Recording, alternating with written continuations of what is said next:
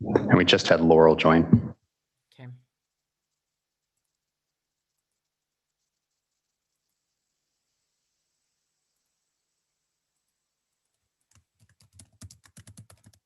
We're live.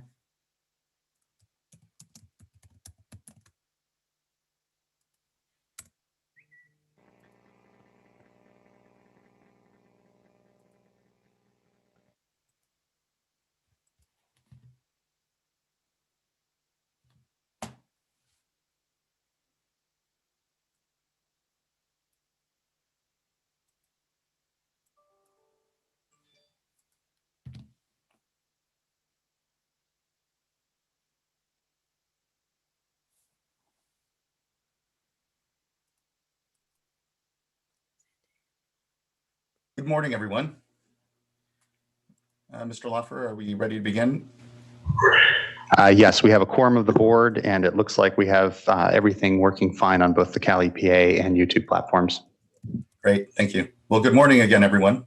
I'm Joaquin Esquivel, Chair of the State Water Resources Control Board. Today is Tuesday, February 16th. It is 9:01 a.m., and I would like to call this meeting to order.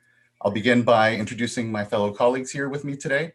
With me is Vice Chair Doreen Diadamo, Board Member Tam Doduck, Board Member Sean McGuire, Board Member Laurel Firestone, and joining us today is also Executive Director Eileen Sobek, our two Chief Deputies, Eric Oppenheimer and Jonathan Bishop, our Chief Counsel, Michael Loffer, our Clerk of the Board, Janine Townsend, and assisting her is Courtney Tyler.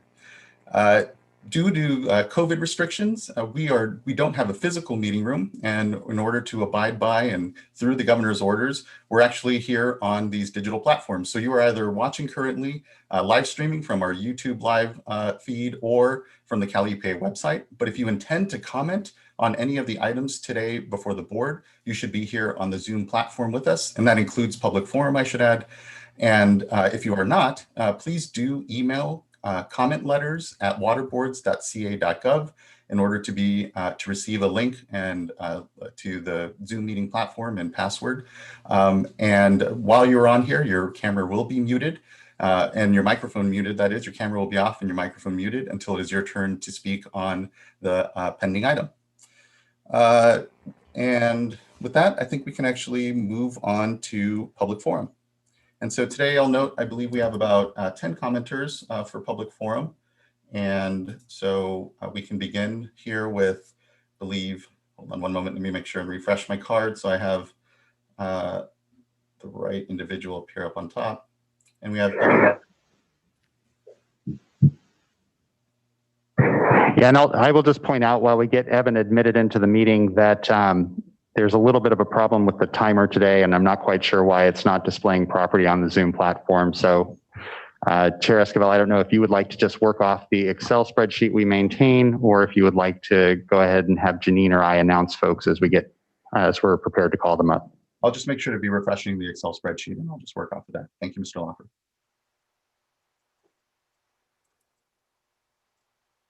And yes, next up we have, first up we have Evan Fern, and for sake of preparation for folks, after that will be Nicholas Aramosa, apologize, Rosmina, and then Carolyn Belling.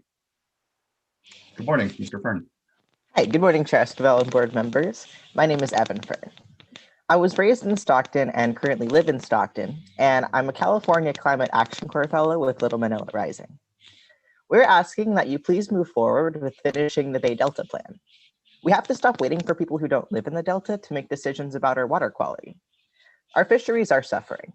120 years ago, millions of pounds of salmon were canned every year in the Delta. And 120 years ago, redlining practices began in Stockton. There's a clear parallel. Redlining has caused about a third of the people living in our city to be at the bottom 95th percentile for environmental health. Water management practices have decimated our salmon runs. This is a part of the environmental legacy of the Delta that should still be there for our communities. Fish need cold, clean water, as do the people who live here, so we're not living surrounded by toxic algal blooms. 2 years ago, this board voted to improve water conditions in the Delta, but those who want to take our water are controlling the process, just like poor environmental health conditions continue as a result of redlining. Our community deserves a healthy environment and fisheries, just like communities have in other parts of the state and other parts of the country. It's not okay for us to have less. Thank you for the chance to speak. Thank you as well, Mr. Evans. Really appreciate you taking the time today to join the board. Next up on public forum, we have Nicholas Rosmina. Hi. Morning. What was that? I said good morning. Good morning. Good morning. Yes. Good morning, Chair Esquivel and board members. So my name is Nicholas Rosamena. I'm a college student. I'm originally from Stockton, though and I'm here right now because of COVID-19 and everything. And I'm also here asking all of you to move forward with finishing the Bay Delta plan so we can improve those water flows for the Delta. Like this summer, the harmful algal blooms started earlier than ever in last May. And I'm still pretty young, but I can definitely remember a time when they were not as prevalent as they were now. Like when people would be able to use those little paddle boats in the water, down on the waterfront, and be able to enjoy the Delta that Stockton is known for. And these harmful algal blooms make a lot of that enjoyment very difficult. Like they are, well, one, it makes it harder for people to even be in the area because of the way they smell. Makes it really hard to use the Delta, especially for the people who live close to the waterfront. Sometimes it makes it difficult, even if you're not interacting directly with water, even if you just want to go on runs. The idea is that like the people in South Stockton that live near the waterfront also have some of the highest asthma rates in the country, and these harmful algal blooms only exacerbate those effects. And we just need your help. So thank you. Thank you for taking the time this morning and addressing the board and sharing your advocacy here. Thank you. Next, we have Eugene Albatry. Or I'm sorry, it may be Carolyn Belly. It is. I apologize. It's Carolyn Belly.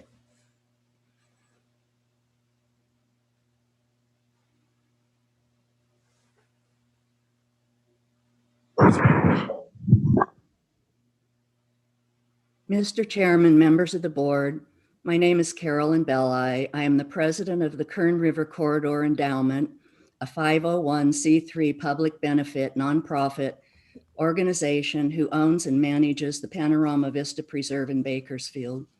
I'm before you today regarding the relocation of approximately 50,000 acre feet of Kern River water that has been ruled unappropriated.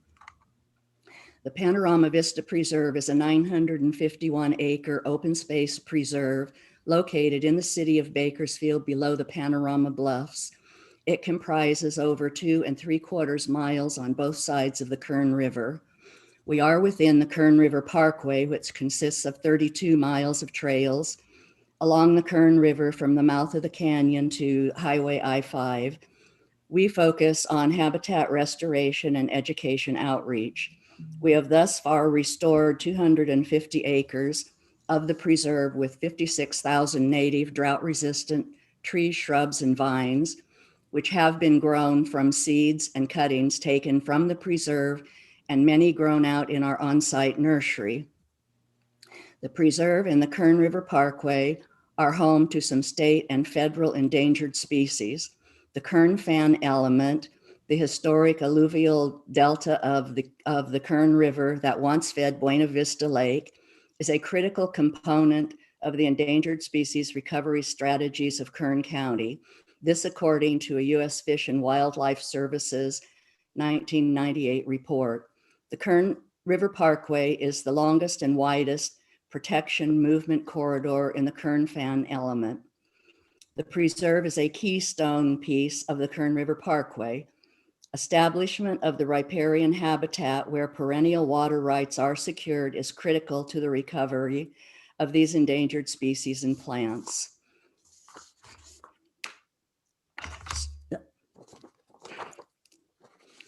Sorry. We have received grants from the California Natural Resources Agency Proposition 68 River Parkways Grant, and the Proposition 1 Urban Rivers Grant, the California Wildlife Conservation Board, the U.S. Fish and Wildlife Services, National Fish and Wildlife Foundation, the Central Valley Project Improvement Act, and others. The trees planted on the preserve help support the California Central Valley Reforestation, accelerating riparian carbon sequestration. We depend on the river for the continuation of our program. Trees contribute to the reduction of greenhouse gas. They create shade, they lower the temperature and reduce intensity of the leaves. The leaves absorb the sun's radiant energy, leaving the land cooler. The trees filter air and absorb carbon dioxide, which is the air we breathe out, and then release oxygen into the air, without which we could not survive. Trees provide breeding ground and habitat for increased bird and animal population and the protection of endangered species. Trees are aesthetically pleasing and improve our air quality. Without water, restoration plans would need to be canceled on the preserve, resulting in a potential reduction or loss of trees and shrubs and endangered species, potential loss of an important link in the Pacific Flyway, and reduced recreational, environmental, scientific, and cultural activity. The City of Bakersfield has applied for the unappropriated water, and we support its application. We feel the city can best manage the water for the betterment of the community and the parkway. Water from the river would improve the groundwater aquifers and would help the trees and plants grow along the river. The people of Bakersfield and surrounding areas deserve a river running through town as it once did. Thank you for your time. Thank you as well for taking the time and addressing the board this morning, Ms. Belli. Thank you. Next, we have Eugene Albatray.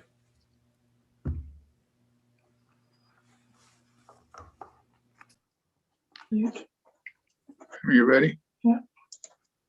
Yes, good morning. Greetings. How you doing this morning? My name is Gene Albatray. I am a Native American Degüeño. I was born in Bakersfield and active in the Native American culture for almost all of my adult life.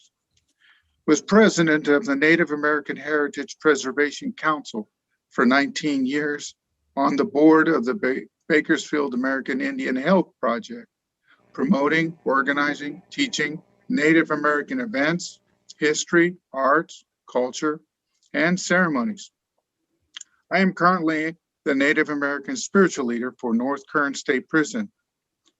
Before the 1900s, there were over 50,000 Yokuts who lived, traded, and had a great life in this area, in the valley. Before man-made Lake Isabella, there were lush waterways and lakes. This water was the lifeblood of so many, all life. The trees, the water, the plants, everything that lived. The Kern River flowed through the Great Canyon, through Bakersfield, and into the now dried up Kern Lake, then into the now dried, much smaller Buena Vista Lake, up Goose Lake Slough, and into the reduced size of, or dried up, Tulare Lake, which was at one time 35 miles by 35 miles big, and then north. Even today, those dried up lakes give back to our community through great fertilizer around, but so much has been impacted by the loss of so much water. The need to keep the lifeblood of this community alive, not have it dried up. This would further devastate the already natural channel of life in this valley. We need the water.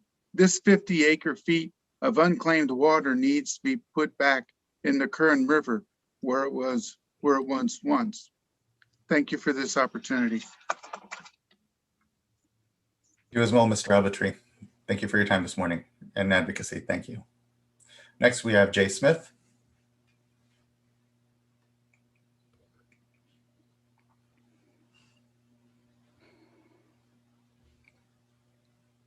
Good morning. All right. Good morning, Chair and board members. My name is Jay Smith.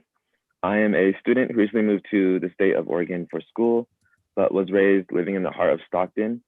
Living in Stockton during high school, I saw firsthand how trashed and polluted the Delta was, and how much work needed to be put into replenishing the Delta. I am now a climate water intern with Restore the Delta, where I will be working long hours throughout the week to strategize and implement necessary changes and restoring the water quality for our Delta for the safety of our community and the people who surround our community. We are asking you, please move forward with finishing the Bay Delta plan and push the extra mile for others who don't live in the Delta to also make decisions about the Delta's water quality and where the direction it takes place. And one of the main long-term issues we have with the Delta is habitat loss, which takes into effect towards many of the fish population, and it's pushing our ecosystems away, forcing them to find a new home, or they completely die off from the quality of the water. And 120 years ago, millions of pounds of salmon were canned every year in the Delta. And 120 years ago, redlining practices began in Stockton. Redlining has led to about 1/3 of the people living in our city at the bottom 95 percentile for environmental health. And water management practices have decimated our summer runs by marathon, part of the environmental legacy of the Delta that should still be there for our communities. And we're struggling right now with fish needing cold water and water that they are adapted to and can survive in, clean water and less polluted water. And we expect the people of the community to respond the same and respond and sustain our Delta, so they are not living in a community surrounded by toxic wastewater. And thank you for having me. Thank you very much, Mr. Smith. Really appreciate you taking the time this morning and addressing the board here, and for entering into what is an incredibly needed line of work, environmental restoration, the challenges we face in our water. Welcome. So thank you this morning. Thank you. Next, we have Natalia Barraza. And Chair Esquivel, we do not appear to have Natalia in the Zoom platform yet. However, we do have at least one individual whose name we cannot account for. So if you happen to be Natalia, use the raise hand feature on the Zoom application, and we will put you back in the speaker queue and rename you as quickly as possible. Thank you for that, Mr. Loffer. We'll move on then to Willie Whittlesey. Good morning. You should be invited to unmute here in a second. Yeah, good morning. I'd like to ask Ms. Townsend to put up an infographic that we provided.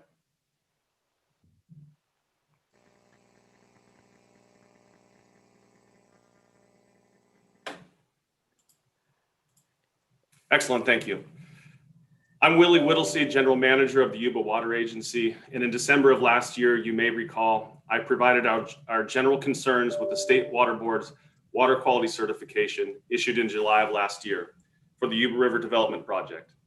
At that meeting and since that time, Yuba Water has raised a number of serious legal, policy, and procedural concerns with that certification.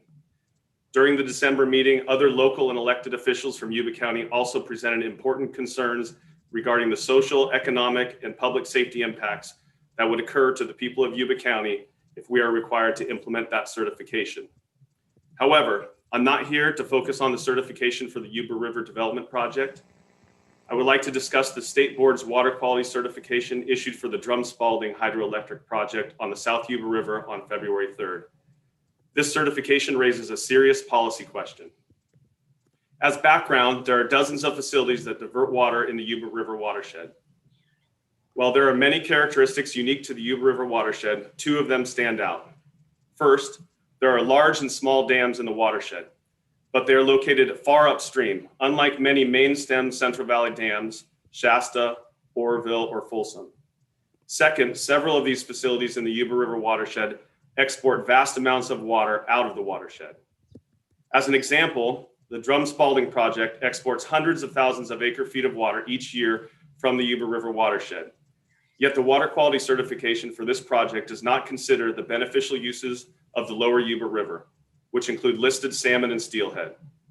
My question is this: why is the state board seeking to impose 100% of the responsibility to improve fish and wildlife conditions in the lower Yuba River on Yuba Water Agency when our agency only uses 11% of the water in the watershed? The Drum Spalding project diverts about 50% of the South Yuba River's runoff to other watersheds, primarily in the spring and early summer, and has for decades. Those exports can reach 400,000 acre feet a year and average about 16% of the Yuba watershed's total unimpaired flow. This is shown on the map you're now seeing. In contrast, Yuba Water diverts only 11% of the watershed's unimpaired flow and does not export any of it outside the watershed. For example, our agricultural deliveries have allowed the South Yuba groundwater basin to remedy a historic overdraft so that the basin is now at historic highs and is sustainable. The State Board's environmental review and certification for the Drum Spalding project effectively finds there is no relationship between that project's exports from the watershed and the beneficial uses of the lower Yuba River below Englebright Dam.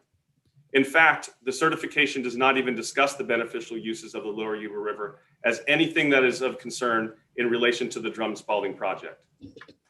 While this is just one example, we can't understand the disparity in the State Board's treatment of the Drum Spalding project and other projects. As the State Board members are well aware, in our case, the State Board is seeking to require new open-ended flow and restoration actions on the lower Yuba River. But there are no measures like this required of the Drum Spalding project. The question I would leave you with today is this: why is the State Board seeking to impose 100% of the responsibility for fish and wildlife habitat in the lower Yuba watershed on one agency, rather than a responsible, equitable allocation upon all of the diverters in the watershed? Thank you for the opportunity to comment. Thank you, Mr. Wilsey. I appreciate your time this morning and addressing the board. Do know my door is always open as well, and look forward to chatting with you further. Thank you. Chairman. Next, we have Barbara Barragan-Perea. Hi, good morning, Chair Esquivel and board members. Barbara Barragan-Perea with Restore the Delta. Just a couple of things this morning. Last board meeting, I came to urge you to move forward with the Bay Delta Plan. And today I want to raise an issue. While flow standards are not set for management of harmful algal blooms, there's plenty of new research showing that HABs have a terrible impact on fisheries. Yesterday, we caught note of a press release by Eureka Alert. They're an organization up in Oregon that explained how studies from King Abdullah University of the Red Sea are showing not just a direct impact on the quality of fisheries, but on the productivity of fish catches. So we're really growing concerned that to not manage flows in a way to mitigate harmful algal blooms is not fulfilling the board's duties to protect flows as a way to protect fisheries. So we just want to make note of that. Also, we wanted to raise an idea possibly with the board. Today we have young representatives, mostly college students from different organizations, joining in the board meeting. We have been doing a lot of work in the Delta with social justice groups, equity groups, youth interested in science, and we are interacting with dozens of people who can't really get to state water board meetings on Tuesday morning. They're students. With COVID, their schedules have just absolutely worsened. We're living through it in our house. You have two working adults, you have someone in university. Someone doesn't get to do their work during the day. And it's usually the student, and it's the student who's up doing their classwork all night. We're interested in seeing if the board would consider doing a one-time possible evening event or workshop with Delta social justice groups, much in the same way that we did a recent event with the Delta Stewardship Council. We would be able to bring out partners from a number of organizations, People you normally don't see show up for events with water in California, but people who feel that they have a real stake in the Delta and they would like to participate in processes. We think it would be good for you to hear what is weighing on people's minds. Also, another reason for doing this is we're noticing a bit of a problematic trend around types of blogs and questionable news sites starting to raise questions about Delta water quality kind of through fake social media accounts. And what's happening is they're directing their complaints at cities, counties, elected officials, and frankly, groups that don't have the regulatory authority to do much about setting water quality standards or managing practices for the Delta. So this is frustrating for us, despite our years of work in the region. We think this is happening because still to this day, I think a number of Californians don't really understand how water boards work, what their responsibilities are. So we believe that perhaps if we were to work together in joint and really plan it and do a meaningful community event, we could actually have youth from all these various groups present to you about their concerns and their research about what's happening with the Delta on the ground. It would solve a lot of issues. It would help highlight the work of the board, and I think it would give you a better understanding of what's happening in the community rather than hearing from me and the usual players. Thank you. Thank you, Ms. Barragan-Perea. I appreciate the offer. And what I encourage you to do is reach out to our Office of Public Participation, Adriana Renteria particularly, and offer up the suggestion. I know that there have been a number of evening events that we have put forward as part of either workshops around what comes to mind as the Salton Sea or other specific projects. But one specific in Stockton with the community, I think is a good suggestion. I appreciate it. So great, thank you so much. Great. Next we have Tim Stroshane. Good morning, Chair Esquivel and board members. I'm Tim Stroshane, policy analyst with Restore the Delta. Phase 2 of the Bay Delta plan is overdue. In December 2018, the Phase 1 San Joaquin River amendments to the plan were approved. That day, the audience was waded through a lengthy presentation from the Departments of Water Resources and Fish and Wildlife that promised voluntary agreements very soon, and requested that you at least delay Phase 2 Sacramento River amendments for several months. During these months of delay, the departments and their water user partners would negotiate new voluntary agreements that would serve as alternatives to water board flow and operational objectives for the rest of the Bay Delta Plan update. It's now been over 2 years, 26 months since these voluntary agreements were promised, and they are now long overdue. The Sacramento River side of the Bay Delta Plan update has waited long enough. While we've waited a long time, the delay has made us realize that as our climate has changed, the threat of harmful algal blooms means that less flows in the Delta will result in not just water quality degradation from these blooms, but would add air quality degradation for Stockton and other communities to the picture. The Sacramento River provides normally about 80% of all flows to and through the Delta. Its flows from this river will be crucial to protecting what native fish remain, as well as preventing further water quality degradation that warming temperatures and longer lasting algal blooms otherwise portend.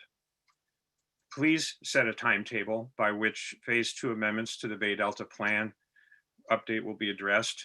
Time is of the essence. Thank you for considering my comments. Thank you for your time this morning, Mr. Stroshane. Next, we have Gloria Alonso.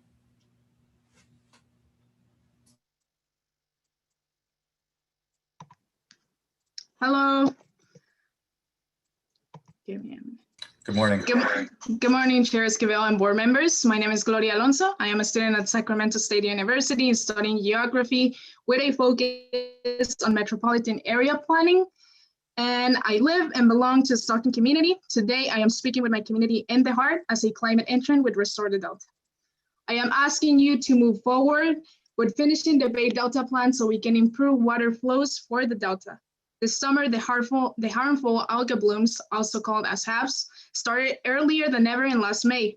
This environmental condition has become a growing alarm for the Stockton community and its most vulnerable populations, since our port city is one of the most affected by the conditions of the Delta, as it is also identified in the Delta Adapts Vulnerability Assessment. With climate change signs telling us that it will be warmer earlier each spring, having enough cool water flows for as long as possible will help delay their formation around the Stockton waterfront. This is important because Stockton is an AB 617 community and HABs contribute to the air pollution.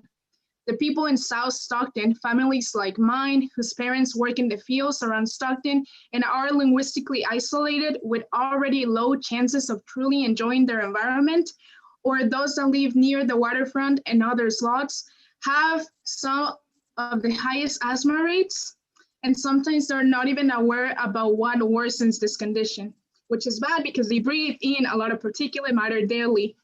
HABs makes this worse and have smell. We can't even enjoy the few recreation facility sites that the waterfront parks offer because the smell can be overpowering for weeks, for months, for the entire summer when you must need them. And the sufficient water flows are a step forward for solving this problem, according to the recent research papers. We need your help, and thank you very much for providing the opportunity to speak. Thank you for your time this morning, Ms. Alonso. I believe that concludes our public forum. Sure. Esquivel, we have one more speaker, Mr. Cooper. I see that now. Thank you, Mr. Loffer. Yes, Mr. Cooper. Yes, can you hear me? Yes, we can. Good morning. Good morning. My name is Bill Cooper. I'm president of the Kern River Parkway Foundation in Bakersfield. I'm a lifelong resident here. Our group was formed about 40 years ago. We've been active for over 45 years in local issues regarding our urban Kern River. I'm here to talk about the issue regarding the reassignment of the approximately 50,000 acre feet of Kern River water that's before your board. It seems to have come to the forefront in recent weeks, and this is a good thing, we think. However, we're somewhat concerned by what's been described in our local media as confidential and secret mediations between the State Water Resources Control Board and various applicants for that water. And we view this as public water, and we feel that the process of reallocating that water should be made very public, and the public should be updated on what's going on a regular basis. Deciding the future of the state's water resources through such mediations and seemingly endless lawsuits. It seems to me this has to end. It's been going on for decades throughout my lifetime.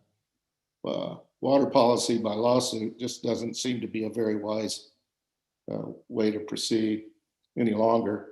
The case in point is playing out right now in Kern County. The Kern County Water Agency and the city of Bakersfield have initiated legal action regarding a plan by a local water storage district to store and manage water locally for a large Southern California development corporation.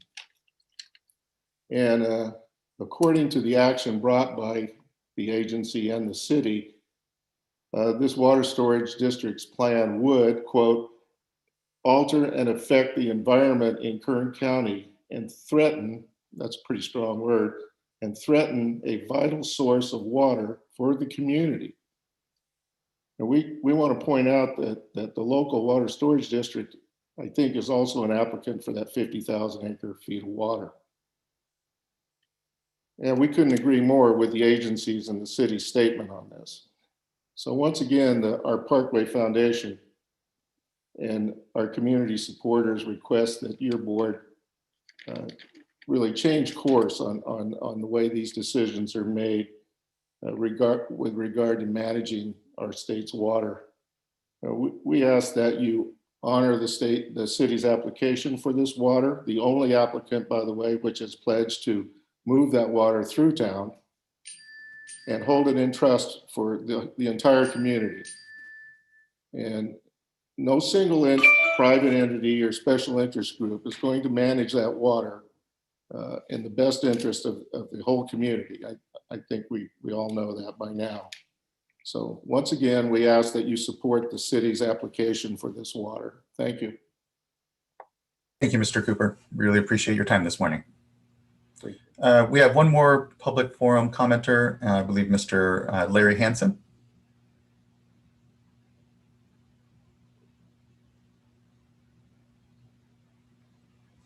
Start my video. Okay. Great. Well, thank you for taking me on. I have to actually leave earlier.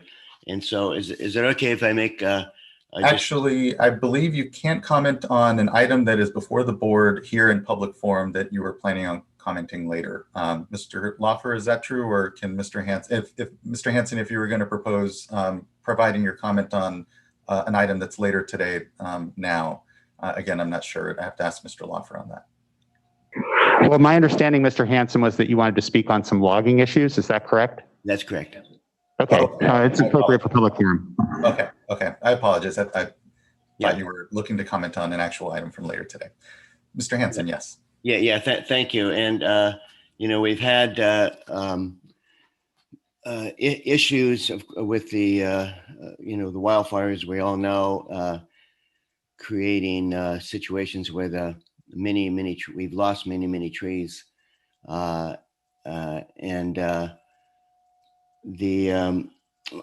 Unfortunately, what we have been seeing around here with the emergency fire exemptions and the actions of PG&E and other entities taking out large trees when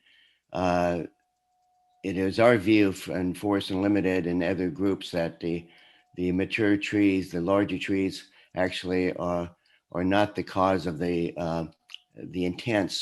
high severity wildfires, and we're very concerned that these trees are being logged and used for other issues, whether it's to take them and log them to create lumber, or whether to the new one is using them for biomass and whatnot. So we're very concerned about that. So we just wanted to address the fact that we need to keep as many of our larger mature trees from just being logged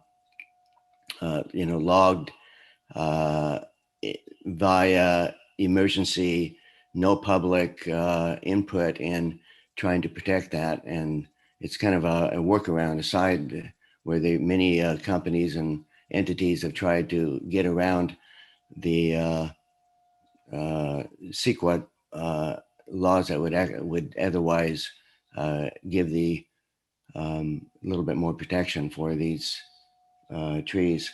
Anyway, and you'll be discussing this a little bit later, I believe. And I think that's mainly it. We're signature toward one of the letters that actually will be that you'll be getting at some point in time, and which will further go into the reasons and the concern. So I appreciate your time, and have a great meeting. Thank you, Mr. Hansen. I appreciate your time this morning. I believe that wraps up public comment, but am I missing anyone, Mr. Loffer? I see Mr. Bill Cooper here, and I don't believe Mr. Cooper has spoken yet. Yes, Mr. Cooper has had an opportunity to go, so we have finished the public forum at this point in time. And just as a matter of clarity on the points raised just now by Mr. Hansen, there is an uncontested item on the calendar today, item number 3, that has nothing to do from a regulatory perspective with logging. However, it does involve the loaning of some staff pursuant to an interagency agreement to deal with tree hazard removal. And I just wanted to be clear that the comments I heard were not related to that specific function that we're doing in item number 3. That's fair. Thank you. I appreciate that, Mr. Loffer. Okay, then that concludes our public forum now, and thank you everyone who took the time this morning to address the board again on an item not pending before the board currently. Next, board meeting minutes. We actually do not have the meetings prepared for adoption, so we will skip over. We will pass on item number 1. Item number 2 as well. I don't believe we have an update to provide at this point on COVID-19 actions and arrearages and survey data, but look forward to following up with folks soon there as well. That does then bring us to items number 3 and 4, which are on the uncontested items list. Is that still the case, Mr. Loffer, Ms. Townsend? And so, any reason to pull them off from uncontested from any of the board members? So for item 4, we do have some staff from the Los Angeles region that are here in case any questions come up. On item 3, we do have one public speaker, and that's Ms. Kimberly Burr. Ms. Burr, I wanted to confirm, because you actually checked 2 items. I'm going to give you the chance to unmute, and if you can confirm that you want to speak on this item, we'll probably go ahead and take a brief staff presentation on it then. Yes, I would like to speak on it. I'd be happy to wait till the end of the presentation if that's okay. That sounds great. We just wanted to confirm.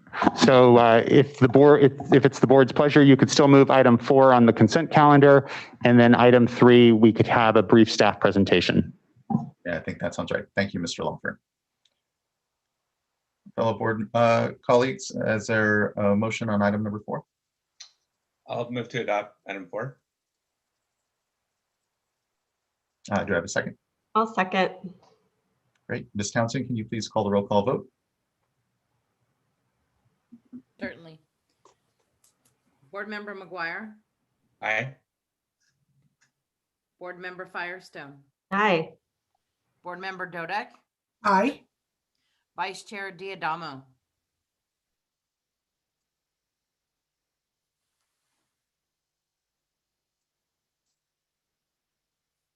Vice Chair Diadamo.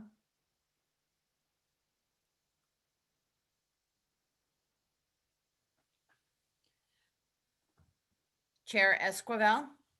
Aye.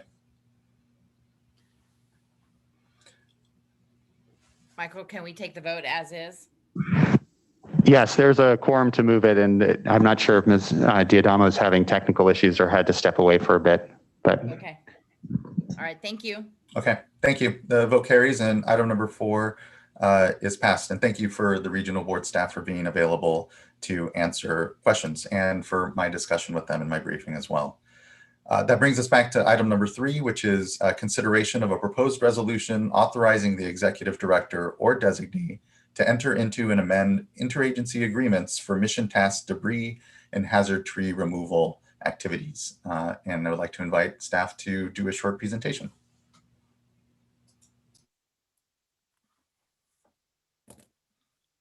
You're on mute, Mr. Nachbauer. Yes. Good morning, board members. This is James Nachbauer. I'm the director of our Office of Research, Planning, and Performance. As you mentioned, this is related to fire debris cleanup. The State Water Resources Control Board was mission tasked by the Governor's Office of Emergency Services in December of 2020 to provide staff to CalRecycle to support structural debris and hazard tree removal projects. In order for that agreement to take place, or for that, for our supplying staff to that effort, we need to enter into an agreement with CalRecycle. And this resolution before you is something that is required for that agreement to take place. My colleague, Sarah Reese, who's the chief of our emergency management program, can talk in greater detail about this resolution. Yeah, thank you, James Nachbauer. My name is Sarah Reese, and I'm the chief of the emergency management program here at the State Board.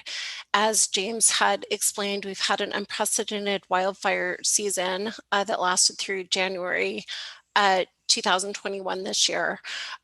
We are asking the board to sign the resolution so that we can enter into a contract agreement with CalRecycle to supply staff for the hazard tree and debris removals. As mentioned, that effort will entail providing staff for various efforts, including 401 permitting, doing various admin duties that might be needed and general emergency level support for those efforts.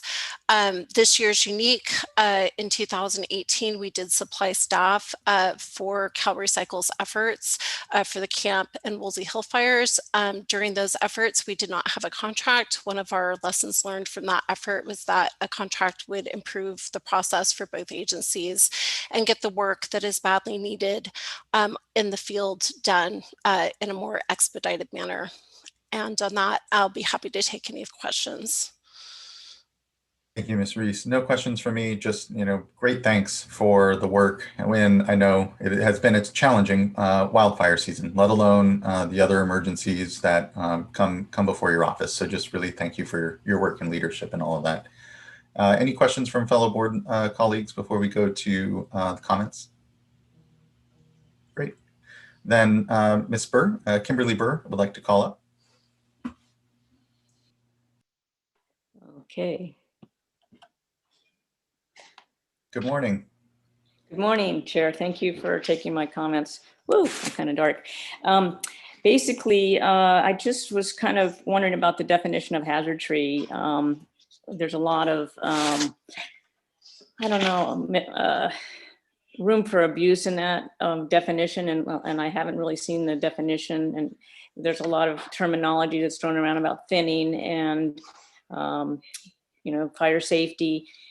So I've joined on to a letter that you may or may not have seen yet, but it's a group of organizations that are very concerned about water quality and the beneficial uses the state's responsible for protecting. And we think you guys are the best state agency out there, and we would really encourage you to do whatever you can to protect the streams and water courses out there from abuses. And so I was kind of encouraging you to look at your resolution to see if there's some way you can condition your participation in this so that you aren't basically permitting the removal of large trees, large mature trees, even if they might have some slight fire damage.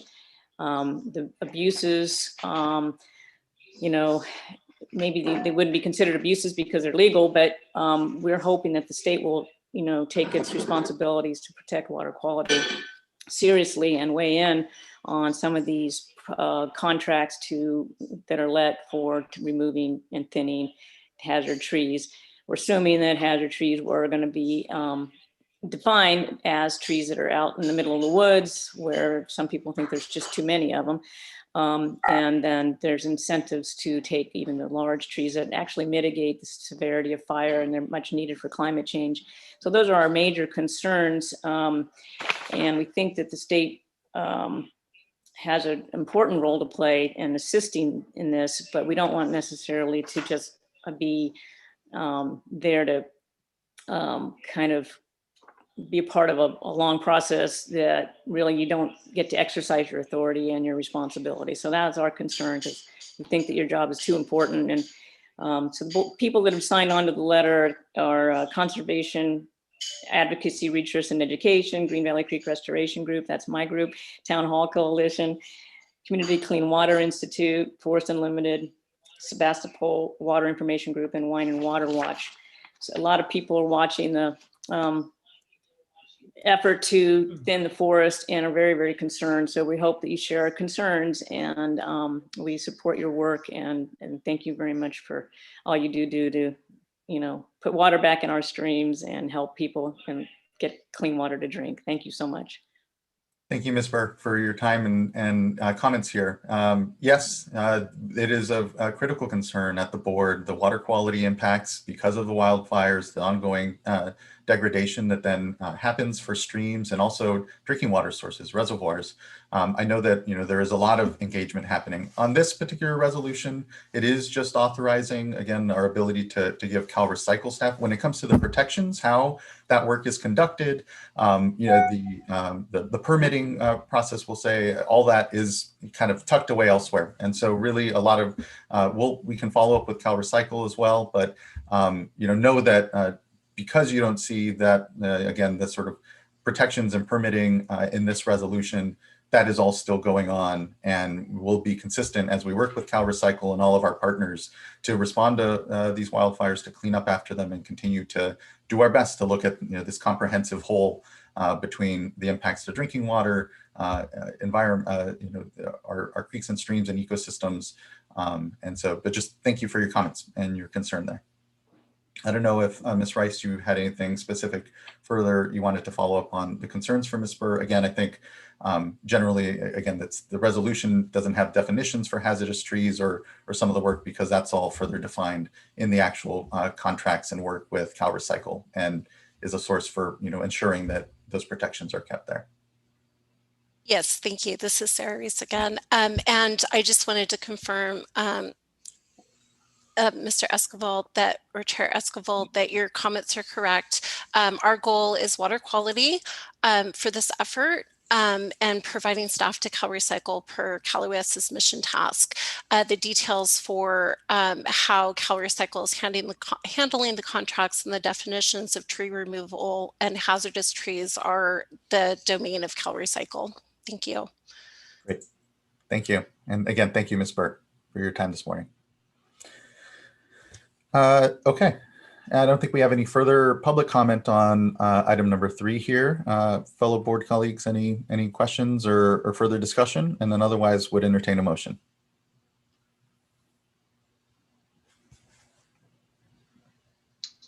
No questions for me, but I'd be happy to move to adopt item 3. Do I have a second? I can second. I don't know if you caught that. Okay, great. Thank you for the second. Ms. Townsend, can you please call a roll call vote? Board Member McGuire. Aye. Board Member Firestone. Aye. Board Member Dodek. Aye. Vice Chair Diadamo. Aye. And Chair Esquivel. Aye. Thank you. Thank you as well. The item carries and is adopted and passed, item number 3. And so now we will move on to item number 5. And I have a bit of a statement here. Let me make sure I properly execute it before moving on.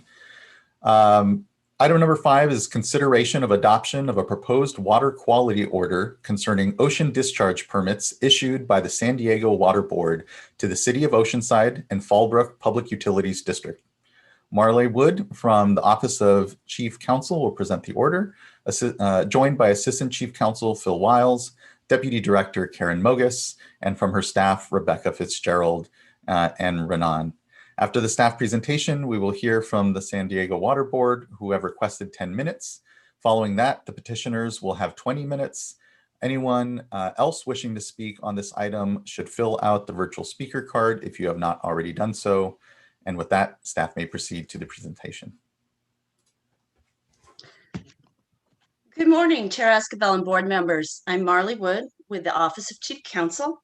And this morning I'm presenting for your consideration a proposed order in the matter of the petitions of the City of Oceanside, the Fallbrook Public Utilities District, and the Southern California Alliance of POTWs. These petitions seek review of NPDES permits authorizing discharges from POTWs to the Oceanside ocean outfall that were reissued by the San Diego Water Board last year. And I would note, before going forward into some of the high points, we did circulate a change sheet late last week, and I will talk about some of those changes once I get through the summary of the order. Petitioners have raised a number of objections to the permits, and these fall into several categories. They include chronic toxicity, monitoring and reporting requirements, and an affluent limitation for flow. The proposed order before you would remand permits to the San Diego Water Board on 2 points and otherwise uphold the requirements set forth in the permits. First, I'm going to talk about chronic toxicity. The petitioners object to the permit's new directive to use the test of significant toxicity, or TST, in regulating chronic toxicity in the discharges. The petitioners raised several contentions here, including that the TST is a non-promulgated test method, and other related arguments about the TST that were raised during this board's recent consideration and approval of the toxicity provisions in December of 2020. Staff are not proposing that the board revisit those issues and contentions since they were thoroughly considered and addressed in that proceeding. However, the proposed order does recognize that the ocean plan, which is the applicable water quality control plan regulating discharges to the Pacific Ocean, has clear language requiring the no observed effects level, or NOEL, statistical approach to chronic toxicity. San Diego Water Board, in justifying use of the newer TST approach, points to a provision in the ocean plan allowing for more restrictive objectives and limitations as necessary for the protection of beneficial uses of ocean waters. The proposed order would remand the permit back to the regional board in order to evaluate whether there's a site-specific basis for departing from the clear requirement in the ocean plan. The permits as adopted don't provide a site-specific basis for using the TST. The second issue here is a new effluent limitation for chronic toxicity in the oceanside permit. The San Diego Water Board used best professional judgment in a finding of reasonable potential to cause or contribute to an exceedance for chronic toxicity. The order would remand the permit back to the regional board for further consideration and evaluation, including any facility or discharge specific information to conduct its reasonable potential analysis. Next, I'm going to talk about the monitoring and reporting requirements. Petitioners raised objections to a whole series of monitoring and reporting requirements in the permits. These include increased sampling frequencies for some constituents, a special plume tracking study, and new sampling in order to gather more information about bacteria exceedances in recent years, as well as a range of other reports that include some work plans, a pollutant minimization plan, a climate change action plan, and a state of the ocean report. And I can go into more detail regarding any of these if board members have questions, but I would note that the two biggest items here are the plume tracking study, which is a monitoring program to assess dispersion and fate of the wastewater plume discharged from the outfall to check whether the plume is heading toward the shore and could affect beach recreation. And then the other is a new HF 183 or human marker HF 183 requirement to help determine whether the bacteria exceedances are from human origin. Generally speaking, however, the petitioners claim that the San Diego Water Board violated the requirements of Water Code Section 13267, which directs a consideration of whether the burden of requiring monitoring and reporting bears a reasonable relationship to the benefits to be obtained, and the burden is usually thought of in terms of cost. Importantly, the proposed order would make clear that the applicable statute authorizing the monitoring here is Water Code Section 13383, not 13267. 13383 is a more specific section providing independent authority to establish these requirements, and it doesn't include that benefit burden analysis language. However, the proposed order would emphasize the importance of ensuring that monitoring and reporting requirements are reasonable, that the data generated are useful, and as part of that encourages an inquiry into a reasonable range of costs. With that in mind, the proposed order would nonetheless find that the record indicates the San Diego Water Board did take cost considerations very seriously and appropriately considered the need for the reports. The final area addressed by the proposed order is a new effluent limitation for flow, which petitioners contend was improper on the basis that flow is not a pollutant. The proposed order would find that the new limitation is appropriate. It's essentially a different expression of what had previously been a prohibition on discharges above design capacity. Now, the flow limitation serves to ensure adequate treatment of the wastewater by requiring that flows don't exceed the maximum level that the facility is effectively designed to handle. So as stated, the order would uphold that requirement. We did receive 5 timely comment letters from the San Diego Water Board, from the petitioners, from the California Association of Sanitation Agencies, or CASA, from the Marine Corps Base, Camp Pendleton, and Genentech. These latter two are also dischargers to the oceanside ocean outfall. We do propose some edits to the proposed order that are contained in the change sheet I mentioned earlier. So I'm going to go over those first. To start, Marine Corps Base Camp Pendleton and Genentech both asked that the San Diego Water Board orders adopted upon remand ensure consistency with their permits for discharge to the common outfall. In response, we've added language to the proposed order so that you can take these permits up on your own motion and order those appropriate conforming changes on remand.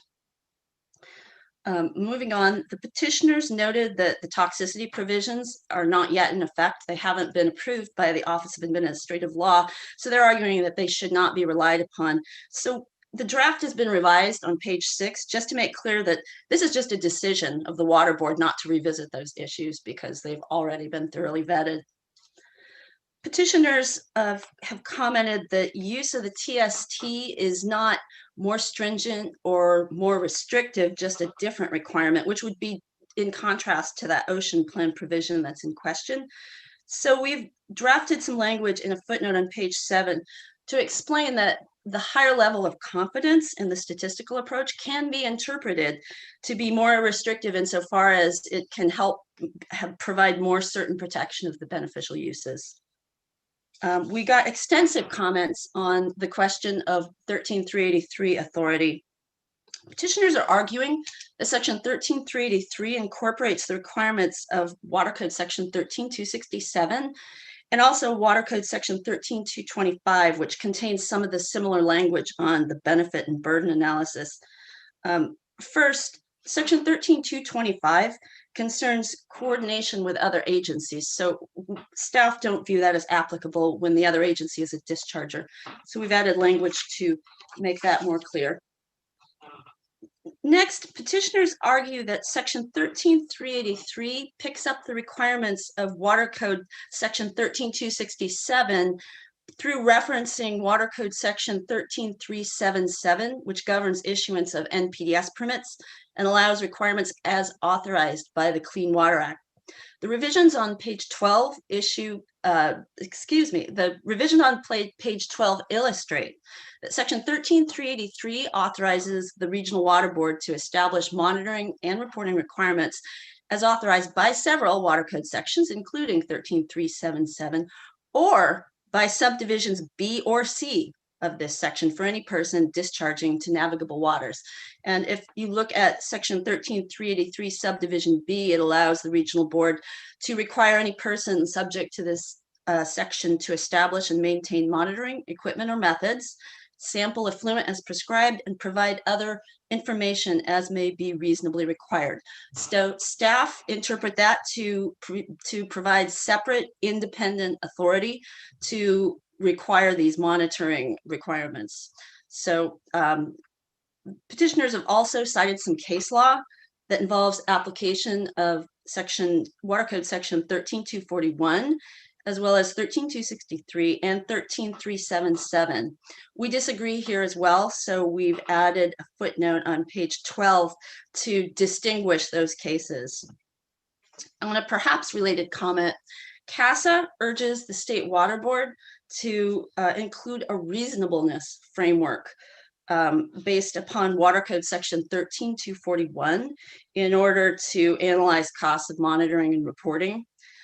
Section 13241 concerns adoption of water quality objectives, and we believe that the factors set forth there don't make a lot of sense in this context of setting requirements for monitoring, so we don't propose making any changes there. Next, I'm going to respond to some of the other comments we received. The San Diego Water Board and CASA both asked to expand the record by taking notice of additional documents, but staff don't propose adding any new evidence, including any evidence referenced in the comments received. The San Diego Water Board requested more specificity regarding the basis for departing from the ocean plan requirements, as well as a softening of that direction that would require a site-specific justification. They'd like to see that justification required only for significant departures from the ocean plan. Petitioners are arguing just the opposite, that allowing for any different requirements would avoid the rulemaking statutes. Staff do not support either of these positions. The ocean plan clearly allows for more restrictive objectives and limitations as necessary for the protection of beneficial uses of ocean waters. So That is the standard to be applied, and we don't believe additional direction on how to apply it is necessary. Petitioners have argued that the order's interpretation of Water Code Section 13383 is inconsistent with directives set forth in State Water Board Resolution 2013-0029, which concerns cost of compliance. Staff disagree with this contention. The resolution in question committed to continued stakeholder engagement in identifying and implementing measures to reduce cost of compliance while maintaining water quality protection and improving regulatory outcomes. We don't believe that anything in the order conflicts with or is otherwise inconsistent with the commitments in that resolution to identifying duplicative or unnecessary monitoring, or to documenting the need for and the purpose for the monitoring and reporting. Next, petitioners contend that the order engages in inaccurate or unsupported analysis of the cost estimates that were before the San Diego Water Board. And staff believe this is a misreading of the order. The draft order doesn't take positions on which cost estimates are correct. It simply describes the San Diego Water Board's extensive consideration of the cost and provides examples to illustrate that. Petitioners and CASA contend that the regional water boards should consider the overall or total cost of compliance with monitoring and reporting programs, not just with each itemized list of the individual reports. Staff disagree with adding any language to the order on that point because it could prove unworkable. In many cases, data may not be readily available to make an accurate assessment of the total cost. Next, petitioners and CASA contend that the order should account for previous investments in reduction of wastewater discharges through water recycling. And staff disagree. While the water board certainly supports water recycling, the regional water boards still have a responsibility to protect ocean water quality. And these remain significant discharges. I would also note that previous water recycling upgrades have not prevented those bacteria exceedances in recent years that some of the monitoring is trying to address. Petitioners continue to argue against that effluent limitation for flow on the basis that it's not a pollutant, but they're also arguing that having it as an effluent limitation will subject them to mandatory minimum penalties and also duplicate mass limits in the permits. Petitioners actually prefer the previous permit's use of a prohibition to regulate flow. And I have three things in response to that. First, sewage is a pollutant within the meaning of the Clean Water Act. So the limitation for flow is a limitation on the discharge of sewage. As to the mandatory minimum penalties, the statute clearly defines effluent limitation to include a prohibition. So the result is going to be the same whether the limit is framed as a prohibition or as an effluent limitation. And then finally, many of the limitations in the permit are concentration based. So those would not in any way duplicate the flow limitation. And then finally, CASA raised some additional issues and arguments about that HF 183 sampling requirement. But because these were not previously raised in the petitions, staff does not propose addressing these in the order. Now, that concludes my presentation. I would note that I do have staff from the Division of Water Quality who can answer any technical questions you may have, but I'm happy to answer any other questions you have about the order. Thank you so much, Ms. Wood, for the very succinct summary of and responses to the concerns that were brought in through the comment process. I don't have anything further currently. I don't know if any board members do, not seeing. And so we can move on to the San Diego Water Board presentation. And please do introduce yourselves as you come on. Thank you.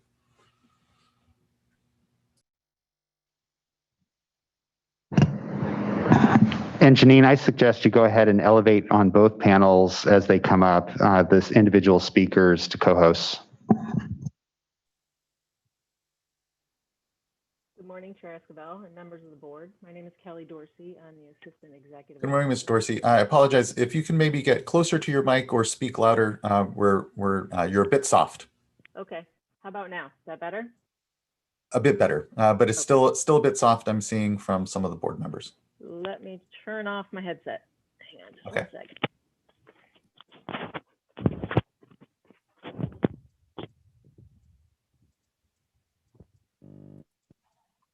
Best laid plans. Can you hear me now? Yes, we can. That sounds well. Thank you. You Okay, sound well. great. Thank you. Turn it up here. I can't hear you, but I'm just going to go ahead. So, good morning, Chair Esquivel, members of the board. My name is Kelly Dorsey. I'm the Assistant Executive Officer at the San Diego Water Board. I'm here today to just introduce my team that's here today to support this item. We have David Barker, supervising Water Resource Control Engineer, Brandy Outwin Beals, Senior Water Resource Control Engineer, Keith Yeager, Environmental Scientist, Joanne Lim, Water Resource Control Engineer, and Vincent Vu, Attorney from the Office of Chief Counsel. We appreciate your time and your attention today. And with that, we'll move right into our first speaker, which is Keith Yeager. Thank you. Thank you, Ms. Dorsey. Hi, I'm Keith Yeager with the San Diego Water Board. The San Diego Water Board appreciates the opportunity to comment on the proposed order. As stated in our comment letter, the San Diego Water Board believes there's substantial evidence in the record to uphold the challenge permits. However, we recognize that the permit fact sheets could be revised to state the reasoning for the various permit requirements more clearly. We do not have anything to add to our comment letter at this time, but we'd like to take this opportunity to address some of the other comments that have been raised. In regards to HF 183, the permits require the petitioners to collect HF 183 samples concurrently with fecal coliform samples once per quarter. However, they are only required to analyze the HF 183 samples if a result for fecal coliform exceeds the single sample maximum receiving water limitation. The monitoring for HF 183 is used to confirm the presence of human fecal material But bring me a napkin. when the fecal coliform limitation is exceeded. Results for HF 183 are used for informational purposes only. There is no receiving water limitation for HF 183. This requirement was included due to the approximately 73 exceedances of bacteria receiving water limitations between the years 2011 through 2019 at the offshore monitoring locations located near the outfall, compared to only 6 exceedances at the reference stations. In the petitioner's comments, they stated that adequate budgeting requires them to assume all samples will need to be tested. Contrary to their assumption, the petitioners have had 0 fecal coliform receiving water exceedances after the permits were adopted. And thus, they have not had to analyze any HF 183 samples. Their cost estimates assume the unlikely worst case scenario whereas the regional boards considered reasonable cost based on its knowledge and expertise regulating publicly owned treatment works in the San Diego region. The petitioner's comments also noted that they intend to upgrade their facilities, which will result in increased water recycling and decreased discharges of effluent through the outfall. They argue that these upgrades are not considered in the cost analysis and support a reduced monitoring program. To clarify, NPDES permits are not drafted based on future actions, which may or may not occur. Effluent limitations and monitoring requirements are based on the report of waste discharge and past permit compliance to ensure ongoing compliance of current permitted facilities and operations. Future plant upgrades may be considered in future permit reissuances, or if the petitioners notify the San Diego Water Board of changes to their facilities that warrant a reopening of the permit. However, it would be improper for the San Diego Water Board to place significant weight on future plant upgrades and long-term projects because they do not reflect the facility at the time of permit reissuance. Further, decreasing discharges to the outfall from increased water recycling may lead to new water quality challenges. The amount of brine concentrate produced by increased water recycling for potable use and other regulatory driving brine concentrate management needs, including emerging constituents of concern, could ultimately require substantial expansion to the scope of the current Oceanside Ocean Outfall Monitoring Program. Generally speaking, with climate change expected to bring hotter, drier conditions, a conservation water ethic is taking hold throughout Southern California. There are increased demands for greater resiliency and sustainability of future drinking water supplies. Recycled water use efforts have long targeted mainly non-potable uses, primarily irrigation for agricultural lands, golf courses, and other landscapes. With water supplies growing scarcer, the focus on water use is currently shifting now to both direct and indirect potable use applications, such as proposed by the City of Oceanside and Fallbrook Public Utilities District. At the same time, we are also anticipating a shift away from the historical practice of constructing and operating separate non-potable water distribution networks, also known as purple pipe systems, towards potable recycled water distribution systems, which do not involve separate purple pipes. Development of recycled water for potable uses often requires the use of membrane or other treatment technologies that produce brine or concentrate waste streams. Currently, the most common practice for disposal of brine waste through the use of brine lines and ocean outfalls.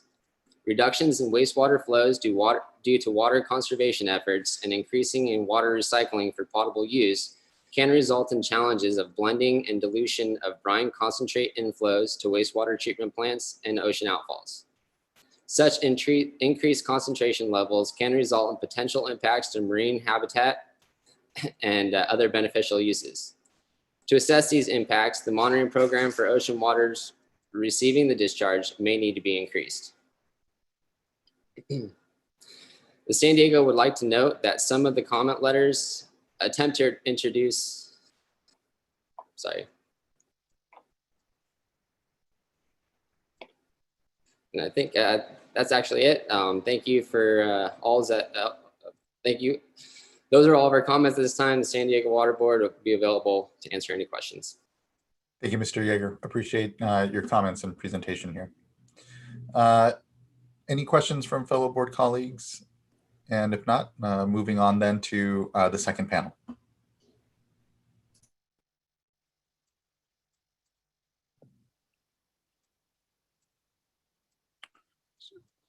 So I'm not sure if you were going to put our slides up. This is Jack Beebe, General Manager at Fallbrook Public Utility District. Good morning, Mr. Beebe. Yes, Ms. Townsend should be able to pull those up if they were provided to the clerk.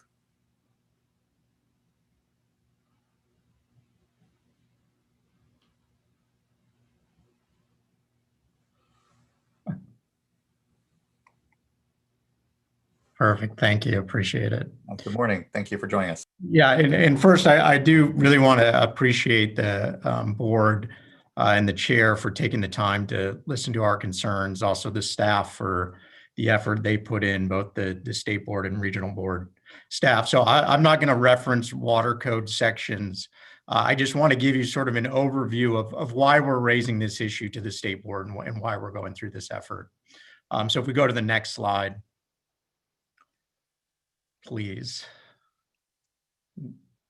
Thank you. So I'm going to speak primarily on the behalf of Fallbrook Public Utility District, but also give some background on what Oceanside's been doing.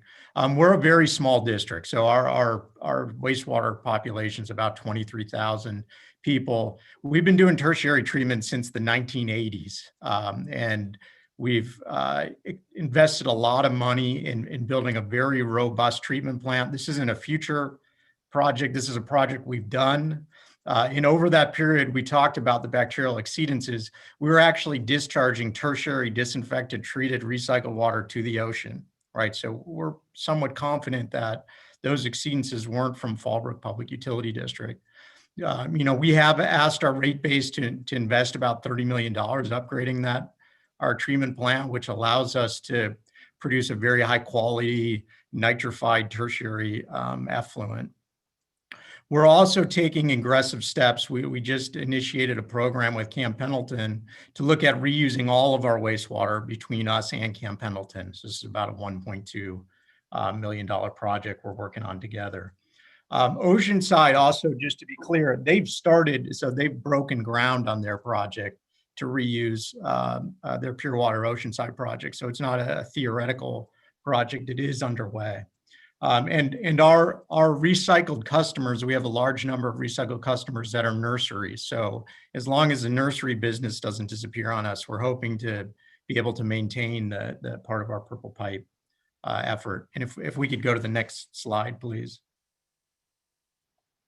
And so what I wanted to give a little bit of perspective on is when you look at these parties, Oceanside, Fallbrook, Camp Pendleton, we think we've really been a model for meeting what the governor outlined in his water resiliency portfolio, from both the water supply and discharge effort of really looking at how do we decrease our ocean discharges and reuse our wastewater to the extent possible. The project we have going underway with Pendleton is exactly that, is looking at discharges from Fallbrook Public Utility District and Camp Pendleton and getting those discharges into the ground.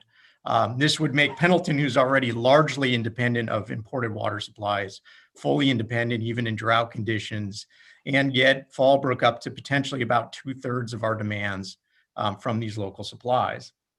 And so what I want to make clear is it's not about us not wanting to raise rates and pay for these studies, but there are limits and there are priorities we have to decide of where we're going to spend our money. And what our concern is, we've made all these investments to reduce our discharges to the ocean, yet at the same time, it's not that our existing monitoring requirements have been continued, but that we've been added very expensive new monitoring requirements. And if we go to the last slide, really, at this point, we're really focused on two things that in our mind, I understand the regional board's perspective, but these things to us seem that they're going to be incredibly expensive and we're going to get very little information out of them. And really those two items are the human marker sampling. Again, is there human DNA in the ocean? We feel is not going to give you necessarily great information to tie to our discharges or take any actions about. And the plume monitoring at this point, because there's going to be major changes in the plume characteristics, maybe better wait until these projects get done and the plume stabilizes. And just so everyone understands, the way it works for us as districts, the regulatory costs have to get spread evenly across our rate base. Prop 218 cost of service study, these costs that are out there end up hitting all our ratepayers fairly equally. We're seeing a pretty significant uptick in late payments. They've gone up about 3 times recently. And so what this ultimately does when we have to allocate more money for our additional monitoring in the ocean, it's going to inhibit our ability to move forward on some of these other efforts. The regulatory costs are required costs. We're going to pay those and we're going to do it. The expanding our recycled become optional in some cases then, and it sort of enforces more of a status quo when we have to make those decisions between the two. And it's really the additional cost, again, that is our concern, not the existing cost for the monitoring program. We understand that even though we've taken these steps, that was okay. It's with those steps, that additional cost. So I really, I'm hopeful, we're here to speak to you. My hope is, if we don't get it right this time, at least the next time around, we can work a little bit more cooperatively together. We're trying to do the same thing here. It just seems like we really didn't get there in a very cooperative way at this time. So appreciate it. And I'll turn it over to the next speaker. Mr. Beebe, just one quick question on the sort of plume stabilization, just kind of wondering what is the timeline on when you would see sort of it sounding like a series of projects put into place that would be changing that, just out of curiosity. Yeah, so we've got a groundwater project with Camp Pendleton that's going to be done in about a year. Oceanside can speak to their Pure Water Oceanside project when that's going to stabilize. There was some discussion where we can push it out to the end of the permit period, but my thought is, this is probably something that makes more sense to revisit in the next permit once these projects all get done and are stabilized. Okay, yeah, so I mean, you had the permits on the National Pollutant Discharge Elimination System are renewed every 5 years just for certification. So yeah, that's what you were kind of looking at. Okay, thank you. That's helpful just to understand. Thank you, Mr. Beebe. Thank you.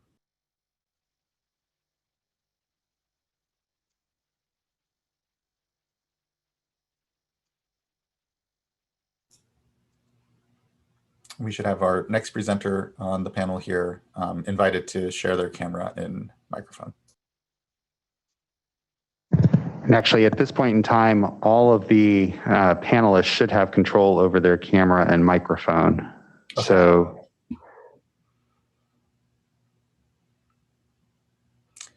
Mr. Beebe, do you know who is going to go up after you? I believe it was Lori. But Yes, I see Miss Rigby here, I think. She's, oh, she needs to be invited to unmute again.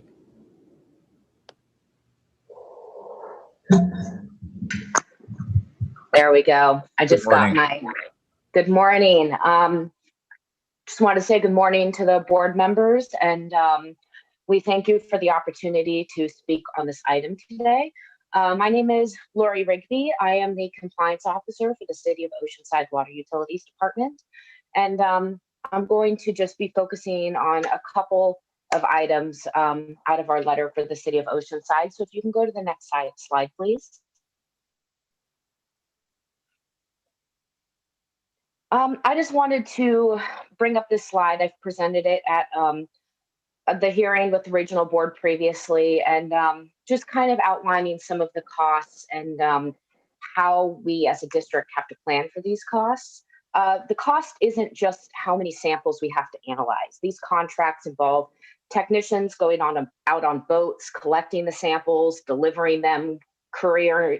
There's a courier that then picks them up, that filters a sample for storage. So just to collect HF 183, it's $1,200 just to collect the sample and handle it. That does not include any other associated costs. So although the cost of analysis might seem, reasonable if it's only a handful of times a year, that's kind of not the bigger picture. A lot of these costs that we quoted were from our current vendors, people who have contracts with the City of Oceanside that meet our insurance requirements, that have professional service agreements with us. So we are using up-to-date invoices, we're using up-to-date cost analysis, and we're including the costs to handle those samples in addition to the analysis. So the cost is a little bit more broad than it might appear at first. Also, the city has a limited amount of resources, just like the state board, the regional board. Sometimes we need to consult out some of these reports, some of the studies, some of the sampling, analysis that is more specialized. So we do have to include consulting costs in our cost analysis and what that's going to cost the city. That's if something is outside of our capability. So it's just a slight review on kind of how we came to our cost analysis. And as Jack mentioned, we can't raise rates at will. We have very specific requirements for how we raise rates, how much we can raise rates, and how those rates are distributed. You can't raise rates just for one permit for one study. It's just for the utility department as a whole and the need of the entire utility. So if we could go to the next slide, please. So we talked a little bit about the timeline for what reuse projects have been done and what's coming up. The City of Oceanside initiated our brand new tertiary recycled water treatment plant in 2018. So that is tertiary treatment that goes to land disposal. We have 5 recycled water users, and that expansion brought our facility from 0.7 MGD to 3 MGD. And Jack also touched on our Pure Water Oceanside project, which is groundwater recharge, and that is currently under construction to be going online December 2021. So that is this year. And that plant is going to start out at 3 MGD. We do have the option to expand that plant if needed in the future. And we also have an additional recycled water distribution system for our tertiary discharge that is going to be expanded within the next 3 to 5 years. So we have additional reuse upgrades even planned for the next 5 to 7 years to expand our recycle treatment system even further. And that's an additional $20 million spent to reduce our discharge to the Pacific Ocean. So at first, that's going to be approximately 40% of our treated effluent that's going to be reused instead of being discharged to the ocean. And Oceanside is really committed not only to our water resiliency and our local supply, but to removing that from our beaches from the ocean. And in this current draft permit, there were a number of exceedances that the permit really focused on, but the bigger picture with some of these exceedances they were a very specific time period of a couple of months. There were some settleable solids exceedances that were associated with a specific filamentous bacteria bloom. And this was a few months span over a 9-year permit. So this was not a continuous discharge of settleable solids. I don't know if it took into account the true timeline under the 9-year permit. And we don't feel that it really reflected the overall plant performance under our permit cycle. So I wanted to just note that this is a focused, isolated incident. And a lot of this has really been addressed over the course of the 9 years. So if we could please move on to the next slide. So one of our concerns about the plume tracking monitoring program is, we did touch on how much Oceanside is now recycling, reusing, and taking away from the Oceanside ocean outfall. The implementation of the plume tracking program is based on historic effluent characteristics that are just no longer accurate to a lot of the ocean dischargers, especially in our region. And Oceanside's plume will drastically change over the next year, and it will change even more in the future with the expansions and the additional reuse projects that I discussed. The goals set out in the original iteration of the plume tracking program are just no longer consistent, and we really want our resources to be utilized to further expand our reuse projects and reduce our overall discharges to the ocean, rather than track a plume that would fundamentally be changed in less than a year, and it would just render the program just inapplicable. So that's really our primary concern that we wanted to have the state board take into consideration. And with that, I'll let the next speaker continue. So thank you for your time. Thank you as well. Really appreciate your time this morning. If I could ask a question briefly on that plume tracking item, Ms. Rigby, thank you for your presentation, by the way. But it seems to me that if you're moving forward, and I commend you for all your work here with the Pure Water Oceanside project, with expanding recycled water. It's really phenomenal. It's great to hear. But it seems like the plume tracking, you kind of, as you suggest, over the years here, as the discharge decreases over time, the tracking, actually having that data to show perhaps that the plume is inconsequential to conditions in the ocean there near the outfall could actually be helpful to your case. So just, wondering if you have some thoughts as to, maybe this could be a good thing as you look at your next permit cycle. And Sean, thank you for that comment. And I do see where, that could be considered, but we are doing receiving water monitoring where in this new permit, we're doing the nitrogen and phosphorus samples. We have offshore and nearshore monitoring, and Oceanside participates in the BITE programs, which is, I feel like we are addressing whether the plume could be reaching the shore. We haven't personally seen evidence of that. We rarely have ever seen exceedances in our nearshore samples, and they usually coincide with rain events. So we just really want to focus on how can we protect water quality and maybe not get every single piece of information that may be out there, because you could do studies all the time. We really want to make sure our resources are investing in our infrastructure, improving our facilities, and using the data we have to see if it's really necessary. And we just don't necessarily know how much valuable information it will bring, and that's just our personal interpretation of this. So we definitely have been attending the workshops, and we could continue to have that discussion, but we don't know if now is the right time to implement. So that's at least our interpretation at this time. I appreciate that. Thank you.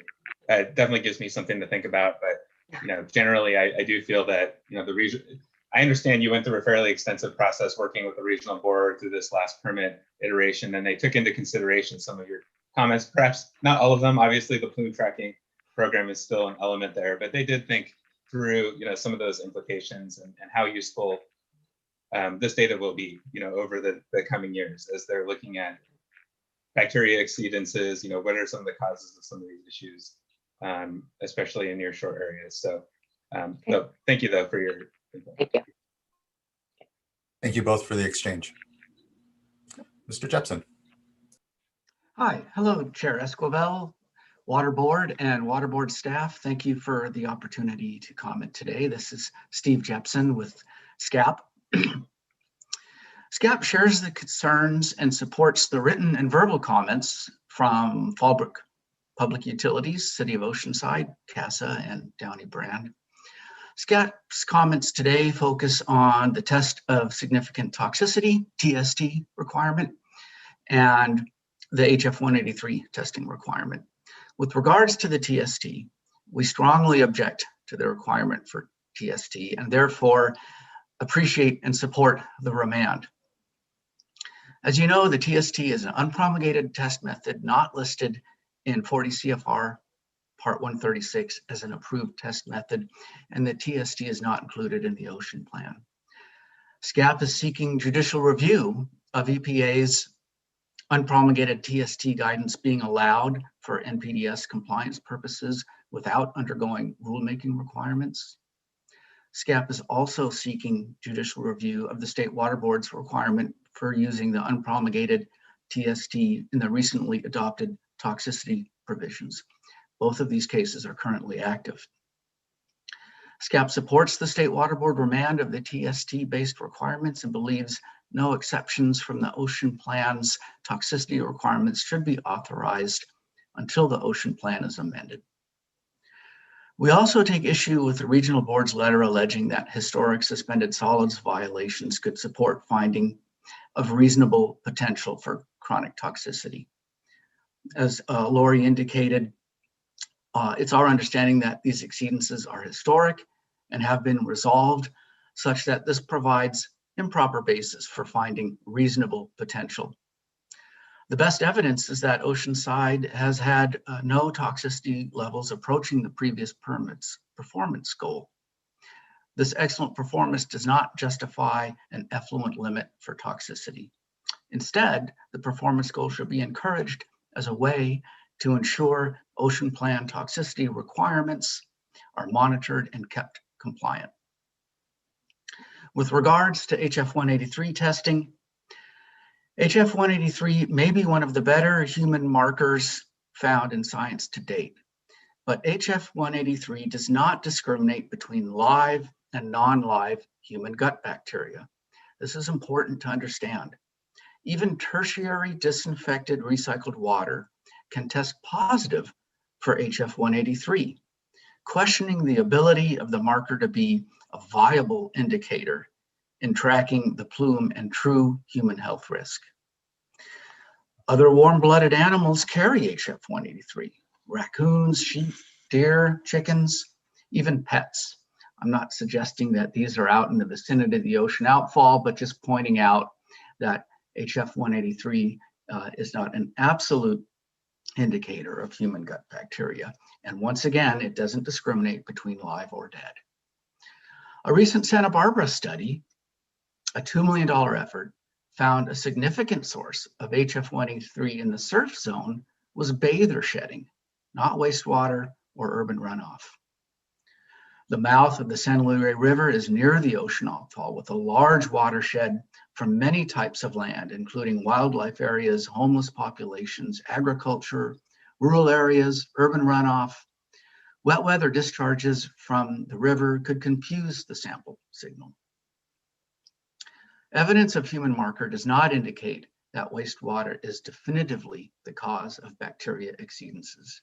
In other investigations, FIB and HF 183 have been shown not to correlate, which may send a mixed message to the public about the safety of recreational use. In this case, the HF 183 requirement in the permit will not produce useful data and is not a good use of ratepayer funds, as it is not definitively linked to fecal indicator bacteria exceedances. It's not a promulgated method and does not send a clear signal to the public about the ability to recreate at the beach. As you heard, Oceanside and Fallbrook have made significant investments in wastewater treatment plant improvements and recycled water expansions, reducing outfall flow by as much as 40%. With better treatment and reduced flow, the focus on enhanced monitoring such as HF 183 and plume tracking lacks justification when based on past flow characteristics. This information is less valuable when the entire flow regime is changing. We understand and appreciate that the San Diego Regional Board strives to protect water quality, and that data is needed for all of us to understand the effects of the outfall. My son and his loud and messy friends appreciate the San Diego region efforts, as I live in the San Diego region, and we appreciate loading them in the van and recreating at the beach and knowing it's safe. But our statement is that HF 183 is not the right tool in the permit at this time. Our ask is that the HF 183 element be removed and the regional board meet with stakeholders to design a monitoring program that's based on the latest flow characteristics. Thank you for the opportunity to comment today, and I turn it over to the next speaker, Melissa Thorne. Thank you, Mr. Jepson. Ms. Thorne. Hello, I have a presentation as well. Good morning, Chair and board members. Thank you very much for hearing these appeals and for the remand on the chronic toxicity requirements. And also I wanted to thank you for incorporating Camp Pendleton and Genentech into this changes in the late changes on the draft order, as they had similar permit requirements and had petitioned as well, but there needs to probably be a better way to relate petitions because theirs were dismissed when ours were taken up. If I can have the next slide, please. There's two issues I really wanted to focus on today. One is the justification for monitoring, and the other is issues related to toxicity and effluent limits. So the first issue is the interpretation of Water Code Section 13383. So the proposed order essentially interprets this section so broadly that you would never have to take into account the burden or costs for any new monitoring requirement in an MPS permit. And that goes against a lot of the other requirements in the water code and also the requirements in 13383 that talk about reasonableness. 13383 does not provide the water boards with unlimited authority to require monitoring. It's only limited to those monitoring requirements authorized by the Federal Clean Water Act, and specifically lists several sections of the water code for that authority, including section 13160, which gives the board power to exercise authority under the Clean Water Act, section 13376, which talks about reports of waste discharge under Clean Water Act, and 13377, which allows the water boards to issue permits consistent with the Clean Water Act. So all of those are only related to the Clean Water Act. Footnote 31 cites in the changes cites to discharges to navigable waters as somehow providing extra authority, but all discharges to navigable waters are controlled by the Clean Water Act. So that footnote is incorrect and should be removed. For permit provisions that are not required by the Clean Water Act, such as plume tracking, HF 183, climate change reports, state of the ocean reports, those are not included in any authority under either the Clean Water Act or the Water Code. So both sections 13267B and 13225C would remain operative and limit monitoring reports to those that meet the burden analysis, including costs. There were also, as alluded to by Mr. Beebe and Ms. Rigby, there are numerous other monitoring reporting requirements that these petitioners have that were not challenged. It was only the ones that were felt to be very burdensome and costly and not providing information that was helpful.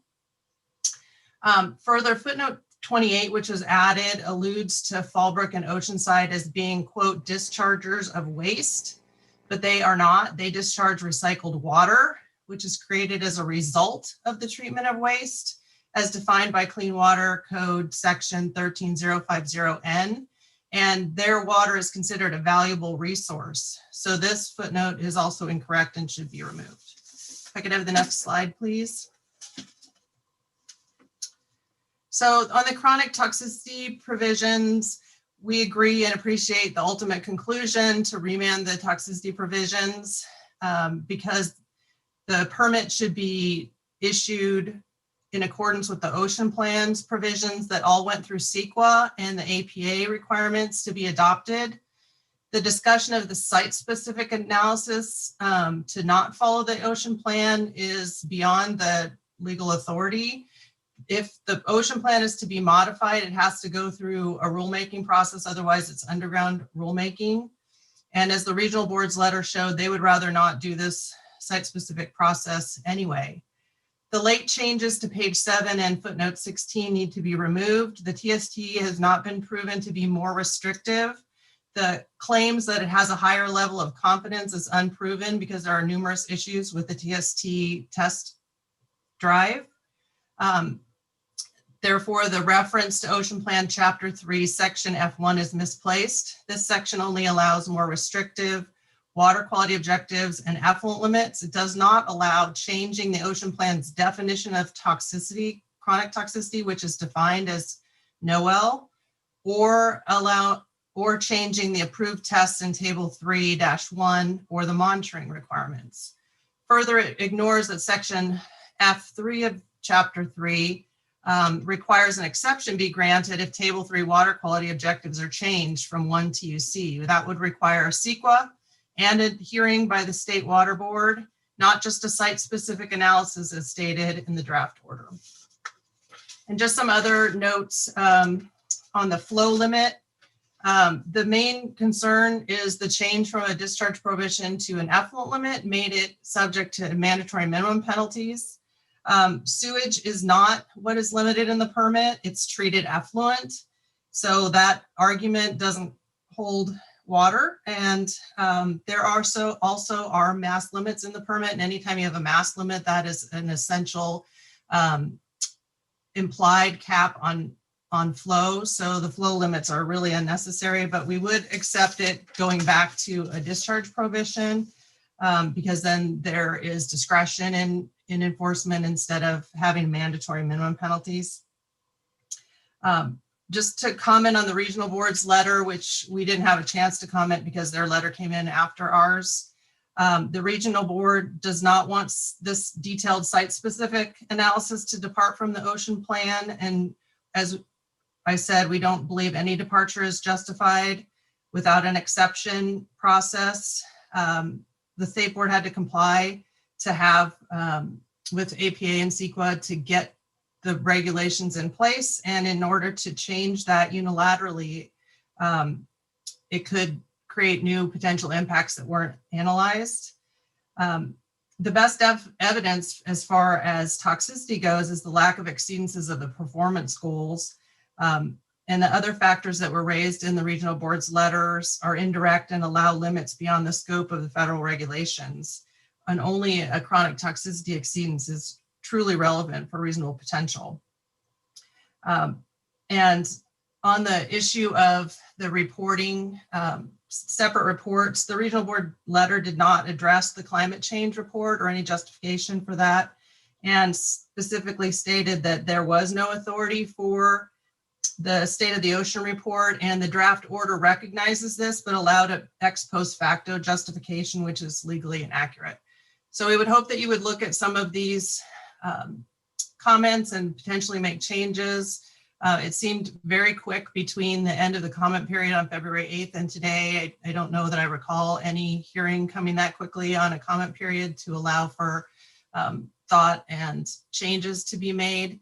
So we would hope that, there would be some time set aside to really think about this and potentially remand some of these monitoring things back as well, and to make the changes that we've requested. Thank you. Thank you as well, Ms. Storm. Much appreciated. Next, we can move to a couple of commenters we have. I'd like to call up Jared Voskel from the California Association of Sanitation Agencies.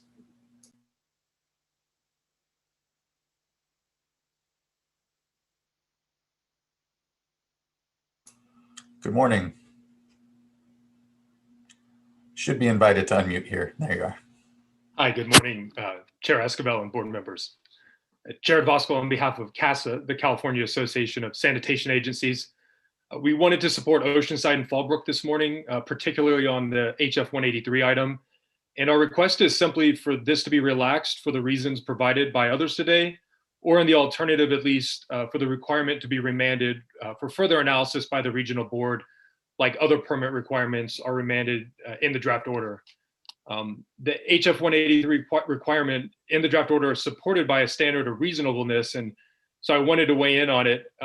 Regarding Ms. Wood's staff presentation, I needed to clarify, and I'm sorry it was not clear in our letter, but our reference to 13241 was not for those factors to be incorporated expressly, but rather our point was that in assessing what is reasonable under 13.383, it would not be inappropriate for the factors in 13.241 to be included in a broader universe of factors in determining what is reasonable.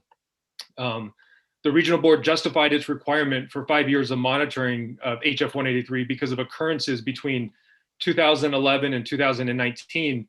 However, this seemed unreasonable to base future permit requirements on the past, since the circumstances and conditions going forward will be so different from the past, as other presenters have described. We're also concerned with the use of HF 183 as proposed, and we reiterate, as SCAP observed, that HF 183 is not distinct to humans, that it's present in recycled water, and that other multi-year exhaustive studies of all sources in Santa Barbara ultimately concluded that HF 183 there was because of bather shedding, not discharges, which goes to the premise for this permit requirement and why we'd like to see further analysis of it for this specific location.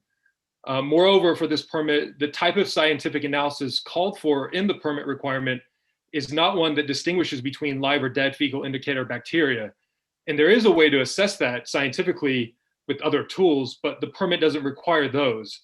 And so beyond this point, scientists have urged when there are waterways near a discharge point, that decision makers and policymakers must be extra cautious with how HF 183 is used and interpreted.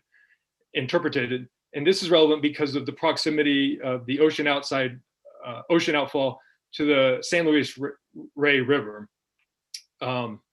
So with consideration of that, and maybe stepping back from those issues, there is a broader concern I'd like to highlight. Oceanside's estimated that the new permit requirements will cost approximately $1.7 million. And when you add up the regional board's estimate and where they depart from the Oceanside's estimate, by my analysis, even the regional board's estimates for the new cost are still going to exceed $1 million. And this is significant for small agencies and municipalities. And so if we step further away from isolated permits to consider whether such cost increases were more commonplace for other permittees as they're coming up for renewal, all of a sudden this $1 million plus increase becomes much steeper in context on a statewide level. And so we really do desire a stronger factually based justification provided in the permit that looks at current and future circumstances. And so to close, I'd like to reiterate our request that the HF 183 requirement be relaxed, or at least more substantively analyzed and justified by the regional board on remand. I greatly appreciate your consideration of this request and appreciate your time today. Thank you. You as well for your contributions today, Mr. Voskuil. And then last, we have Andrew Homer.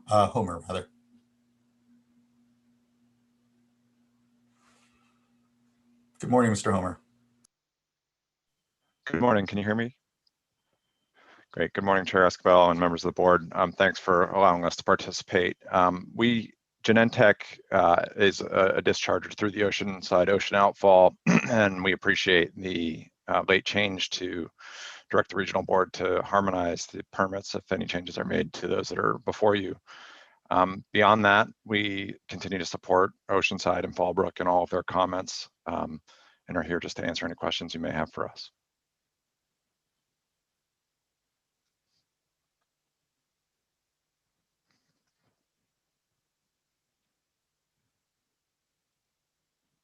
Thank you, Mr. Homer.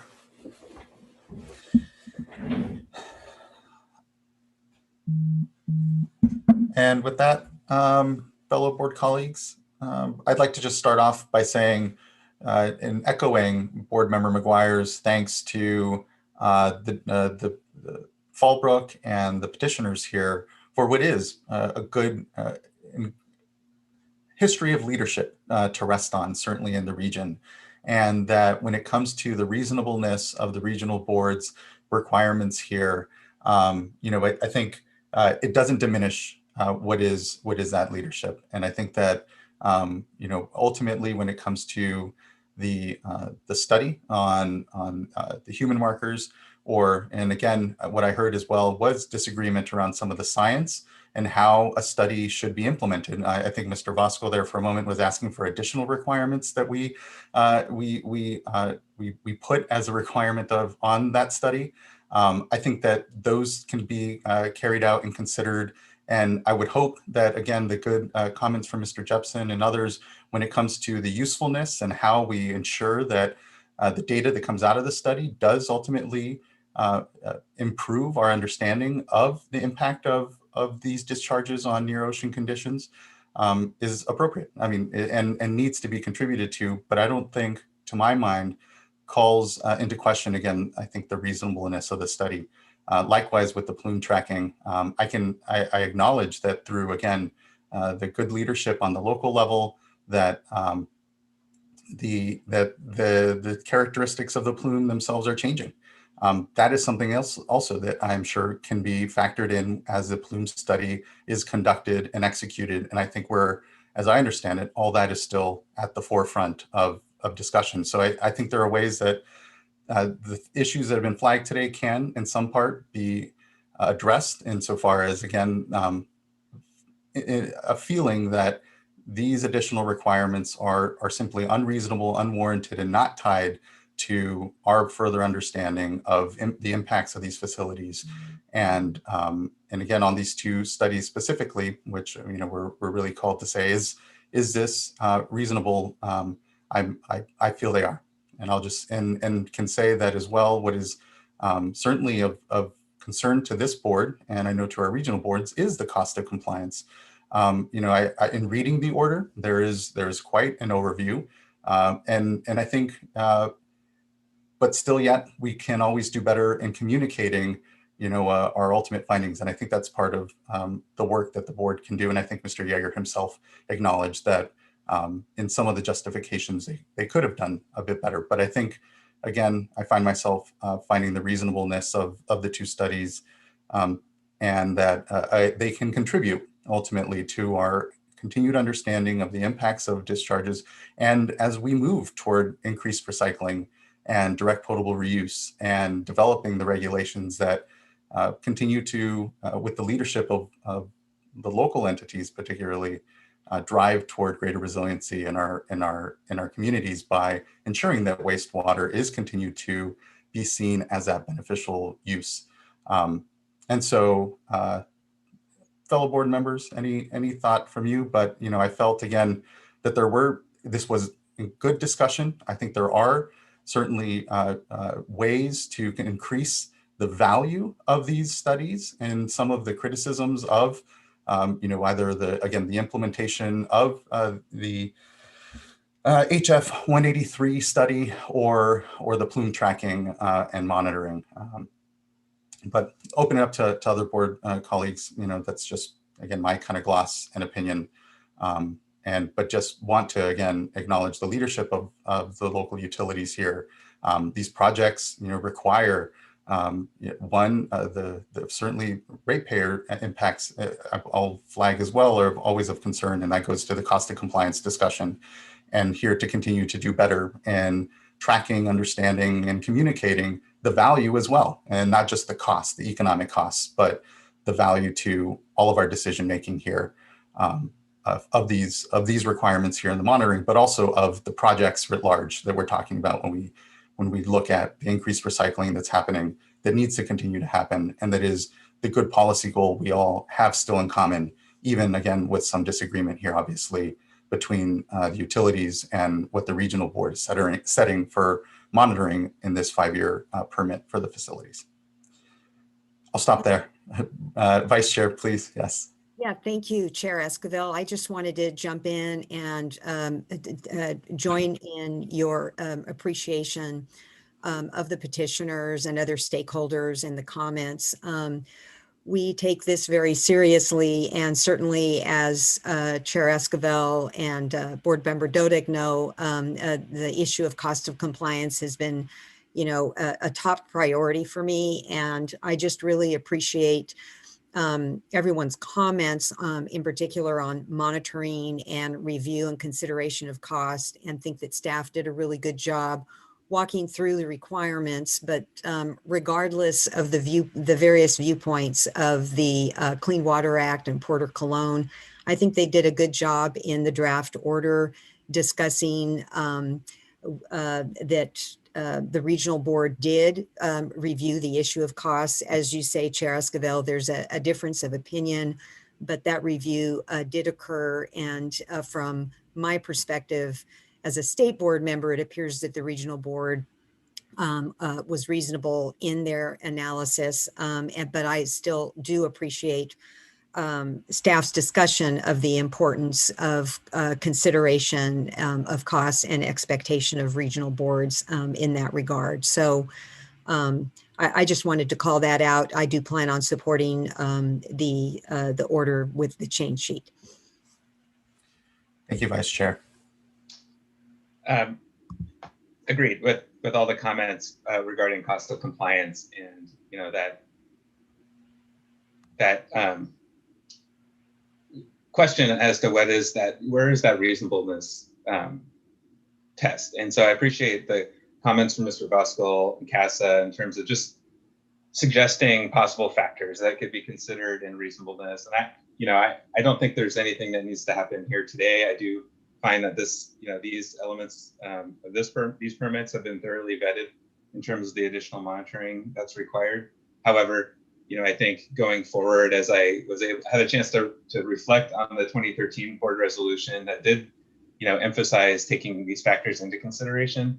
So, whether it's required or not per statute in water code or through other regulations, for me as a board member, it is something that I find important and will be looking for and would like to see more of going forward, and especially that cumulative cost.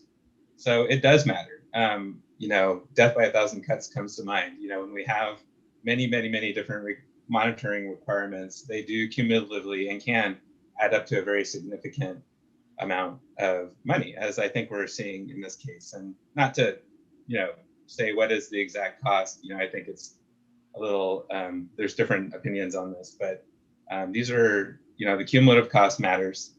It does affect rates. It could have implications on other projects like we're hearing about with Oceanside and Fallbrook, that they're making significant infrastructure investments, and we wouldn't want to see that be derailed. I don't think that's the case here, but just something to keep in mind. As well, I think for me, this is also a reminder about the chronic toxicity testing and the ocean plan review, and the acknowledgement that there is some lack of consistency there in terms of how the ocean plan's been implemented for chronic toxicity. And so I do see this order as a helpful way to clarify that, and also to emphasize that it's a priority project for the state board to look at chronic toxicity, including potentially the use of the TST here, so that all of the ocean discharges have a more clear and common expectation for what type of monitoring is required going forward. So don't know what the outcome of that will be. Just for me, this is just a reminder that we need to move forward with that process. And then my last comment, I'm comfortable moving forward today, but I would like to hear back from OCC. A number of stakeholders, Ms. Storm, for example, had a number of suggestions on edits. And I, just acknowledging that this has been a pretty tight window between the close of the comment period and this revised order. So I would just like to hear if OCC has any suggestions or any further changes, or if they're comfortable with the change sheet as it's been proposed. This is Marley Wood again. Yes, I did listen carefully during Ms. Thorne's presentation, and we actually stand by our statements in the revised change sheet. I did not hear anything that I think would warrant changes. We still do continue to believe that everything in here reflects our interpretation of the law. And I don't know whether Phil Wiles has any additional views on that, but I would invite him to speak if he does. Thanks, Marley. No, I agree. I think that we either already had or anticipated the comments that we were receiving last week. And so that's why we were able to turn this around quickly. I think the only comment that I heard today that I don't recall hearing in the past was that the discharges to the ocean do not qualify as discharges of waste. And based on a reading of the definition of recycled water, we do disagree with that. This is a discharge of the component of the wastewater that is not recycled and includes, for example, the brine, et cetera, from the treatment processes. So this discharge, the component that does go to the ocean, in our view, clearly is a discharge of waste. And that's, I think that's the only new comment that I heard today. So I agree with Ms. Wood that we don't recommend any further changes to the draft order. Thank you. Thank you both, and thank you, board member. Board members, any further discussion?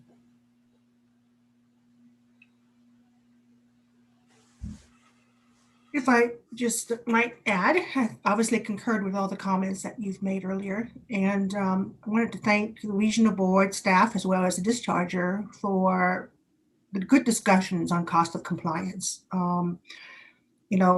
It has been something that I hope would be integrated into our various programs as an important consideration. And I think we heard today that it is something that we're very mindful of.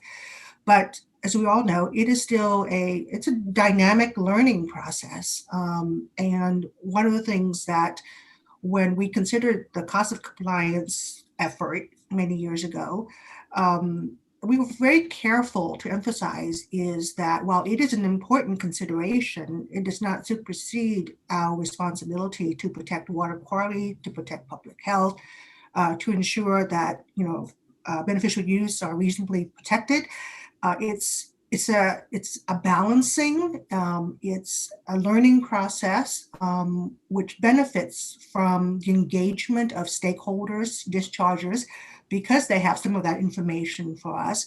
But at some point, it comes down to the board issuing a judgment call. And I think, again, that's one of the advantages, one of the strengths of this makeup of the board is we have members with different perspectives, all lending our thoughts and opinions together into a decision on behalf of the board. So I concur. I also am supportive of the resolution and the change sheet. I'll go ahead and make the motion now for adoption and thank everyone involved for the hard work and for the very difficult work involved in this.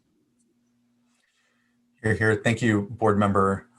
It is, I'm heartened. It takes resources to do cost of compliance as well. I think that's part of the acknowledgement is that we need the staff and the systems in place that do that better. And I would flag that I know that through our training academy, our internal staff resources, there's now the provision of a class around cost of compliance, like basics 101, and the standardizing of how we do cost of compliance internally, knowing that this impacts our drinking water regulations and setting of maximum contaminant limits and other regs in the drinking water space. Here then water quality and our regional water quality boards work, but also water rights. I mean, the cost that it takes to have clean water, to be able to regulate well, is also, a discussion in there, and the resourcing to actually have these activities take place. So just thank you for that.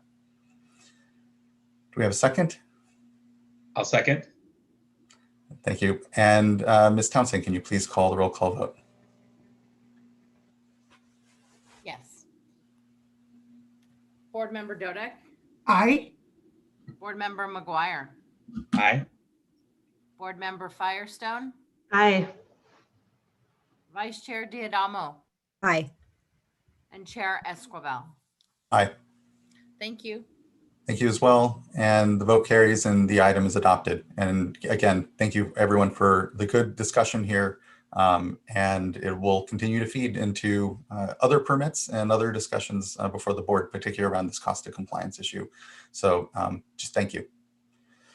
Let's go ahead and take, before we move on to our tranche of informational items, perhaps just a 5-minute break, maybe come back here at, or should we give ourselves a full 10 minutes?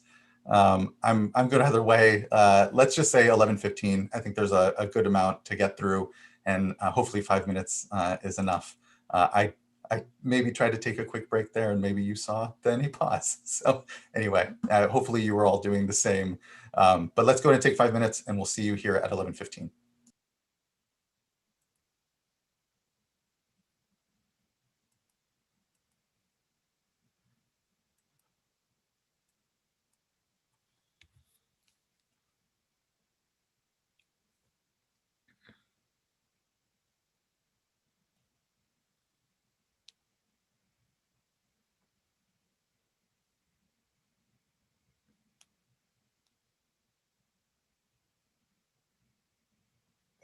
a lot quicker for a guy to go to the bathroom than it is a girl. She has to sit down too.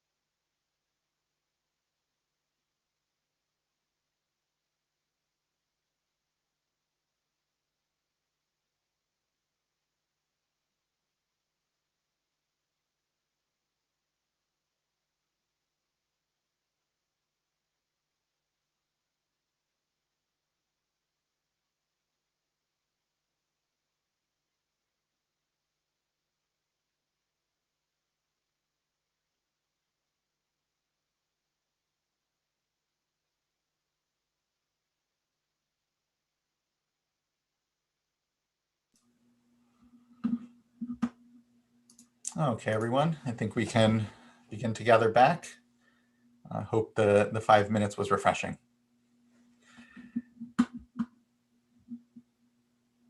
Let me go and pull up my my agenda here. Apologies. We will now be moving on to item number 6. And item number 6 is our update on dry year Bay Delta hydrologic and fisheries conditions. And we're joined today and really thankful to have all of our state and federal project and fisheries agency partners. So with that, hand it off for the presentation. Good morning, Chair Esquivel and board members. Can you hear me okay? Yes, we can. Good morning. Okay, great.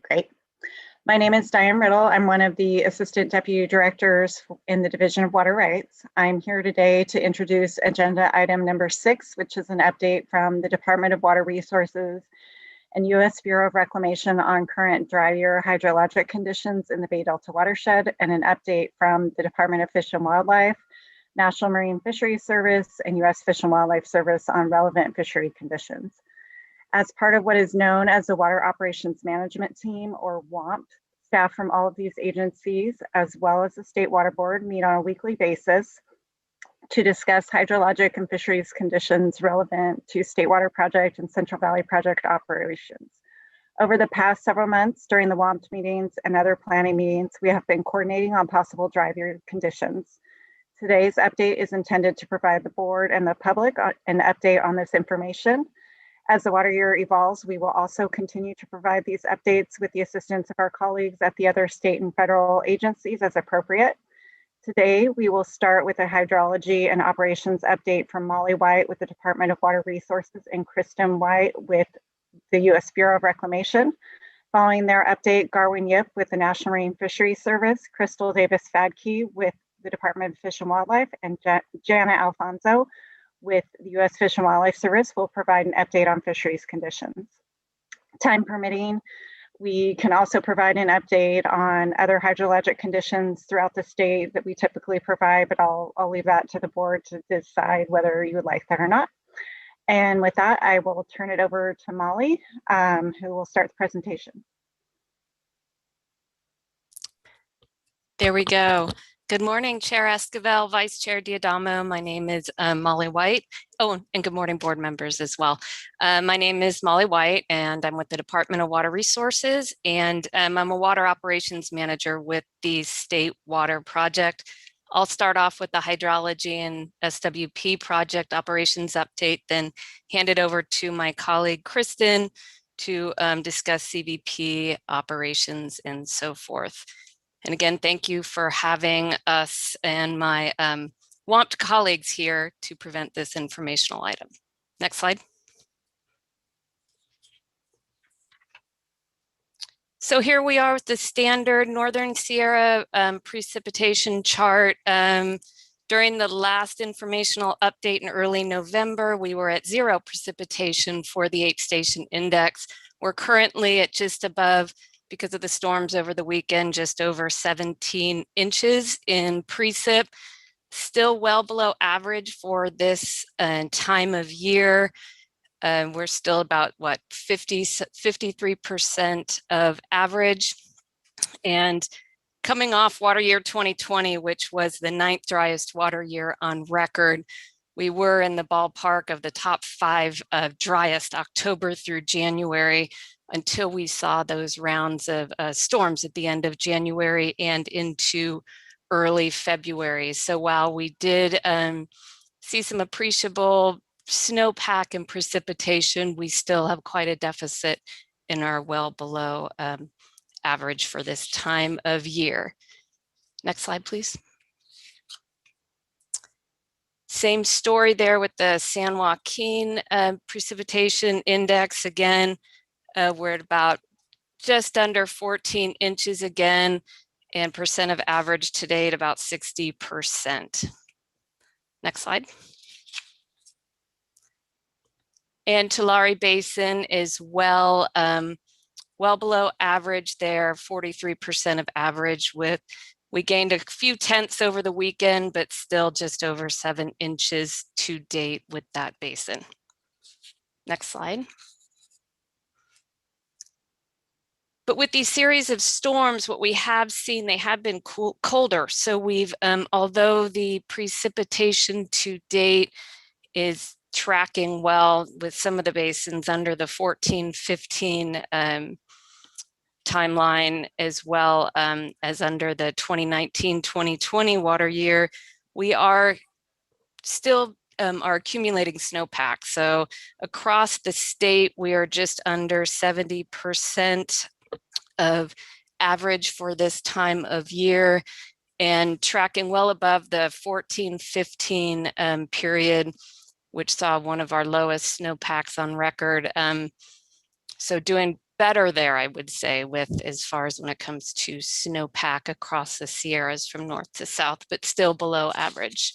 Next slide.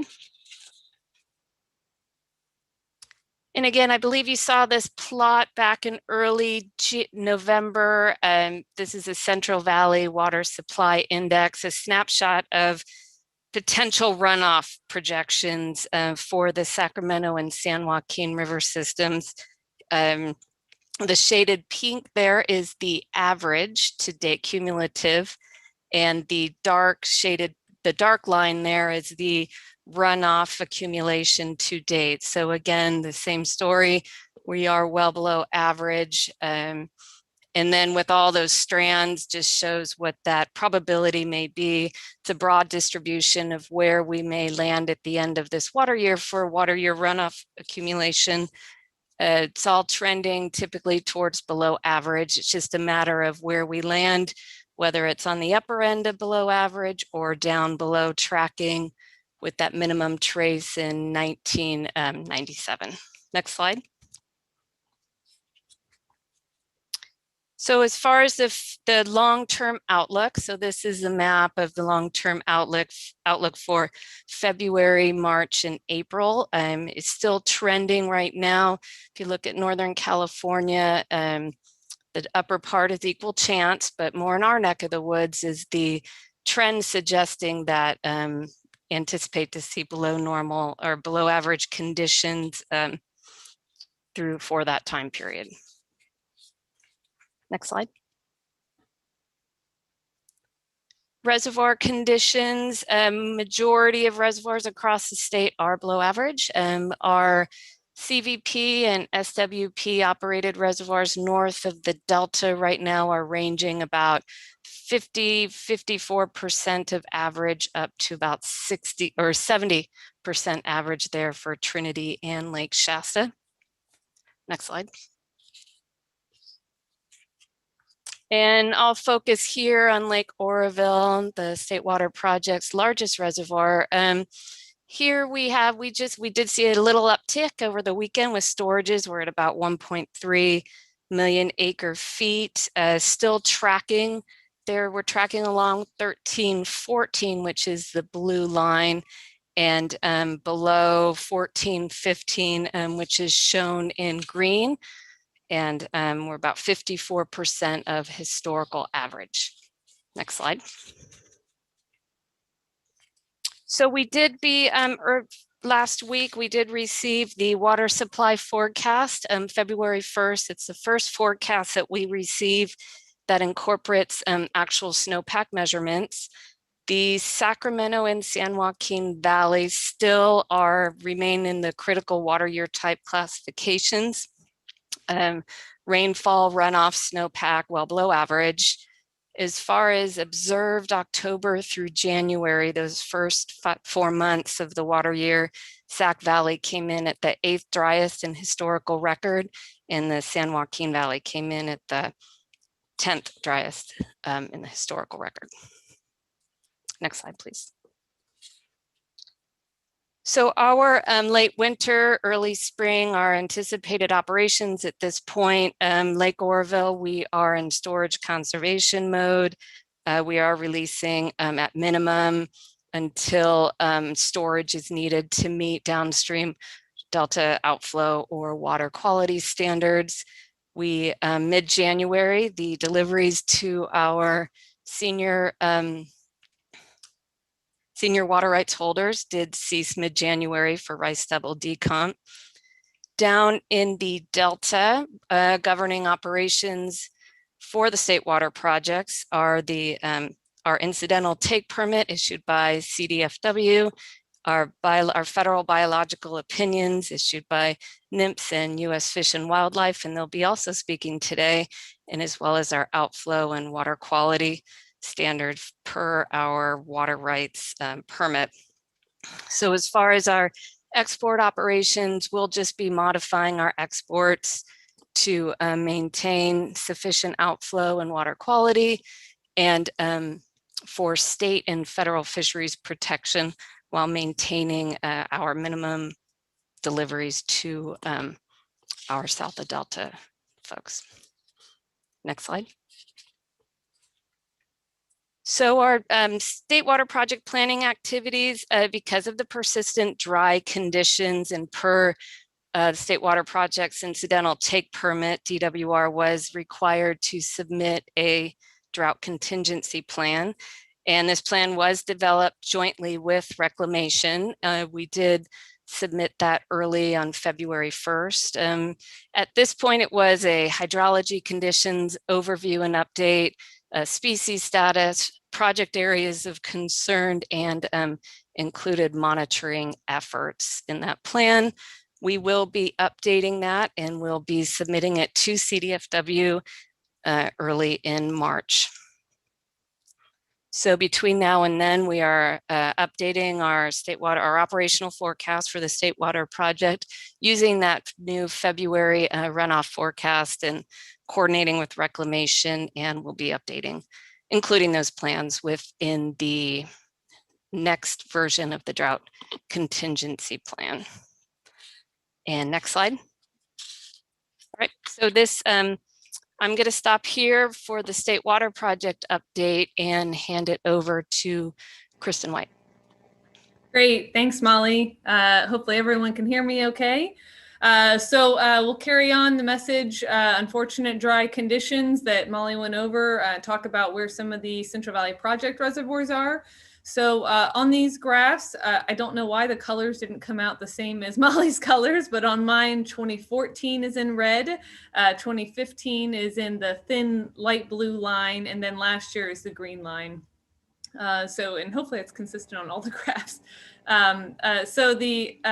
Lake Shasta is not great, definitely well below where we were last year, but better than we were in 2014, and starting to be close to where we were in 2015, although 2015 saw a decent jump in February that we're not seeing yet. So next slide, please. Folsom Lake, similar story, better than 2014, pretty far below last year and 2015, saw some decent inflows, but as Molly mentioned, because the storms have been coming in colder, we haven't seen as much inflow coming into some of these reservoirs because we're building snowpack. Next slide. And then New Melones is a little bit of a different story where we're well above where we were in 2014 and 2015, although still pretty far below where we were last year. So this is good news because it's a fairly large reservoir on a fairly small watershed. So we need that water to get us through these dry periods. So, and as you can see, New Melones has gained almost no storage so far this year. Everything has fallen as snow, very little inflow thus far to that reservoir. Next slide. And then finally, San Luis Reservoir, which is our off-stream reservoir down in the Delta. So we pump into it. It doesn't have a natural inflow or much of a natural inflow.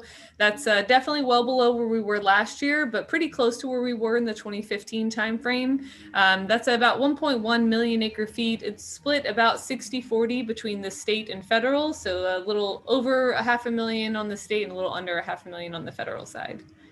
Next slide. So our anticipated late winter and early spring operations, and these, it's difficult sometimes to put these in writing because things can change so rapidly, particularly during these winter and spring periods. But what we're seeing right now is our focus is to conserve storage at Shasta, looking at the Sacramento River. We want to hold those minimum flows and build that storage as long as possible. But it is possible that we'll need some of that for our Delta outflow and salinity requirements, or some of the senior water right deliveries in the Sacramento Valley.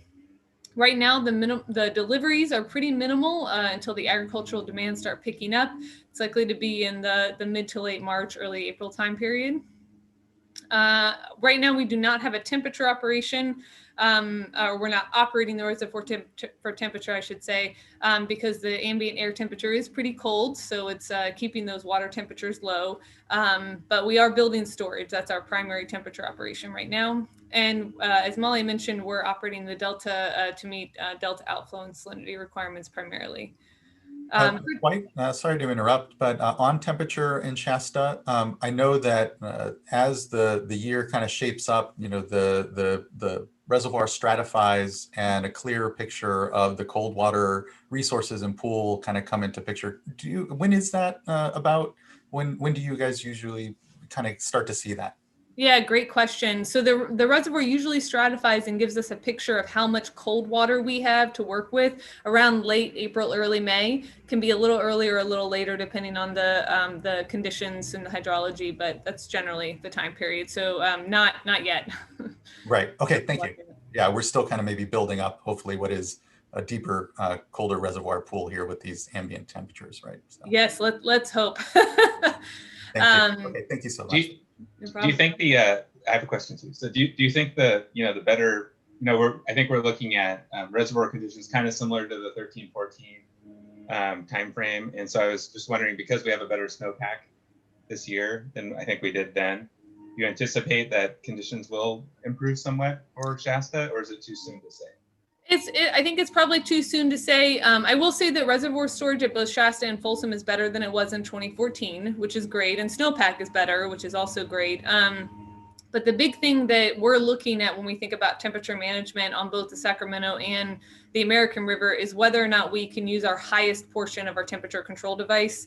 It'll take a pretty significant more inflow for us to be able to do that. So that's why I say it's a little bit too soon to know, because if we can get there, which we were able to get there last year, but if we can get there, then we'll definitely be an improvement from what we saw in 2014. But if we can't get there, which we were not able to get there in 2014, we'll still have some pretty major challenges this year. Thank you so much. No, thank you so much. Really appreciate it. Okay, and the American River, pretty much the same story, trying to conserve there, trying to hold minimum flows as long as we can, unless it's needed for our Delta requirements and building storage. Next slide. On the Stanislaus River, we are releasing minimum flows along with releases for Vernalis salinity, trying to hold salinity at our requirements there. And then moving into the Delta, I think Molly already covered this, I'll be brief. We're basically modifying our exports to meet our Delta requirements, including the fish protection that we coordinate with fishery agencies on, and then export available water beyond that.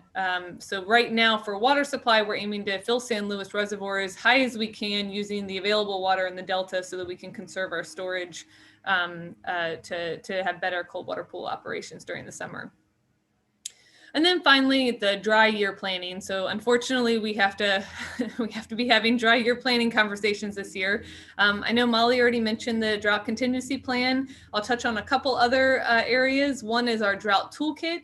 This is a requirement of the 2019 biological opinions for both NIMS and Fish and Wildlife Service. And the drafting team includes the Department of Water Resources, National and Fisheries Service, Fish and Wildlife Service, the California Department of Fish and Wildlife, and the state board staff. So we're all working to basically develop as many actions as we can that might be helpful, not only in this year, but in any drought year.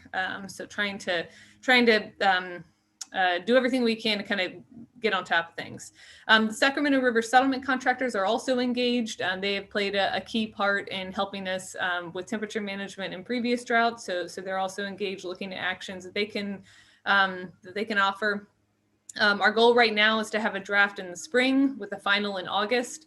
Keep in mind that the drought toolkit is a general plan, not just for this year. So actions for this year obviously can't wait till August. We'll be looking at those earlier. So which brings me to the last point. We are starting to discuss potential actions for 2021. It's too early right now to identify specific actions. we are starting to talk about what might be possible. I know that being in mid-February doesn't seem like it's too early, but the change in hydrology that we saw at the end of January into early February has certainly changed some of the conditions. So I think the actions that we might have been looking at in January are different than what we're looking at now. So we're working with the state and federal fishery agencies and with our contractors and trying to identify what we might be looking for 2021. And that's all I have. Any other questions? I have a couple of questions. Thank you for the presentation, Ms. White.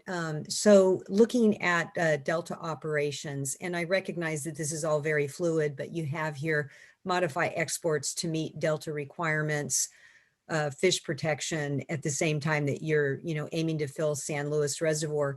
Could you talk a little bit about implementation of the new biops and any triggers that you might be looking for? I know in years past, we've heard about the turbidity bridge and, other issues through, adaptive management. If you could just maybe flag some of the things that you're looking for there. And then the second question has to do with curtailment and term 91 and where that would fit into some of the operations here that you're looking at, and any collaborative discussions that you've been having with our staff and other water agencies along those lines. Sure. Great question. Thank you so much for that. I'll start out and then see if Molly wants to add anything in addition. So first and foremost, as Diane Riddle mentioned in the beginning, we have a water operations management team that meets at least weekly, along with a slew of technical committees and technical teams that are meeting also, most of them weekly, to look at conditions, particularly in the Delta for both Delta smelt, longfin smelt, and the various salmonid species. So our new 2019 biological opinion relies heavily on the outcomes of those meetings and what they're seeing and the different risks that they're looking at within the system, and they provide various information to help outline what operations would be protective. So you mentioned the turbidity bridge in specific. That was something that it looked like we were getting close to. We had our biologists and our hydrologists looking at the conditions, trying to identify whether or not that was forming, and kind of like on standby, waiting to see whether or not there was anything we could do to prevent that. Luckily, the hydrology seemed to freshen things up a little bit and move some of that turbidity and that silt out, so we didn't have to. We didn't have a turbidity bridge form, but we were looking at that almost on a daily basis, trying to determine whether or not we could modify or prevent that from happening. So it's not an exact answer to your question about exactly day to day what we're looking at, but it's kind of we're coordinating with the state and federal fishery agencies on a very regular basis, looking at the conditions for all the species that are within the system, and determining what the appropriate operations are from that. Molly, did you have anything to add to that? No, thank you. You brought up the turbidity bridge avoidance, so that was it. Thanks. Thanks. Did that answer that part of the question? Okay, thanks. And then, oh, go ahead. Okay. And then as far as curtailments in term 91, I don't have, I'll leave it to the state board staff to talk about any kind of implementation of that or what that process looks like. But for what it means to us is it means there's more water that's in the system that can meet those Delta requirements, which helps us by,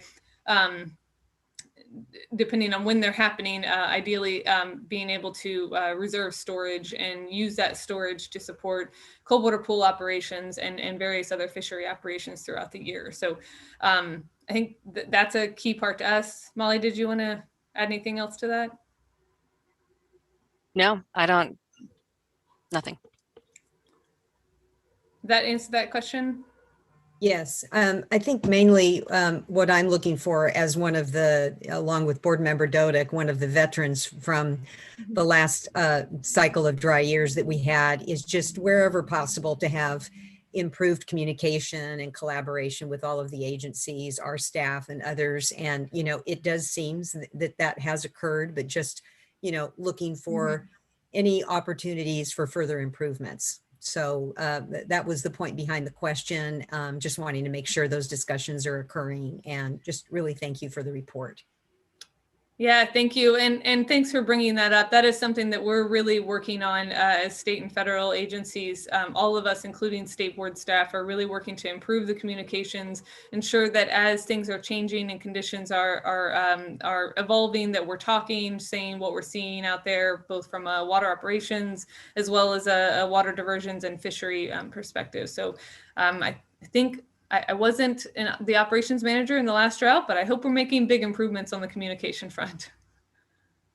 And I do want to thank state board staff, Diane. I see you there. As far as there's been a lot of outreach from state board staff, especially around Term 91 over the course of the many, half a year or so. It's been very helpful. And I think there's been very good dialogue going as it relates to that. Yeah, just huge thanks on that. Later on in our next items, we'll be talking about drought and water rights and some of the lessons we've learned and pulled out, and speaking earlier often and publicly, transparently, helping invite others into the decision-making process, but particularly, the contractors and others on the system, but academic interests and otherwise, continue to open up these discussions earlier. And to your point, Kristen, this toolkit isn't just about this year, but really, how do we have, knowing that we have we've always had such uncertainty in our water years here in the state, and it seems to be getting only more uncertain, that it is month by month and really a matter of being able to adjust accordingly. And it's difficult, as both you and Molly as operators, on a very complex system with a lot of different requirements, it isn't easy. But the more we can open up these conversations, the more we can have them in a way that builds confidence around the decision making, but ultimately just makes us better decision makers. I think, again, is a theme that we saw in the context of water rights and certainly operations. So just thank you for that commitment, and the continued growth that I've seen over the last year and two around just holding those sorts of discussions and being more open to what we all have to do here, which is, show our homework and invite others to preview into the decision making and see how we can continue to be better in it all. And we can only be, we benefit ultimately from that transparency and that work. So just thank you for your commitment there. Thank you. We're all in this together. If I might just add, I second everything that has been said. I think the Vice Chair mentioned the last drought and the difficulty and challenges we all went through together.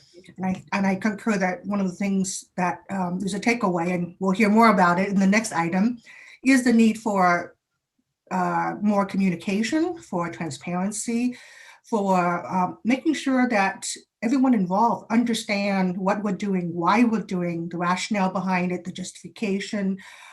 So, thank you for the report, and I look forward to hearing more from you, and I look forward to ensuring this line of communication and transparency continues throughout the rest of the year. And I think one of the things that was a takeaway from me the last drought was the whole issue of TUC, the temporary urgency change petition.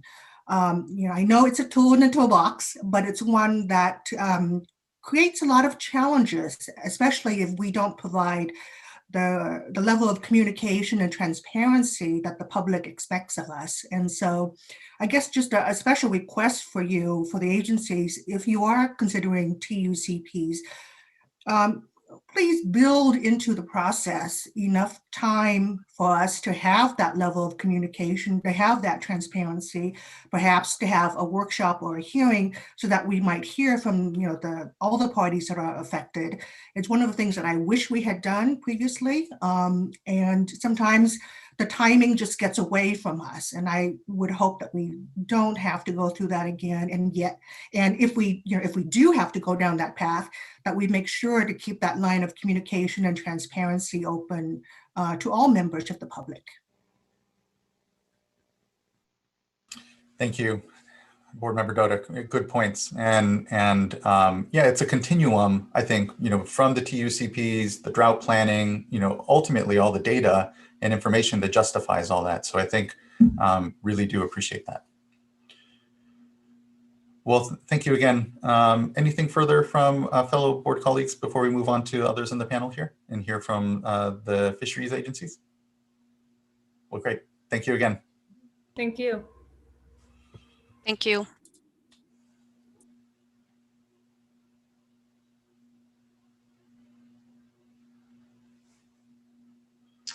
Hi, can you hear me? We can. Hello. Good morning, Chair Esquivel, members of the board. I'm Garwin Yip. I'm going to start off with the Fish Agency panel. Next slide, please. So again, I'm Garwin Yip. I'm with the National Marine Fisheries Service in California Central Valley office in Sacramento. So my presentation is going to focus on Chinook salmon. Next slide. So within our jurisdiction in NIMS, we have these 5 species. Like I said, I'm going to focus on Chinook salmon, and I'll touch on spring run a little later. So if we could go back one slide. Go back 2 now, please. Okay. Next slide. Okay, here we go. So winter run Chinook salmon, historically, there's been 4 let's go back 1. Actually, let's hold on 1 second. Courtney controlling the presentation, I think it's set up so that it's on a timer. So you're going to need to go into the PowerPoint and turn off the timer settings. Thanks everyone for bearing for a moment. Or I can talk really fast.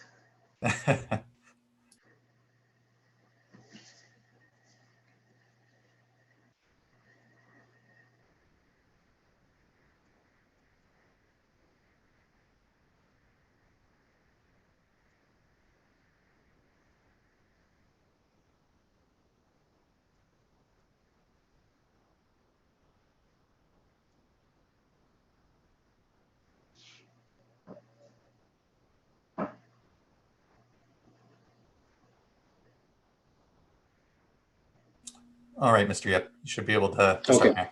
Thank you. Thank you for your patience.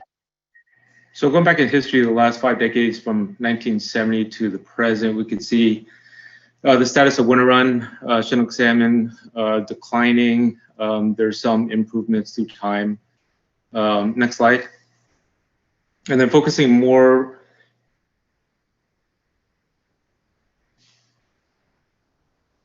Next slide, please. So this is the status over the last 15 years, zoomed in a bit. So we had a peak in 2016 of 17,000. And last year, brood year 2020, we had 6195 as an estimate for escapement. So I'm going to ask you guys to focus on 2013 and 2020. I'm going to do a little comparison between the two, which are relatively similar escapements. Next slide. So in 2016, and veteran members of the board mentioned the last drought. In general, it was 2012 to 2016 with the height of the drought and drought effects in 2014 and 2015 when we saw considerable declines in winter run Chinook salmon. We started a jump start. The reintroduction in Battle Creek was already in the planning stages, but because we had, in quotes, excess juveniles, we decided to put some of the juveniles in Battle Creek to jumpstart that reintroduction. So that started in 2016. 2019. How many juveniles was that about? Just out of curiosity. I don't remember exactly, but now it's around 200,000, I think. Okay. Thank you.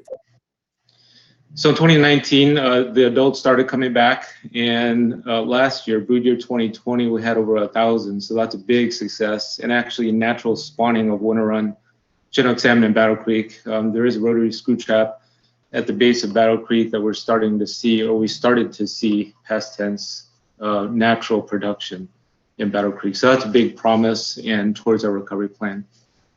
Next slide. So this is a very busy graph, but it shows the coordination with our Southwest Fisheries Science Center and also along with the Sacramento River Temperature Task Group. Reclamation and DWR generally issues forecasts in general, but also temperature modeling information at the beginning or near the middle of each month. So we see here every month from March to September, there's typically 2 bullets. That's the 50% exceedance and 90% exceedance estimates of temperature-dependent egg mortality. So Chair Esquivel, you were asking earlier about when stratification starts and sets up in Shasta. So in the beginning of the year, in March, we see at least the projections of high temperature-dependent egg mortality. But as the forecasts start tightening up through time, these mortalities start getting closer and closer, not so much to 0 as we see here, but closer to each other. So the 50 and 90 start being kind of one and the same, like in July, August, September, and October.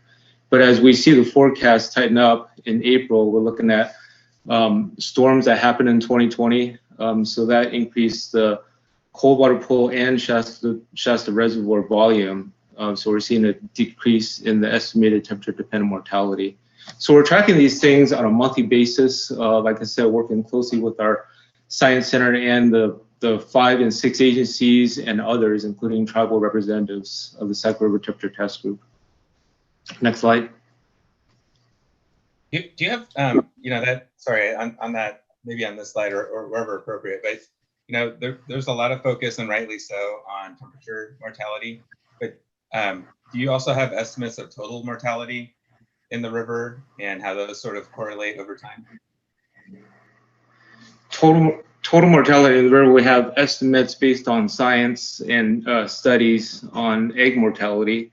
We have estimates of survival down to red bluff. The Fish and Wildlife Service has estimates through their rotary screw trap of juveniles emigrating past red bluff. So we do a calculation that you see here with the juvenile production estimate, working backwards to back calculate the estimate of survival. And then there's studies, especially through the more recent years, acoustic tag of juvenile winter and Chinook salmon from Redding, and we follow them downstream all the way out to the Golden Gate Bridge to provide estimates of survival down the middle Sacramento River and the Delta. All right, thank you.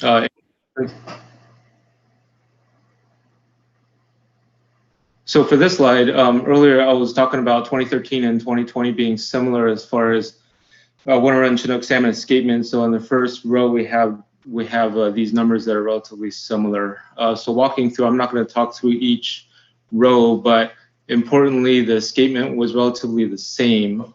And we go down to Red Bluff Diversion Dam, the conversion to fry survival at Red Bluff. We have an estimate in 2013 of 27% survival compared to 2020, we have 11% survival. Next slide. So this is what the 27 and 11 look like going back in time in comparison with the rest of the years in the last 15. So we have 15% survival from 2005 to 2010. That was assumed averages, and same with the 25% in 2011 and 2012. But since then, we've had better and closer calculations and estimates of survival. So that's why we have this fluctuation since then. But in general, on average, we're looking at about a 19% survival over the last 15 years. What goes into the better estimate? This is all based on model, not actual, right? So what goes into the improvements that you've seen through time here? Going back, there was a spawning channel in Red Bluff and an estimate of survival of eggs for fall run Chinook salmon, I think. So that's where the 15% comes in. And it was just a standard that we used across time. More recently, and they're not, as far as I understand, the modeling comes to the estimates of emigration past Red Bluff Diversion Dam. So U.S. Fish and Wildlife Service conducts monitoring from their rotary screw traps, and they have modeling to estimate the number of smolt and fry past Red Bluff. But we work backwards from there. We take that estimate of the number of fry past Red Bluff, and we divide that by the number of eggs that we anticipated being laid by the females. So we have a lot of calculations from the escapement estimate to the percentage of females to the fecundity of the females, the number of eggs, to come up with these numbers. And there's also an assumed, oh no, never mind. That's the Science Center modeling that I'll talk about later. Okay, next slide. So we take the 27% and the 11% in this comparison, and we walk it down from Red Bluff. And I mentioned earlier that we had standard survivals in the past, and more recently we used acoustically tagged winter run juveniles to estimate the survival in the middle of the mid Sacramento River and into the Delta. So in the end, oh, can we go back one? Sorry about this. One more. So we started with similar escapement, and the second to last row, the estimated number of fry in 2013, just eyeballing it, it looks like double the production past Red Bluff as an estimate compared to 2020. So that's one of the key points. Similar escapement, twice the amount of juveniles estimated to pass Red Bluff in 2013 compared to 2020. Okay, now you can. And do you have any thoughts as to the cause for that significant departure? There's suspicion, and I would say it's evidence that there's thiamine deficiency. We don't know to what extent that thiamine deficiency resulted in such a drastic reduction in 2020. There's been studies, both injection of thiamine into females at Livingston National Fish Hatchery, thiamine baths of the juveniles and eggs, also studies at Red Bluff or at UC Davis that indicate a significant thiamine deficiency contribution to the mortalities, but we don't know to what extent. Year to year, what's the range again for egg to fry survival generally? If I remember correctly, over the last 15 years, it was, so 2014 and 2015 were big hits. 2015 was 4%. 2011, I think it was somewhere around 45%. Okay, that's helpful. 19. Yeah, thank you. And again, I appreciate your helpfulness here, but just going back to the overall survival here, in 2020, you have an estimated survival of 11%. But when you shared the temperature data, I think the survival, the temperature mortality was around, I'm sorry, I don't have the number, 8% or somewhere in that ballpark, less than 10%. So only a fraction actually of that overall mortality is from temperature causes, based on your modeling and best estimates at this point for last year. Only a small portion of that, and it may have been the thiamine issues or other causes, but there's a lot of factors that weigh into overall mortality issues with fry. Yeah, that's right. Yeah, there's a lot of background mortality that we're not modeling and trying to attribute. We do need to try to figure out the extent of, for example, predation and what the effect of predation is on the juveniles, both the juveniles themselves, but also temperature-related predation and other factors. Right. Thank you. Next slide. Okay, so at Red Bluff, we have survival in 2013 approximately double in 2020. So the juvenile production estimate is a calculation that we, being all the agencies, estimate as the number of juvenile winter run that enter the Delta. And so here we have this comparison again. 2013 looks like 3 times as much as in 2020. Now, it could be a couple of factors. One could be just tighter calculations of survival in the Middle River. And another could be that there's something going on in the Middle Sacramento River in 2020 compared to 2013.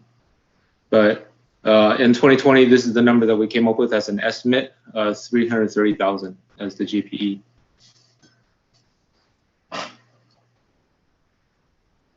Any questions? Okay, next slide. So this is what the GPs look like across time over the last 15 years. So 2020, it's not the worst, but it's down there. There's 2014 and 2015. And these are numbers, as opposed to earlier, it was percentages. So when you look at this, if you remember escapement was relatively high in 2020 compared to a lot of the other years, but now where it matters is the number of juveniles estimated to enter the delta. So this is relatively in the lower end. Next slide. So one slide, switching over to spring run. A lot of the focus is on winter run just in general for operations, but not to forget spring run. Spring run we've been tracking. There's a lot more populations. There's independent ones and dependent ones. So as far as spatial structure of Central Valley spring run Chinook salmon across the Sacramento River Basin, there's more, they can tolerate more as opposed to the one population in the main center of the Sacramento River. But as far as tracking spring run across time, and so this goes back to 2001, so the last 2 decades of monitoring of escapement across 6 tributaries in the basin. It's not that noticeable if we look at it overall, but when we're looking at mill, deer, and there's also Antelope Creek, the spring run Chinook salmon populations are, for us, a watch. They're a threatened species and struggling in these small tributaries. Hot off the press during the break, which I'm glad we had a break. I did hear that last year, and this is anecdotal evidence right now, that the combination of mill, deer, and Antelope Creeks in combination, I think it's California Department of Fish and Wildlife, saw only 50 females as a total.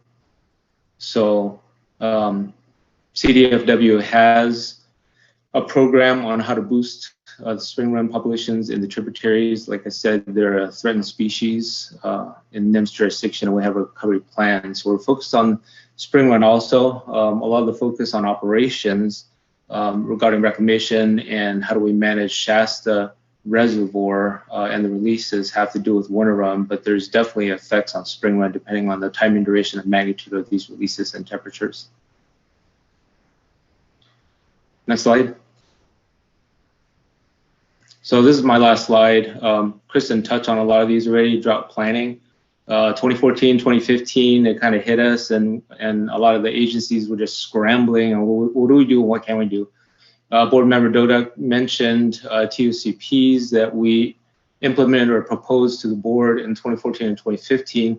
There is no, at least where I sit, there is no low-hanging fruit. Everything that we consider has some ramifications to something or somebody. So the drought toolkit is a good chance for us to sit back and, in quotes, take our time and brainstorm all the ideas that could be considered and further analyzed in the future. And then, as Kristen mentioned, unfortunately in 2021, given the current hydrology, we're thinking hard about what we can consider for this year. The U.S. Fish and Wildlife Service manages Livingston Stone National Fish Hatchery, which produces hatchery winter run, but it is a conservation hatchery. So a lot of care goes into the genetic composition of the adults and the juveniles that come out of that hatchery. And I don't want to emphasize, just because there's a bullet here, I don't want to emphasize that we have a hatchery and we could just produce more fish, because there's other unintended consequences and side effects of that. But we are taking a look at the contribution of Livingston National Fish Hatchery for this year and whether it would make sense to increase its production or not. You saw in the earlier slides and also presentations from both Molly and Kristen how the hydrology continues, whether it's drier or we get help from Mother Nature. So we're not exactly sure what the whole water year is going to pan out for us. But in the meantime, we need to make decisions as winter run come up, whether we take them into broodstock or not. So these are decisions that we need to make pretty quickly.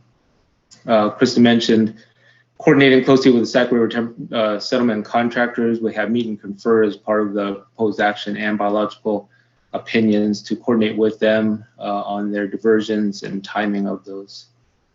And then I mentioned spring run. We need to continue tracking the unintended consequences of what we do in Shasta and some of the other reservoirs as far as in-stream requirements and conditions, both temperature and flow for spring run as they come out of the tributaries. And with that, I'll turn it over to Crystal. Thank you, Mr. Yip. All right. Good afternoon, Chair Esquivel and board members. Again, my name is Crystal Davis-Vatke. I'm with the California Department of Fish and Wildlife. And today I'm going to provide you a brief update on the status of Central Valley fall run Chinook salmon and longfin smelt. Next slide, please. While not listed under the Endangered Species Act or California Endangered Species Act, fall run are species of special concern. They are currently the most abundant of the Central Valley salmon races, contributing to large commercial and recreational fisheries in the ocean and popular sport fisheries in freshwater streams. This graphic is from the Pacific Fisheries Management Council prepared stock assessment and fishery evaluation for 2019. And it shows returns of Sacramento River adult hatchery and natural area fall run from 1970 to 2019. In 2018, fall run met the criteria for overfished status, and 2019 return numbers indicate this stock is currently rebuilding. Next slide, please. Upcoming considerations for water operations. In the spring, fry and smolts are out migrating, and lower flows may contribute to and exacerbate disease and predation and result in lower survival. Fall run Chinook salmon migrate upstream as adults from July to December and spawn from early October through late December, and then fry emerge from eggs December through March. Stabilizing flows through egg incubation and fry emergence to avoid red dewatering during this critical life stage is one of the best options to minimize impacts to fall run. This requires optimizing the trade-offs between summer temperature and flow actions for listed salmonid species, in-basin requirements, and fall actions for fall run. This trade-off was successfully achieved in this past fall through coordination and collaboration on a stable flow release pattern from Shasta Reservoir, which significantly reduced fall run red dewatering while minimizing impacts to winter run. Next slide, please. Now I'm going to move over to longfin smelt. This chart here shows the relative abundance of longfin smelt from 1967 to present, based on the fall midwater trawl index. As you can see, there is great variability in abundance over time, but also a clear trend of decline. For example, you can look at the relative abundance index exceeding 60,000 in 1982, whereas the index for 2020 was 28. Next slide, please. In winter, adult longfin move from marine waters into the upper estuary and delta to spawn in fresh and low salinity waters. Under dry conditions, salinity moves further upstream, resulting in longfin smelt spawning in areas where they are at greater risk to entrainment. And this is because larvae need flow to transport them out of the system, as they are not yet large enough to swim out on their own. In January, there was a detection of longfin smelt as far upstream as the Deep Ship Channel, which demonstrates that longfin smelt are spawning further upstream this year. Next slide. This map shows the distribution of larval longfin smelt. The red bars represent larval detections from the first smelt larva survey in mid-January, and the yellow bars are detections from the second survey at the end of January. As you can see, in 2 weeks, the density of longfin smelt larvae increased in the central delta, putting them at greater risk of entrainment. I want to note here that the second survey did not sample downstream of Chips Island due to weather conditions. However, even absent that data, it's apparent that the density increased further upstream. A key consideration here is balancing conditions in the delta to minimize spawning in the central and south delta. Next slide. Can I ask a question on that slide actually first? Just wondering, I don't really have a benchmark to compare this to. So was this a surprise to see in January? Does this compare well with other, in a wet year, would we see the larva survey more closer out to the bay, or how would we expect to see this? It was not a surprise, but with dry conditions, they did spawn further upstream than they probably would have in wetter conditions. And then that increases the risk of them being captured into the export facilities. But to kind of counterbalance that, in the next slide, you can see moving 2 weeks forward. There we go. Presented here is a partial data set from the third Smart Larval Survey, which is the last one that's gone out as of yet. And those detections are shown in pink. All the Central and South Delta stations have been processed, which is what you're seeing here. And you can see the distribution shifted downstream. So we are attributing this shift due to increased flow, specifically positive net flow at Jersey Point, which is also called Q West.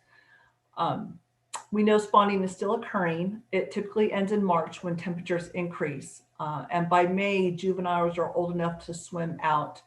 And then the high risk decreases from entraining larval and juveniles. And with that, I'd be happy to answer any questions and hand it over to Jana. Thank you so much, Ms. Fatke. Thank you. Thanks, Crystal. Can you hear me okay? Yes, we can. Thank you. My name is Jana Afonso, and I'm with San Francisco Bay Delta Fish and Wildlife Office in Sacramento of the U.S. Fish and Wildlife Service, and I'll be providing an update on Delta smelt. Next slide. So this slide here talks about the trends. So there's 2 annual Delta-wide surveys, and their relative abundance indices reflect the continued decline of Delta smelt. So on the left there is the fall midwater trawl, which has recorded 0 Delta smelt for the last 3 years. And on the right is the spring Kodiak trawl, which is also recording record low indices of Delta smelt. Notably, as you can see, recent declines intensified following the last drought. Next slide. The California Department of Fish and Wildlife has conducted its spring Kodiak trawl survey since 2002 to characterize the distribution of the adult Delta smelt population in order to inform water operations decisions in near real time. Like other CDFW surveys, the spring Kodiak trawl has recorded Delta smelt's decline over the previous 20 years. This figure shows the Fish and Wildlife Service's Delta smelt abundance estimates derived from the January and February SKT sampling. This year is the first year the catch has been 0 and an estimate cannot be generated. However, it should be noted that just because no Delta smelt were detected in this survey, it does not mean they are not present in the system. Next slide. The Fish and Wildlife Service conducts the Enhanced Delta Smelt Monitoring Program, which is designed to provide high-frequency sampling over a large area of the range of Delta smelt. Recent sampling has been somewhat reduced due to COVID safety measures, as well as recent weather events. The black dots on this diagram show where randomly selected EDSM sampling for Delta smelt has occurred. Excuse me, Jana, I think we're 1 slide behind. Oh, there we go. There we go. Sorry, I've got my notes on another screen, so I couldn't see. Thanks, Diane. So the black dots on this diagram show where randomly selected EDSM sampling for Delta smelt has occurred. The program is currently in its phase 1 sampling, which began on December 1st, 2020. Despite all this sampling, only 2 Delta smelt have been collected in phase 1, both of them near the top of the Sacramento Deepwater Shipping Channel. The blue dots on this map represent single sites where 1 Delta smelt was caught. In addition, EDSM has been assisting the UC Davis Fish Culture and Conservation Laboratory, which houses a refugial population of Delta smelt. They've been assisting them with collecting Delta smelt broodstock. This effort has resulted in 2 additional Delta smelt captured for FCCL. It should be noted that we believe we are nearing the detection threshold for delta smelt. Next slide. On that, can I just ask, I know that there are certain technologies out there that have been talked about, like fish DNA, using that sort of monitoring or report.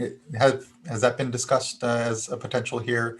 But, I think it's alarming, certainly, that even with enhanced trawling, we're not seeing that. So, it's kind of scraping the bottom of our tools there to see if even there's some sign of them through DNA. But is that a potential, or has that been discussed, I guess? Yes, it's been discussed. I'm not sure the technology is quite there to replace the surveys, but it's certainly something that we're interested in. And given the low population size, it's certainly something that we want to continue to pursue further. Thank you. Appreciate it. Good question. Thank you. Okay. So as far as upcoming considerations for water operations, soon we can expect to have few to zero data points to inform delta smelt distribution during vulnerable periods in water operations. We have learned some management strategies over the years that are now incorporated into project operations. So environmental surrogates such as turbidity are an important way to help manage the system for smelt survival. So as mentioned earlier, we had a situation earlier in February, late January, where with the possibility of a turbidity bridge formation, and the water agencies and the fish agencies work together to in real time to keep an eye on that situation and ensure that if that happened, then appropriate measures would be taken in place to protect delta smelt. So that's a good example of using that environmental surrogate to help manage the system. So another example is for adults. So yes, I mentioned water operations are managed, which helps to limit fish movement and spawning in areas where they are vulnerable to entrainment. For the larval life stage, it should be noted that earlier warming trends and dry conditions may negatively impact spawning and rearing of delta smelt. Again, water operations are managed to limit entrainment of this life stage, and frequent communication and coordination amongst the agencies to ensure that happens. So that's it. That's my last slide. Any questions? None, Ms. Alfonso, just thank you. I think a very certainly sobering presentation, and certainly contrasted with the hydrologic conditions and the challenges just on operations generally. It continues to certainly speak to the challenges we're going to be having, but that it is through increased discussion and coordination here that we can at least unearth hopefully continued policy options and discussions that help us here. But Ms. Riddle, did you want to add anything further here?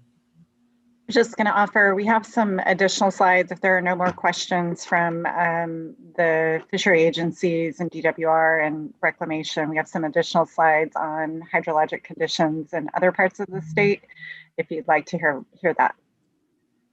Yeah, I think it'd be helpful to step through some of that. And, certainly project operations in the Delta, always front of mind because particularly in dry times, it's where so much of the tension and conflict emerges amongst the very many competing uses. But it would be great to, let's touch on some of the hydrologic conditions throughout the rest of the state. I think certainly what our next item as we talk about water rights and drought, but just generally, I think everyone acknowledging that these the water years looking very much like 2014, 2015, last year was already dry, and we're coming into a point here where conditions are going to be such that it's going to be difficult in many watersheds, not just the Delta. So thank you. We can move on to some general hydrology update then. Okay, great. I will turn it over to Matt. Matt, are you still on? I am. I'm here. Okay, great. Hi, this is Matt Holland, the program manager for the Bay Delta section. Just going to give you some additional brief updates. So on the other reservoirs that we typically update you on, Kachuma is at about 124,000 acre feet out of 193,000 1,000 acre foot capacity, which is 64% of capacity and 77% of average. Diamond Valley Lake is close to 702,000 acre feet out of 810, which is 87% of capacity. And San Luis, as Kristen previously mentioned, is around 1.1 million acre feet out of approximately 2 million acre feet capacity, which is 55% of capacity and 67% of average for this time. Next slide, please. So term 91, which board member Diadamo asked about, is currently not in effect. We lifted the curtailment most recently on Christmas Eve, and there's remained enough additional water in the system to keep term 91 out of effect since then. Obviously, with a, if the pattern continues to be dry, then we will, be looking at possibly reimposing term 91. Yeah, that's it for term 91, unless there are any questions. Next slide. The drought monitor, as you can see, almost 100% of the state is in some form of drought. There's a little tiny blip at the extreme northwest corner of the state that's not currently in drought, but the rest of the state is in at least abnormally dry condition, and the vast majority of the state is in at least moderate drought. So yeah, although we have seen some moisture lately, we're still seeing this general pattern of drought. Next slide, please. Colorado Basin is also in drought, and this is important for some of the water supplies to Southern California. So we see that 57% of the Colorado Basin is actually in an exceptional drought. So this is definitely a pattern of concern. Next slide. The US seasonal drought outlook for the entire country, you see that there's persistent drought for the Western United States, with the exception of the Pacific Northwest and Montana. So, kind of the same story that we've been seeing unfolding. We're still in this period of persistent drought. Next slide.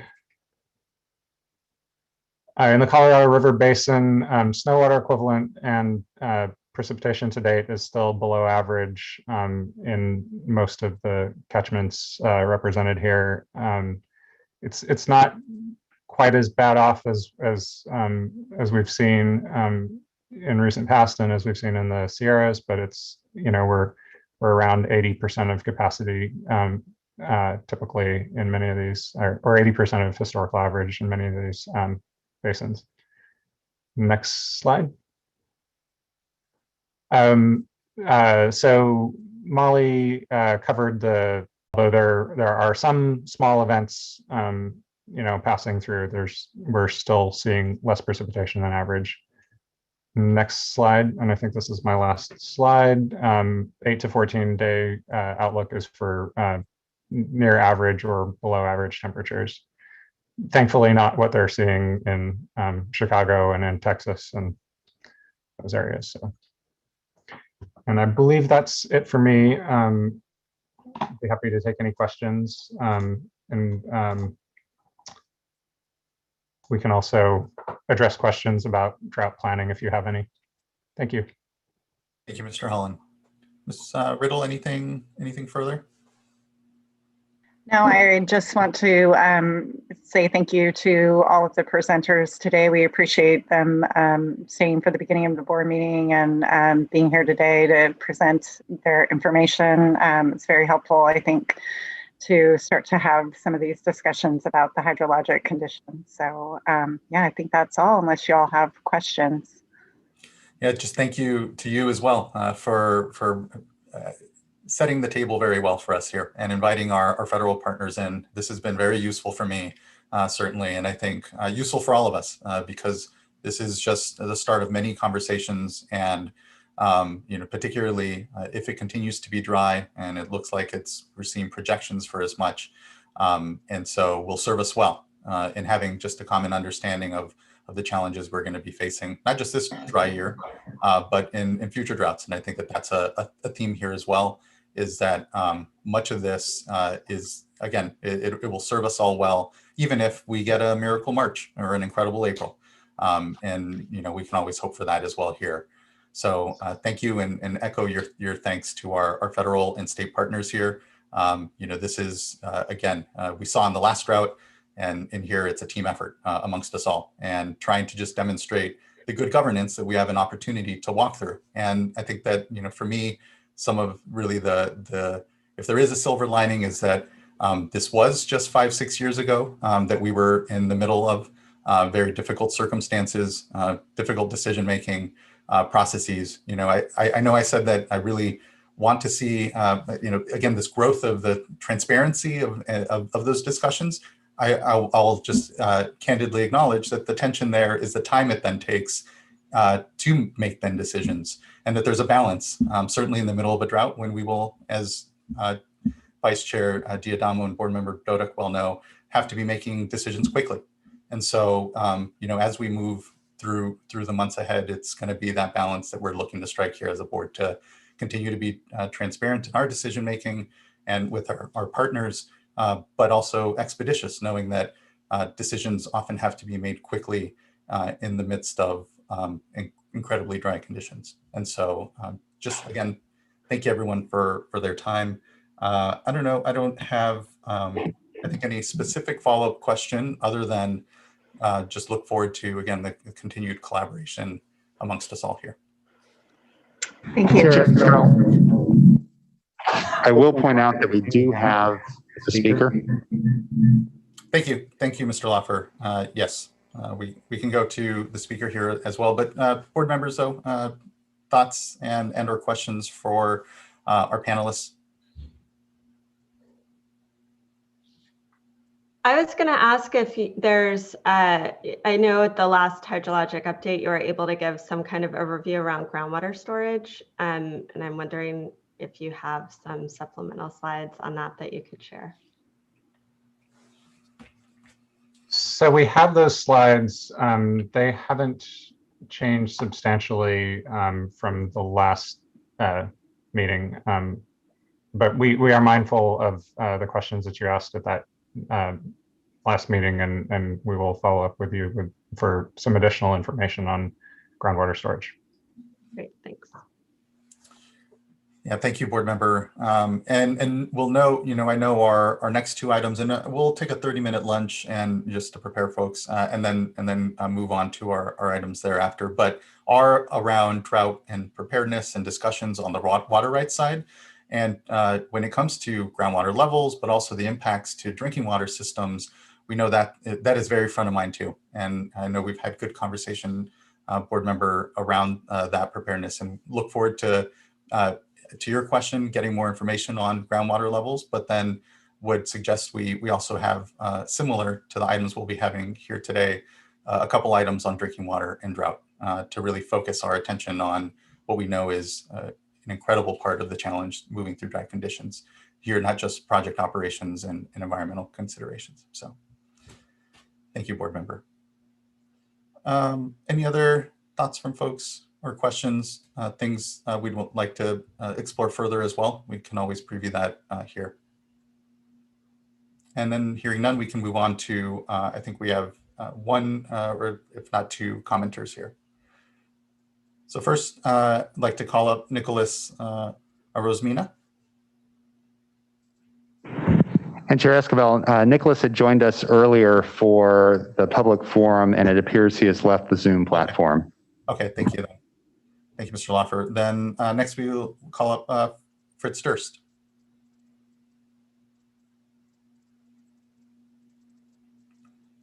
Good afternoon, Mr. Durst. Good to see you.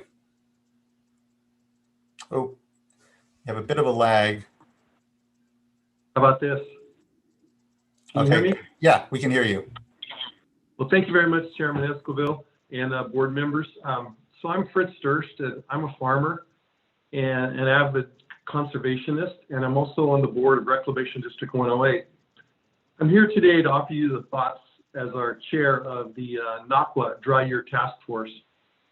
In 2014, our chairman at the time, current chairman, Bryce Lundberg, had a saying that hope was not a strategy, and he put together a drought year task force, and we worked in 14 and 15 to help facilitate problems and work forward through the drought years. And Bryce has again asked me to chair this task force along with Brent Hasty from the Yuba County Water Agency. And this task force represents every major river and creek in the Sacramento River Basin. We've included many people on this task force, including Mr. Sean McGuire here, who's participated in several of our meetings. We began in December, and Sean has invited some fellow members of the state board over to share some of their thoughts. And we have a culture here in Naquah, which is to fix, not fight. And we feel we have a common sentiment with many folks here today, and that is we need to have early communication, and we also need to share common data. And good data is important for having a constructive conversation. So these communications include not only the many members of the tributaries here in Northern California, but it includes people from state and federal agencies, not only the water managers, but wildlife managers as well. And as Brent and I described several weeks ago in a blog, we have excellent water managers throughout our region who are listening today. And they're prepared for this year and hope that all parties can continue working together. Let me offer you a couple of thoughts as we head into 2021. In years like 2021, the State Water Resources Control Board has several processes that we encourage the board to activate. First of all is Term 91. We've appreciated the board's efforts for more real-time action, imposing and lifting on Term 91. The Term 91 is increasingly important for water preservation, but it's also important for fish food programs and to help reactivate our floodplains for salmon. We also need to look into water right curtailments. Looking at the emerging hydrology, the fact that the Bureau just called this a Shasta critical year, we encourage the State Water Resources Control Board to issue notices to post-1914 water right holders in the Sacramento River Basin. Water right holders pay nearly $21 million a year into the water rights fund, with the expectation that the state board will implement the water rights priority system in years like 2021. This early notification is really important for a lot of agriculture. Many folks have lenders, and they need to put their lenders on notice that they might not receive a full water allocation, and there might be they might have to be improvising. You don't have to. You don't need a regulation. You have a process that worked well in 14-15, and we encourage you to do this again. MBK engineers are available to continue working with your staff to refine the water supply and demand analysis, which we think are fairly straightforward in the Sacramento River Basin. With the CDP and the State Water Project, it appears that we are heading for a dry year. As I just said, the CDP just made that announcement, which means there's going to be reduction in the contracts on the river, both the Feather and the Sacramento. On the Sacramento River, we appreciate the improved communication between the board, Reclamation, and National Marine Fisheries Service. Encourage all the parties to continue working together. The toolkits that you heard about earlier will be very, very helpful. And I hope that everyone remembers that we're all in this together. It's a team. And that for the state folks just to think their thoughts, they kind of go down a rabbit hole. We as agriculturists, I'm always telling my team that we need to be aware of the rules and restrictions that many of the regulators, I shouldn't say the regulators, the water managers have. We oftentimes get very, very narrowly focused and think just about our watershed and our area. And we forget about the Delta. We forget about water quality elsewhere. So that's really important. And that's part of what our task force is about. Bringing people on the water managers and also, again, the government water managers to help us all understand the concerns that we all have. With respect to drinking water, we've assembled a North State Drinking Water Network for which the past several years we've been linked to needs in the communities with funding and assistance from the State Water Resources Control Board. There are less red dots on your map as a result. This network is nimble and helps us prepare for these types of years. We appreciate the board coordination with the Drinking Water Network. Adam Robin with NACWA just recently put a blog on this last week. And the other important tool to remember are water transfers. So I think they were foundational in 14 and 15, and it helps balance the supplies and the demands in the state. We'd like to thank DWR for their leadership. We commend Carla Nemeth and Ted Craddock and the whole DWR team. This is one of those things, as was mentioned earlier, you just don't go out in 1 week, come up with transfer criteria. It takes some time to prepare that. We're also working with folks there at the State Water Resource Control Board.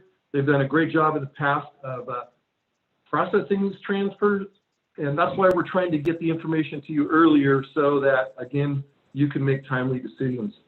I really appreciate you focusing today on the drought and this task force and letting people be aware that we're actually trying to be fixers and not fighters.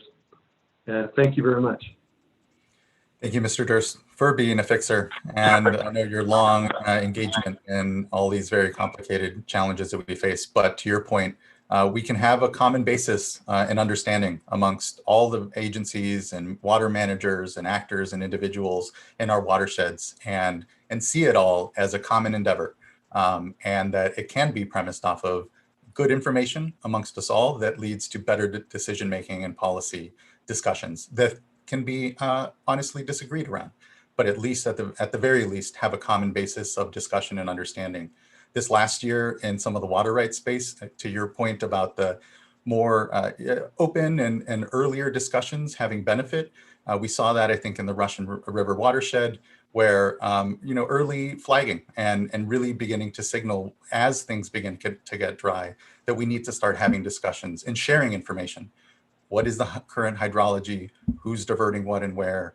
And again, that's all information that can just lead to maybe better options and voluntary agreements amongst water users and watersheds that ultimately help us all do this common work of protecting the public trust and helping ensure that the water rights system actually works in a time of drought as opposed to not. And it is difficult, as we saw in the last drought to curtail, and we'll actually be shifting into some of that discussion here in our next item as well. But just, yeah, thank you for your good comment and continued engagement around all this. Any questions from fellow board members or further thoughts or comments here on the hydrologic update?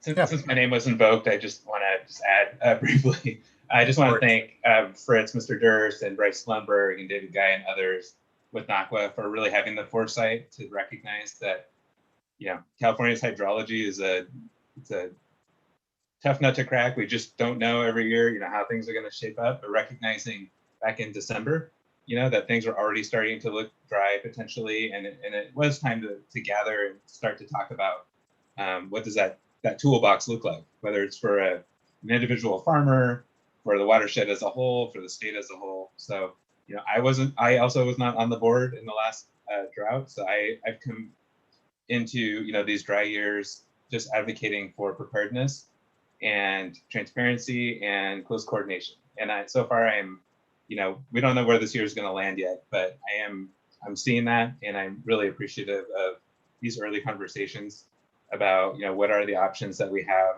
how can we work better together this time. So thank you, and I look forward to ongoing discussions.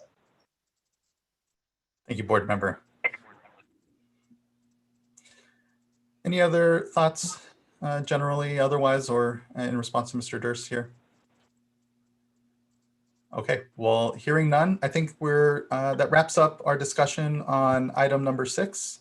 Again, just incredible thanks to all of our federal and state partners that came in and had today's discussion, and look forward to what I know are going to be continued and intense discussions. And so just thanks for the continued commitment around just good governance and process here.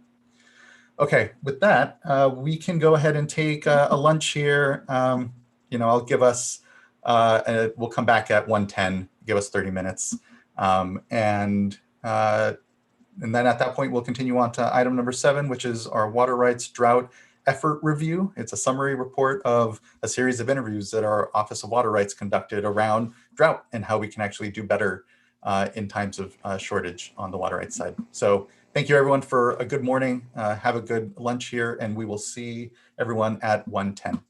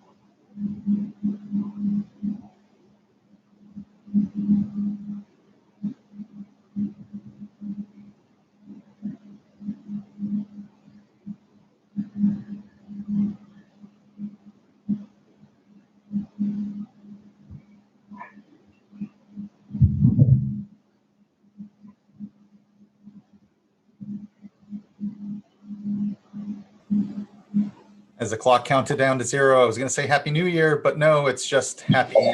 Welcome everyone back from lunch.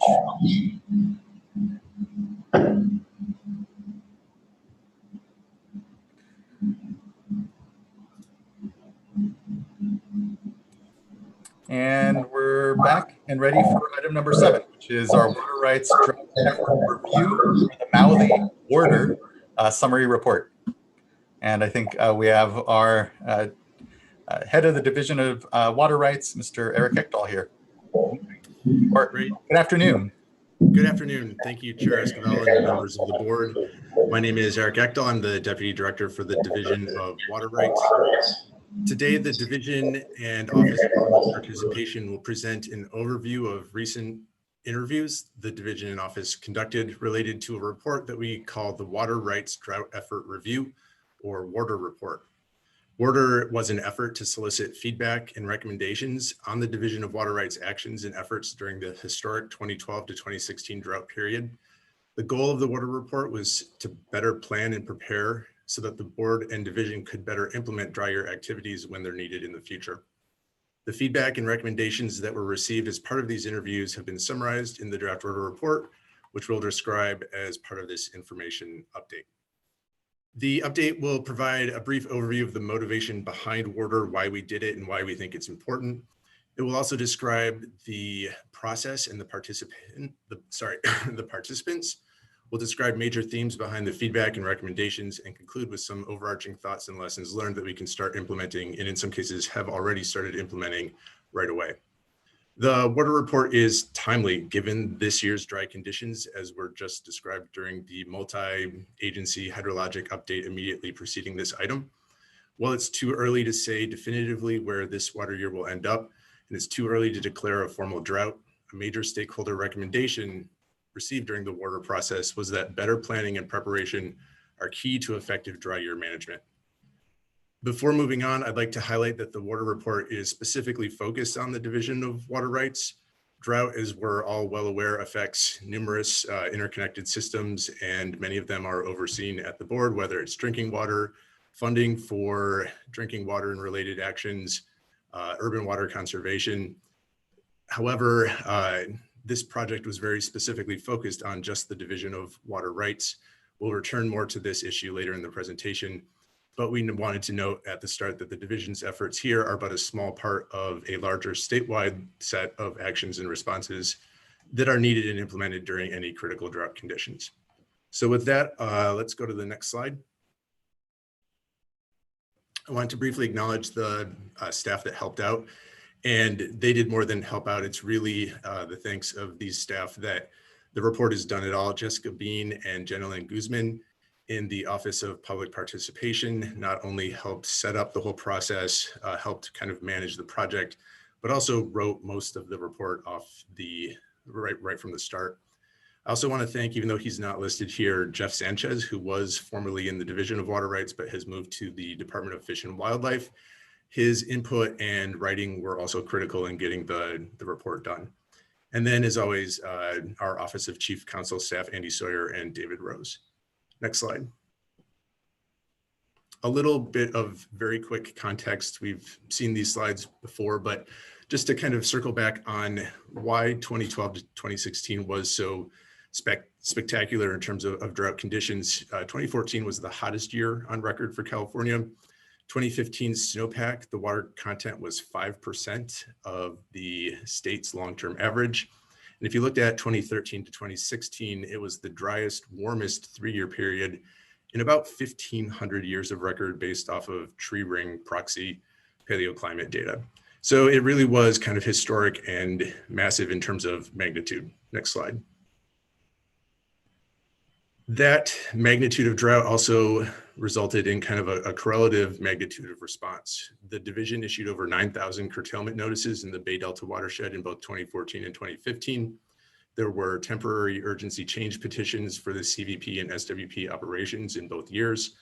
The board issued several information orders, including information orders for diverters in the Delta to provide information on their basis of right. The division's enforcement staff over a 2.5-year period conducted over 2,200 field investigations. They really did, kind of the hero's work for a lot of what the division did. Normally we do about 100 or 200 per year. So that was almost an order of magnitude greater than what we do on a year-to-year basis, often with relatively short notice and the need to move quickly. We also conducted emergency in-stream flow regulations on several creeks, Mill Deer and Antelope Creek, also some tributaries to the Russian River, although a slightly different flavor for those Russian River tributaries. And although it's not under the division's purview, the urban water conservation regulations, I note those here because even though we tried to narrow the focus of the water report, that was the topic that most often came up that was outside the division's direct purview. So I did want to acknowledge it here. With that, I want to turn it over to Jenilyn, who's going to run through kind of the process, what we did, and then the outcomes from the report itself. And then I'll join back in at the end. Thank you, Eric, and good afternoon, board members and all. As we heard earlier today, the water year 2020 was the 9th driest year on record and was dry across much of the state and still continues to be dry. As of June 1st, 2020, the statewide average snowpack was about 39% of the average, the North Coast region averaging only 15%, and the Russian River watershed reported its 3rd driest year in 127 years of record. And while many reservoirs in the state entered the summer of 2020 with near average storage, there were questions about the likelihood of ongoing dry conditions and how we can prepare if dry conditions continue. And to answer these questions, the Division of Water Rights and the Office of Public Participation, with direction from the board, set out to collect input from those affected by the previous drought on how the division could better prepare for future dry conditions. And we titled this engagement effort order, which means the Water Rights Drought Effort Review. So part of this, we interviewed 23 groups over the last 6 months. Participants ranged from academia, non-governmental organizations, former staff, water rights attorneys, water users, consultants, and water rights holders. While this number of participants is relatively low, the spectrum of participants and their feedback appears to adequately capture the recommendations that would be received from a larger survey group. And just to add on to that list, we did meet with a tribal government as well. So after the interviews, we synthesized participant recommendations into the draft report you have in front of you today. The intent of this report, as I've mentioned, is to capture recommendations from interested parties related to water rights activities during drought or dry conditions. And we welcome any additional recommendations to the report, and we'll go over the submittal process for that towards the end of the presentation. Next slide, please. So each interview was 90 minutes long, and these were free-flowing conversations on topics that fell under these 6 broad categories. How should the division determine available water supply? How much water is diverted for beneficial use? How much water is needed for the environment? What should the division's process for curtailments be, if any? And how can the division improve its communication and outreach during drought? And what legislative or policy changes are needed to better manage future drought? Next slide, please. So in total, we received over 500 unique comments and recommendations from participants that we organized into the following categories: communication, data, legal and policy, and collaboration. And over the next few slides, we'll be diving deeper into the common themes we heard for each. Next slide. So there was unanimous input from participants stating the need for more frequent, comprehensive, and varied communication on water availability during dry or drought conditions. And many expressed the desire for more regulatory certainty in advance of dry conditions or drought. That roughly aligned with either needing data and hydrologic information that could affect planning and other decisions related to water supply, or the second is the need for a clear understanding of how the division will respond to dry conditions or drought with its policies, regulations, or actions. And the idea behind these comments is that if the division can provide earlier communication, data, or regulatory certainty, users can better adjust demands and prepare for potential water shortages. One of the reoccurring suggestions we received was for the division to establish clear drought protocols far in advance of potential implementation. And this could include hydrologic thresholds that trigger voluntary or mandatory response actions. Another reoccurring suggestion was to create a publicly accessible tool that evaluates supply and demand data to show real-time watershed conditions. We also heard from participants that we should communicate information in ways that the message is clear and understandable by the diverse range of interested parties. And these communication strategies could include using visual tools, graphics, and narratives, like data stories to explain the complex analyses used to make decisions like curtailments and water availability determinations. Participants also emphasized the importance of building relationships with interested parties and the regulated community to facilitate trust, data, and information exchange and collaboration. Next slide, please. So for data, many of the comments drew connections between taking more targeted, timely, and effective communication and implementation, and the need for better data. So data are critical to the division's drought management actions, which are reliant on estimating initial water supplies in a watershed, calculating user and environmental demand, and then evaluating supply and demand against each other to determine whether water is available at any given point of diversion and priority. And we heard pretty much unanimously that data is an issue for everyone. There are challenges with the quality of the data submitted to the division's electronic reporting systems, the RMS and ERIMs lack modern features that identify and reject clearly erroneous entries. For example, preventing entries that have the wrong unit of measurement. Participants also highlighted the need for the systems to better understand water contracts to eliminate any double counting of water diverted during a water availability analysis. Many participants also highlighted the challenges of annual reporting because it essentially creates a lag time for the division's response. And in the communication section, we heard that participants want more frequent communication, and in order to deliver that, the division would need to receive data more frequently. Generally, participants highlighted the need for more stream gauges and the role telemetry could play in facilitating data collection and reporting. Following on sub-bullet 3, we touched on that a little bit earlier. But in addition to communicating early and more frequently, we also heard that we should improve communications on how reported data is being used and to make that data available so that others could check our analyses. And other suggestions, including being more clear on how data informs our methods and regulatory actions. Many participants brought up the concept of curtailment triggers, which would be established thresholds that when reached could initiate predefined response actions like curtailments. And some of the potential benefits could be increased regulatory certainty, and this may encourage more voluntary agreements.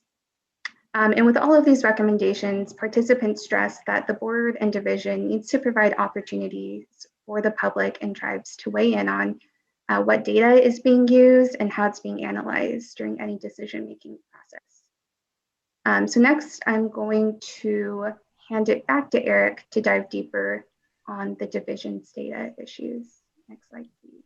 We can go to next, yeah, great. I did want to highlight a couple of the data challenges that the division does face. If we look back at 2012 to 2016, the curtailment processes that we adopted in 2014 and 2015 originally were based off of data that was reported for 2011, because that was the most up-to-date data that we had. There was no requirement to meter or measure your diversion generally across most of the state's almost 40,000 plus water right holders. And so you can imagine how difficult it would be to try and manage your checkbook, to use that analogy, when you don't really know how much is going in and how much is going out and when it went in or went out. In 2015, there was legislation, Senate Bill 88 or SB 88, that requires diverters, or rather it provided the board the authority to pass regulations for metering and measuring diversions. And the board did so, pass those in 2016, and they're tiered based on the size of the diversion and require diverters to report data files specific to their measurement or metering device. This is in addition to their annual reports, which describe their monthly diversion volumes. The goal behind this regulation was to address some of the key criticisms we received, which was a monthly time step is inadequate for making curtailment decisions. And if you don't actually have a good handle on how much is being used, then that also kind of constrains your ability to make curtailment decisions. What we're seeing, unfortunately, is that we're having very low compliance with those regulations. And so for 2018, there were about 13,800 diversions that we believe were subject to the SB 88 metering and measurement regulations. Only 2,500 submitted an actual data file, which is an initial compliance of just over 18%. It's actually much worse than that when we look at what's in the data files themselves. And the compliance rate, we think here between 3 and 4%. A lot of what was included was either not what was asked for, or sometimes kind of incoherent, or sometimes even blank files. If we look at 2019, maybe do the next slide. I don't have a map for this one, but we broke it out by table because it illustrates the lack of compliances across all size diversions and scope and scale. We actually have a lower compliance rate here of only 13% for 2019. And so if we look forward, it's very difficult to do some of the things that the stakeholders are talking about, where they want better communication, they want better information and data. And we'll touch more on this in kind of the wrap up section of the presentation, when there's already such low compliance with these requirements and the data coming in. And so that's a challenge for the division. We're working on how to address that, and we'll talk more about that at the end. And with that, I'll turn it back over to Jenna Lynn. Thank you, Mr. Ekdahl. I am moved to just say how disconcerting that response rate is, given that the diversion that happened in the previous year is a pretty fundamental piece of information for a water rights system and the adequate management thereof. So it's kind of hard to emphasize just how an important a task this is. And I would actually clarify and say, this isn't just for the Division of Water Rights to figure out. This is actually something for the state of California as a whole to figure out. And that includes our water rights holders, because as we, I think, had made points prior, the water rights system needs to work in times of curtailment and drought. And this data point is so fundamental to even being able to have any further discussion therefrom. So just wanted to emphasize, and thank you. I'll let you continue on now. Oh, great, thank you. Jenna Lynn, back to you. Thank you. So for your legal and policy recommendations, just want to start by saying that the division generally does not verify the validity of riparian and pre-1914 appropriative water right claims, or the accuracy of claimed quantities.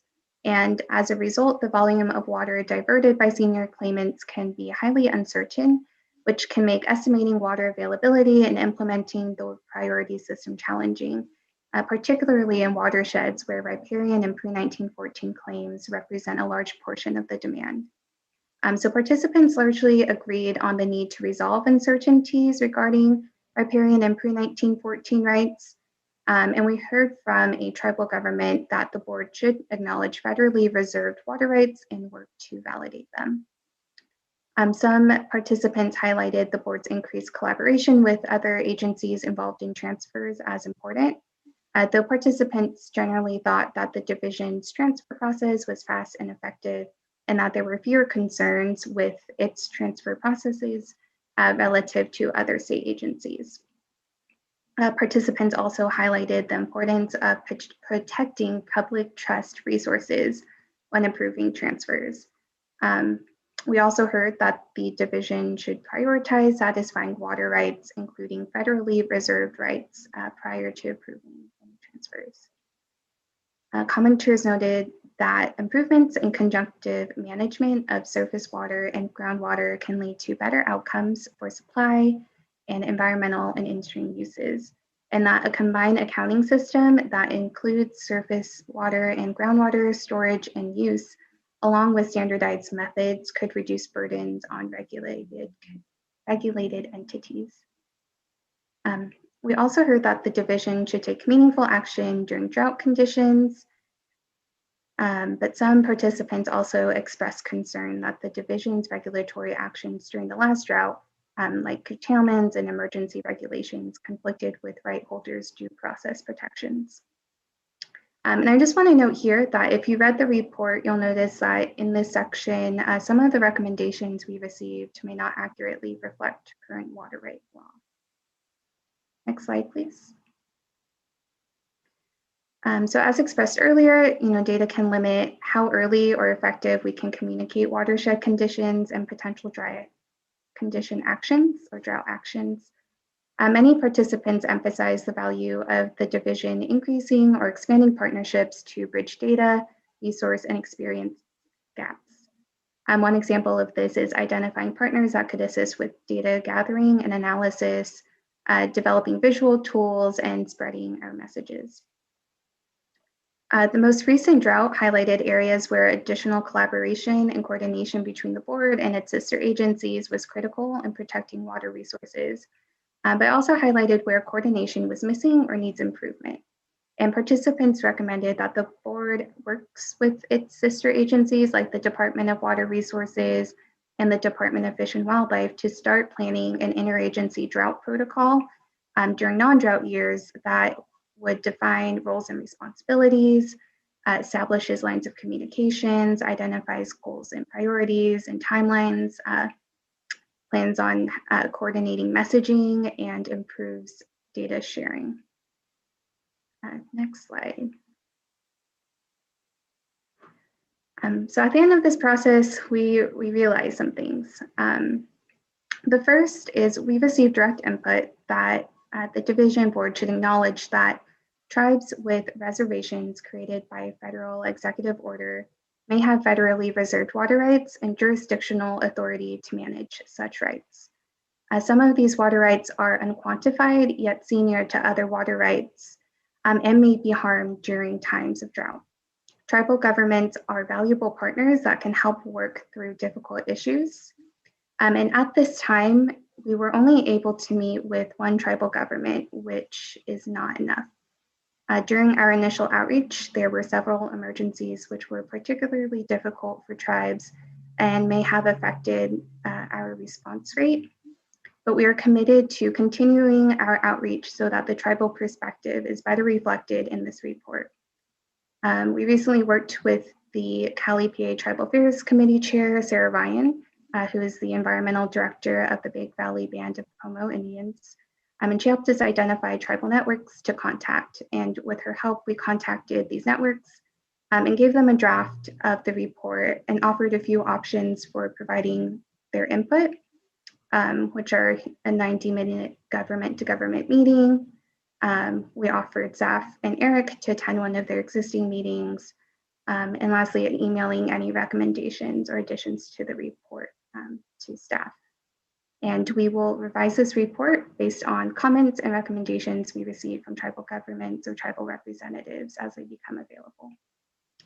And with that, I will pass it back to Eric. I'll pick up on a few more things, including to sound a little bit like a broken record, maybe go back a slide, the data limitations, and then a few things that we're working on and ongoing challenges kind of all wrapped up into one. Earlier I noted that this effort was very much focused on the division of water rights. And occasionally we did hear a few comments on non-division activities. Where possible, we referred those participants to the appropriate either board or other state agency so that they could continue those discussions. The most frequent one we saw was the urban water conservation regulations, which came up a number of times. But in general, we did want to try and make this contained and to move it forward. It's very easy to spiral because so many drought topics are interrelated and interconnected that if you start addressing everything, it gets pretty difficult to kind of wrangle the whole process going forward. But in no way are we meaning to imply that those other efforts aren't equally or more so important than some of the elements that we touched on through the water report. If we look at kind of general lessons learned, the border effort was immensely helpful for the division. It helped us better understand key issues. It helped us understand just how nuanced and variable the various watersheds are across the state. There's no one uniform kind of response that you can use watershed to watershed. You need to have a little bit of flexibility and adaptability to be able to address things and to be able to work with stakeholders and participants. But that being said, there are some universal things that will help all those questions, and one of them is the data issue. And I want to kind of tie together the data issue and the communication issue. What we heard every single participant say was they wanted better communication, and particularly focused on the need for understanding when the board or the state was going to take action. And so if there's reference to things like curtailment triggers, what people are asking for is understanding, when supply reaches this level or demand reaches this level, is the board going to take action? And the board needs to provide that information, but it can't provide that information if it doesn't have the data to provide it. And what we're seeing here is a little bit of a never-ending circle or Mobius strip, maybe, where we don't have the data, we need to provide the data, we need to provide that information, and it really is the basis for all the communication that we need to do going forward. So that's definitely something that we can focus on and have already started focusing on in the division. How do we get better compliance with SB 88? Maybe taking a look at those regulations themselves and trying to understand what are the regulatory hurdles or the compliance hurdles. What can we do to maybe make those a little bit easier? Do we need some education and outreach campaigns to really get the effort there? And where needed, do we need to look at enforcement a little bit more firmly? So we're working on identifying and addressing data issues far in advance so that we can really message that and communicate that to all of the stakeholders going forward. The other thing that I think is worth pointing out is that, if we look at how we get our data, when we get it, the 2018 data doesn't come in fully until July 1st of 2019. So in some cases, 18 months after that actual diversion was used, or when that water was actually diverted. And in that context, it becomes very difficult to make real-time planning decisions based on real-time water use. When you combine that with a lack of gauges, maybe statewide, it's kind of a double whammy effect, if you want to call it something like that. Just is difficult to do real-time planning. And so we're reliant on the quality of our previously submitted data from 2011 through 2018 to the best that we can.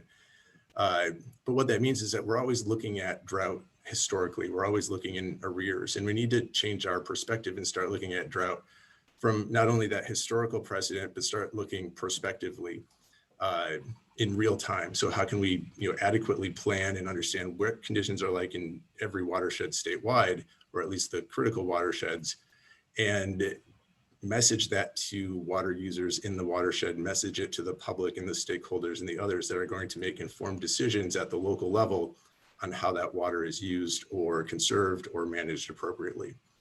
And when we combine that with the recent water resilience portfolio, that's essentially the core tenet of the resilience portfolio, understanding what our supplies are like and planning for how to manage those supplies in the face of climate change and increasing demand. Division can't plan ahead if it's only able to ever look backwards, essentially. And likewise, stakeholders can't plan a resilient supply if they can't understand the thresholds and the triggers that drive the state's drought management actions. So kind of what's coming up, we want to continue to identify barriers and challenges. As Jenilyn mentioned, we are continuing our outreach efforts to tribal governments, and we have put the report up online so that others, as Jenilyn mentioned, we were only able to contact 24 groups or individuals. We got 500 comments out of that, which is a fair number, and we feel relatively confident that we got a very diverse set of opinions and recommendations. But we always want to leave the door open for additional dialogue and continued discussion, and we want to offer that opportunity as best we can. So the report is online, and people are welcome to submit comments and questions to us. We're not proposing a formal kind of formal public response to comments. We do have other dry year related activities that we're looking at this spring and summer. And so it may be a while before we formally get back to revising the report, but that is our intention over the next year or so. And in terms of ongoing challenges, I think the report does identify a fair number. There are some legal questions related to riparian and pre-14 diversions, and how do we better quantify the demand for those based off of what they've reported versus what their statement of right is. And we can work to better quantify and understand those through the data lens as well. And with that, let's go to the next slide. If folks who are watching the presentation do have interest in reading it, the report is available at the drought website linked above. And if you have questions or something you'd like to add, there's an email address where you can send your questions to directly. We're asking that folks do that by March 31st, just to kind of put a bookend around it a little bit, and we'll respond in time. And with that, I think that concludes our presentation, and want to turn it over to the board and others for questions. Thank you so much, Mr. Ekdahl, and thank you for to everyone that was involved in this effort. It was a really great comprehensive review here. I appreciate that this is actually in draft form and that it's open broadly for folks to read. And if we miss something, please suggest, as Eric said, and submit to us your thoughts and further insight. Again, we can only benefit from that engagement. So just thank you again for all the great time, staff time that went into this, I know. Any thoughts and responses or comments from fellow board colleagues here? I'll note we have about 5 commenters as well that we can go to, but just right off the bat here, any first thoughts from folks? And hearing none, we can transition to the comments. Well, I might ask a question. Yeah, please, board members. Yeah, I mean, and this, builds on what you were saying, Chair Esquivel, on just the really pretty disturbing challenges we have around SB 88 compliance and the challenge that poses to administering a water rights system in this state, and also just being able to respond more effectively in the drought. So I'm just wondering if there are things more immediately that the division feels like they could do to help bring forward how to maybe identify and address barriers to to getting good compliance, and at least from the big water rights holders, and having just a better picture in terms of that. So just wondering if the division could elaborate a little bit more on how we could get how we could follow up on this problem. It's a great question, and it's one that we're asking kind of ourselves internally. Staff have gone through the SB 88 regulations and have identified a number of things that we think will help the overall effort of compliance. And when we look at the regulations, they're pretty complicated, to be frank. What can we do to make them a little bit simpler in terms of implementation? What can we do to make them just even a little bit easier to understand? And there are probably some low-hanging fruit type actions that we can take, and we're actively looking at those right now. I think the other question about the larger diverters is a really good one as well. When we look at some watersheds, and we're still partway through this analysis, what we find is that a relatively small number of diverters account for the vast majority of water use in a watershed. And so in the Russian River watershed, I think the top 7 or 8 diverters account for the next 85 diverters combined. In some of the North Coast watersheds that we've been looking at, the top 12 diverters account for the next 125 combined.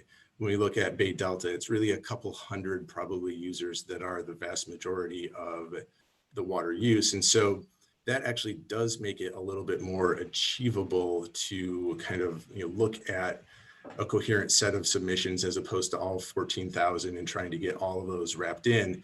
It's really maybe a couple hundred that I think if we focused our efforts on, we'd have a much better understanding of what compliance looked like and what diversions look like on a kind of, in some cases, day-by-day basis, which is what we were really looking for to address some of the demand questions that came out of the last drought. So we're actively engaged in kind of that level of analysis and trying to better understand it. But even then, there are still challenges. You know, we look at what if there was perfect compliance under SB 88? Well, what we would have gotten was 14,000 Excel spreadsheets. And that presents challenges on its own, even a couple hundred Excel spreadsheets when they're all a little bit different, when they're all a little bit, you know, different numbers, formatting, organization of the data fields. That makes it pretty difficult to kind of go through and compile that data quickly. And so I think long-term, we do need to look at what tools we need to better, you know, synthesize that data, compile it on a faster time frame, because otherwise it's going to take us a long time every year to do that effort. Yeah, that's helpful.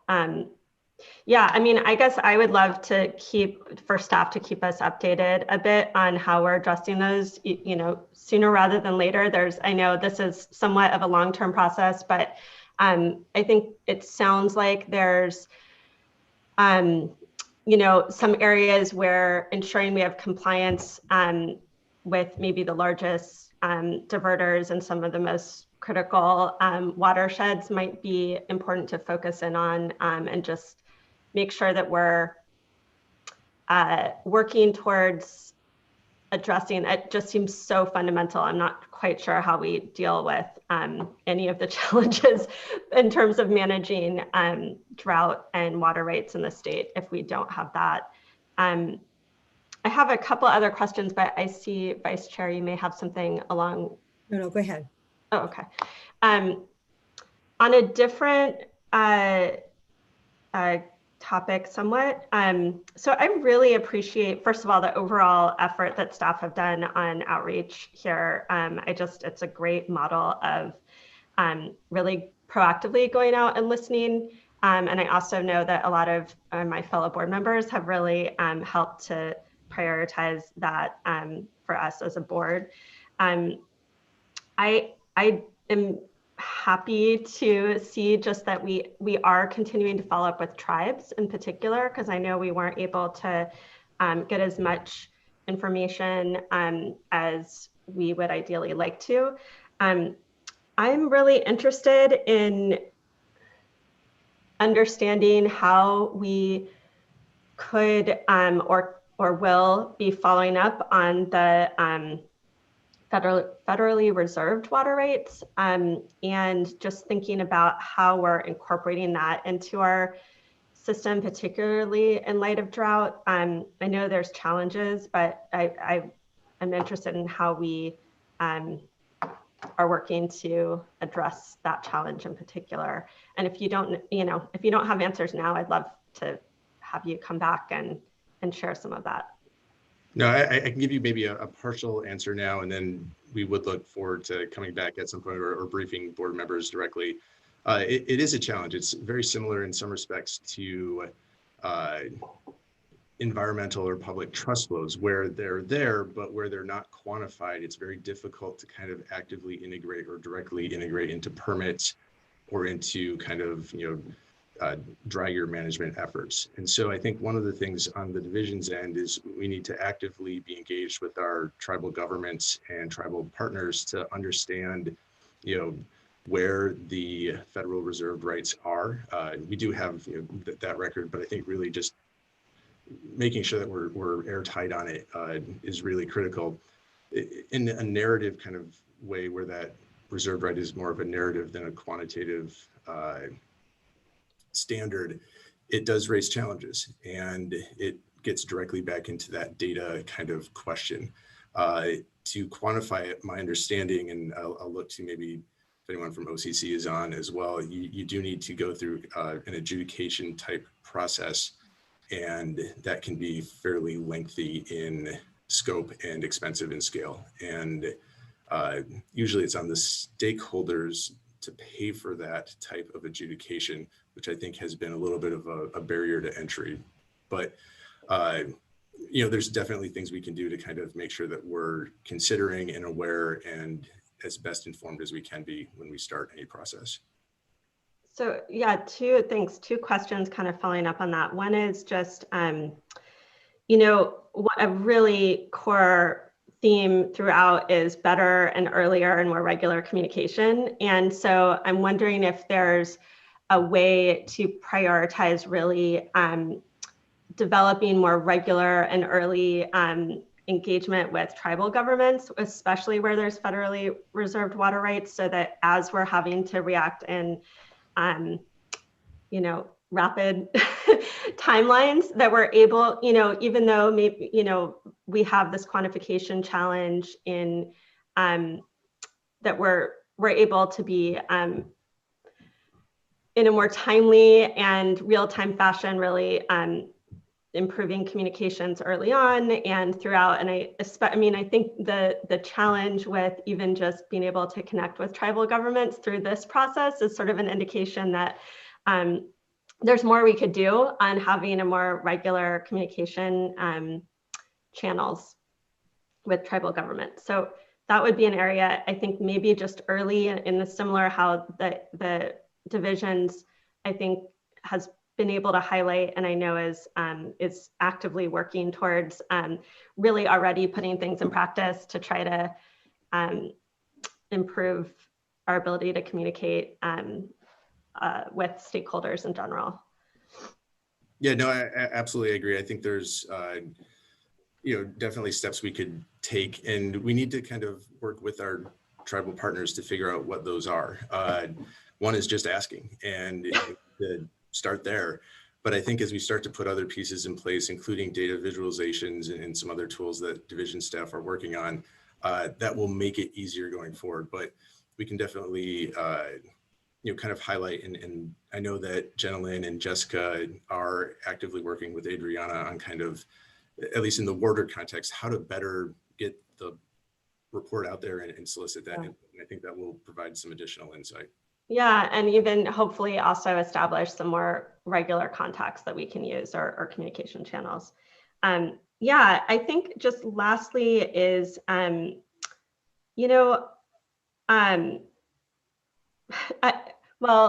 I think throughout all of our work at the Water Board, we're really trying to be more intentional about thinking about how our decisions and actions and kind of the information we're gathering and sharing may result in exacerbating racial inequalities in our state. And so some of these tribal, I think, impacts are within that context, I think, important to look at. And I also, I think within water rights, there hasn't been as much, there's a lot more to untangle there, I guess. But I do really encourage us, especially as we're thinking in drought, there are just such acute challenges. There's really quick decisions that are being made. We have a difficult system to administer, and it's especially difficult when we don't have adequate data. And I would just encourage us to try to reflect on how we can start to build that in more deliberately, and then maybe come back,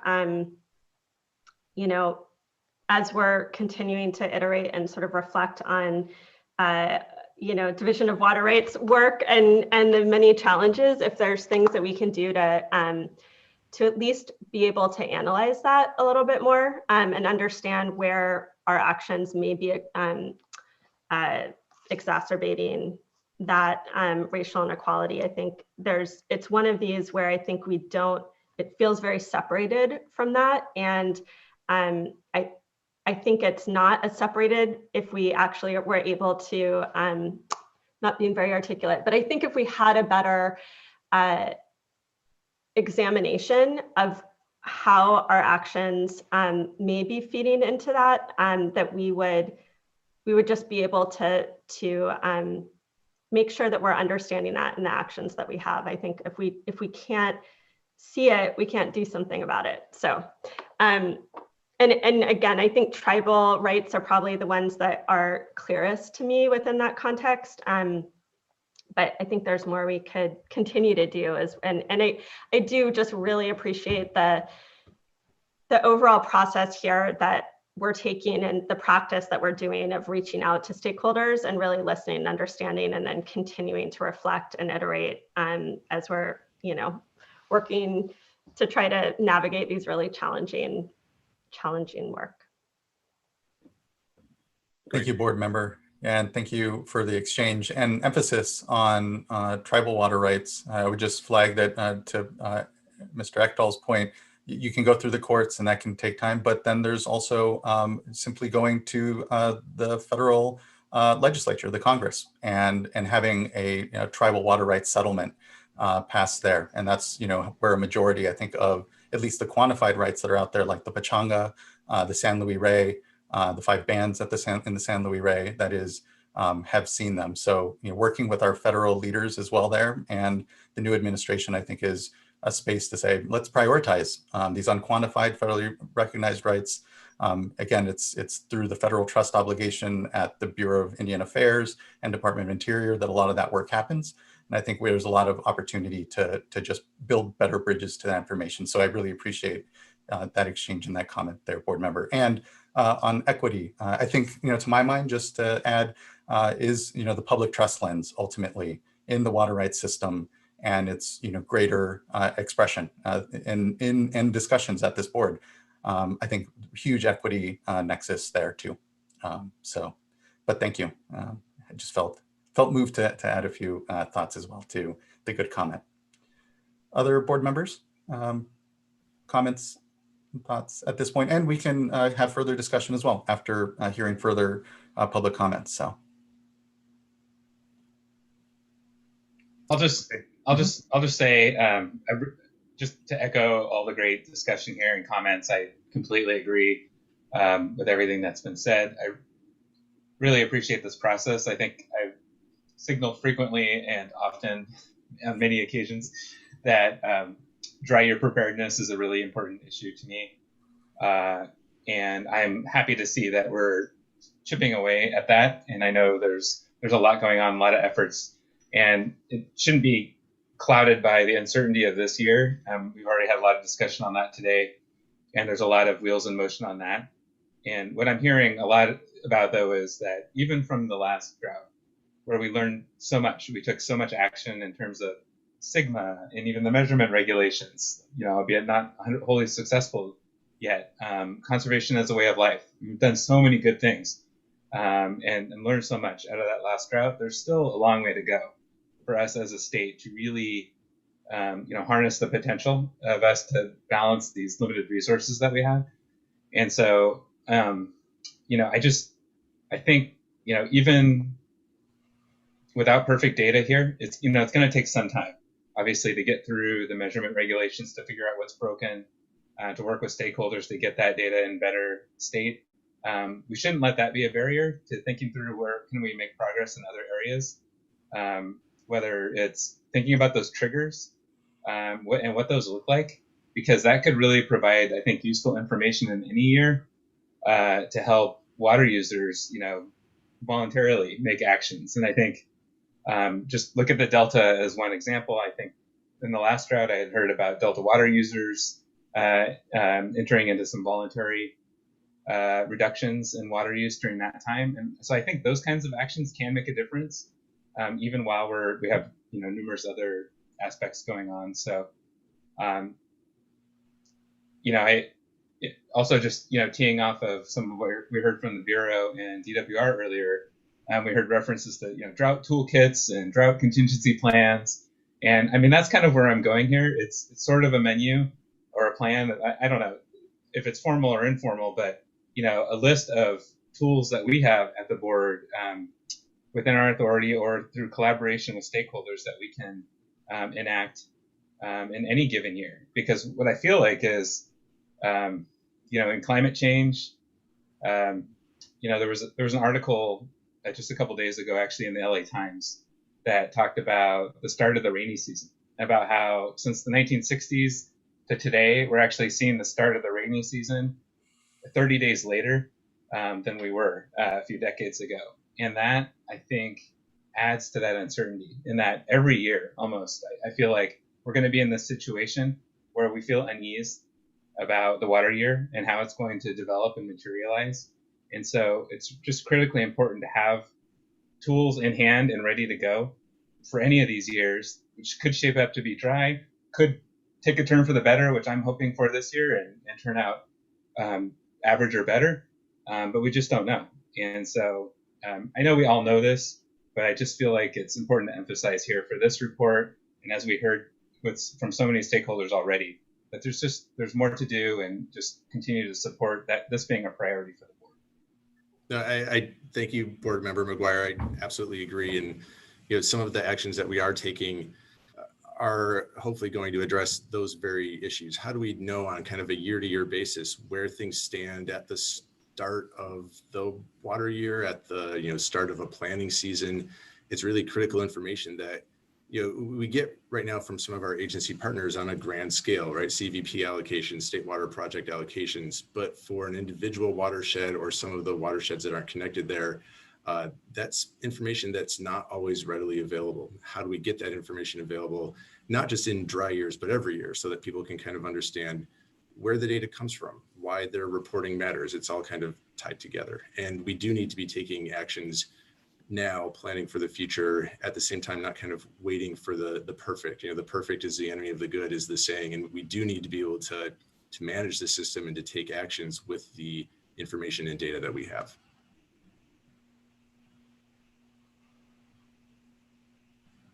Well said, Mr. Ekdahl. I'll just jump in and chime in on what's been said, but in particular, Board Member McGuire's comment about whether it's a drought toolkit, formal, informal, just using all of the resources that we have. And I think we ought not to be afraid of what we don't have. It's pretty clear to me over a period of years just how things have built.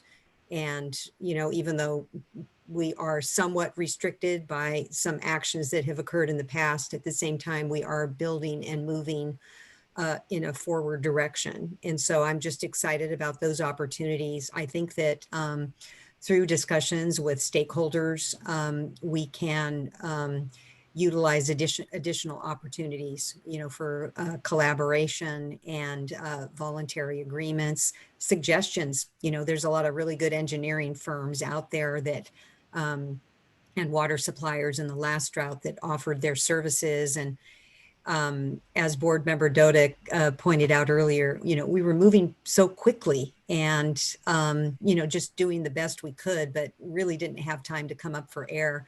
We've had the opportunity to come up for air now, and I appreciate the report and all of the really good feedback, but, honing in on some of the key areas where we continue to move in that forward direction. And I just want to thank you for your work on this, the division, and for all the stakeholders, and look forward to hearing some of the comments that we'll be receiving today and any of the, ongoing comments as you collect information to help wrap up the report. Thank you, Vice Chair. Board Member Dodick, we can go to public comments unless you would like to say something particular at this point. You're good. Okay, thank you. All right, just wanted to make sure and check. Let's go ahead and we'll call up Dante John Nomalini.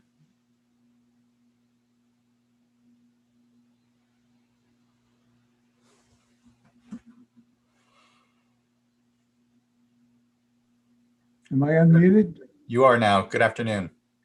Good afternoon. Thank you very much for allowing me to speak. I'm Dante John Nomalini. I'm the manager and co-counsel for the Central Delta Water Agency. I've been practicing in this field for over 50 years. And fortunately or unfortunately, I've witnessed the transition of the State Water Resources Control Board and the operations of the Central Valley Project and the State Water Project. I know the dark underbelly as well as the politics of the situation.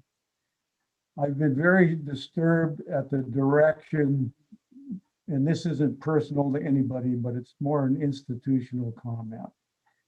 The State Water Resources Control Board, in the case of Stanford Vina, used emergency authority to pass legislatively a determination that the current water use, which was agriculture at Stanford Vina, was an unreasonable use, thereby depriving those parties who held senior water rights of the right to compensation for the water that was taken away from, as well as a adjudicatory hearing.